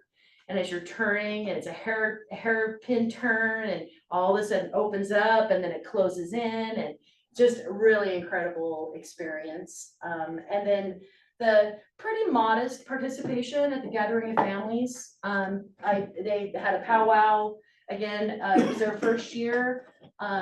We'll just see how things go. I was just glad to have been able to be there and just see what that kind of grassroots effort is for everyone trying to build out, you know, unique experiences. And so then the last is just to kind of share with you a little bit of our analytics. And these are just, you know, 3 quick slides, but you'll see this is a year over year, just real slow. I'm gonna go down just perfect. So this dark blue is this year and the light blue is last year. And so you'll see this is a year to year. So January to today of this year and January to today of last year. And we are up 245% in interest to visit Montana Indian country experiences. And just the homepage is up almost 500% compared to last year. We've totally gotten out of all of our guidebooks. So this year I paid for 90,000 guidebooks because I'm seeing that we're going that direction of more and more interest. And so that's gonna be great for us to all design that new guidebook. Events is up about, you know, over 20%. And then, thank you, Marilyn, if you don't mind just scrolling a little bit more. We're down a little bit on how many seconds people are listening and watching those videos, but the videos you have are like 2 to 3 minutes. And most people will not sit through more than 30 seconds of a video. So we still are capturing their attention longer than some of the other video products out there, but it also speaks to us needing new video material. And so Indian Nations, again, up, you know, 180%. Trips is a little bit, you know, 41%. The only change here was there was kind of a reverse. The guides and the tours came down a little bit while other other searches came up. But anyway, so these will be in a more comprehensive report that I'll be emailing to all of you, but just wanted to give you a little heads up on that. And then as we go into, let's see, yeah, Blackfeet was up over 600%, Crow up over 500%, Flathead, huge, you know, almost 1,400%. So you start with last year, 116 people decided to look at what to do at Flathead or what Flathead's all about. And then now they're at 1,728 views. So what they might seem like they're not a lot, but when you look at the growth, I think it's trending the direction we want it to trend. And then, yeah, and then the next one is essentially the total number of events. And you can kind of just see people are really planning those trips and looking at what to do. They're planning ahead right around February, April, March, April, and then once they're on that trip or about to do it, then boom, it just takes off. And so these are the page views and when they start the session and their first visit and the engagement and they're scrolling. And so yeah, I think that Indian Country is doing really well. And when we get our new website and we get these new features, we'll have this stuff memorialized. Then we can compare with these new numbers with where we were at. And then the last page is just again, piggybacking off of what TJ had shared. This is Business MT. Right now, Business MT is beating the other divisions, so kind of bragging a little bit. I think that's really because we're on the coattails of Luke and his Indian Equity Fund. But this is showing that our outreach is reaching our customers. We still have a lot more to do. When I was out there this summer, visiting with all the vendors, asking if they knew about NABAs, if they knew about Indian Equity Fund, if they knew about who we are, what we do. Most people did not know what I was talking about. So it shows that there still is a lot more outreach to do. But we're also making some gains. So essentially, we're, I think that we can be really proud of going from 20,000 last year to over 84,000 visits to our pages as a whole, for Business MT.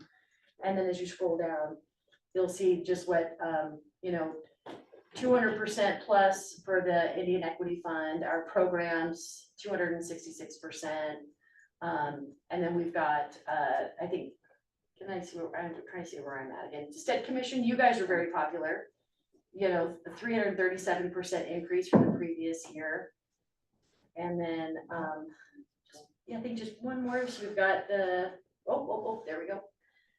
Yeah, I got about 300%. So anyway, that's it for my stuff. Thanks for hanging in there with me, and let me know if you have any other questions. Thanks, Rochelle. Good work. Okay, great. Thanks, you guys. One question? Yeah. Yeah, I wanted to thank you for that grant we received from the state on that advertising. It really helped out the Crow Fair. You guys did a great job advertising. And, so in Indian Country, I'll share a little bit of you that we're all different in tribe and what we do. And so when we got the grant, it was awarded to us, and the Crow tribe didn't like that because they thought I'd overstepped my boundary of getting that grant. It was not their idea, but it was to enhance the Crow everybody. So they said it had to do with the signature authority. I was just a signatory for the grant itself, and they said I was signatory for the Crow tribe. And the chairman said, send it back. We don't need it. And this is a so these guys got on board $25,000 and they said, hey, this is not about that. This is about the whole thing. So in Indian Country, we're different. Like you said, we're different. So each government, we're different. And I was stressed on top of that. Then on top of that, I was like, what the heck, And it didn't make sense to me. And so at the end, state of Montana, they kind of squared them away and they gave it back to us, and we went on, and it was great. We had some good things come out of that. So I just want to say thank you. But it was down to the wire. Oh, heck yeah, You were like just but we were, a few days before having services rendered. Yeah. And with those event grants, just to note, if you received the full 25,000 award this last year and you apply again for this year, these awards are going to be decreasing in the amount. So I think it's like 15,000 or 10,000 for the second year and down to 5,000 for the third year. So it's important. I'm glad you were able to capitalize on Oh, that yeah, this it was year. awesome. You did a really great job. The signage, the advertising, and I just saw it on the ground too. The people who came, I saw a lot of people like me, a lot of non-natives Oh, heck coming yeah, it was with their unbelievable. families, people internationally looking very exciting. So anyway, all of you, thank you so much. Thank you. All right. Chairman Gray, it looks like Elder Sheldon raised her hand. Want me to let her talk?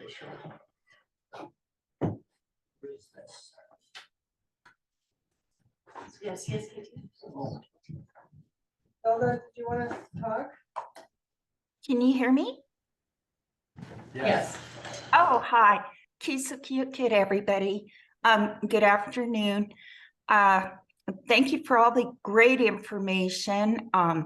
I know we're looking at some of the tourism funds for some of our the Airbnb we have, VRBO, some of our short-term rental programs.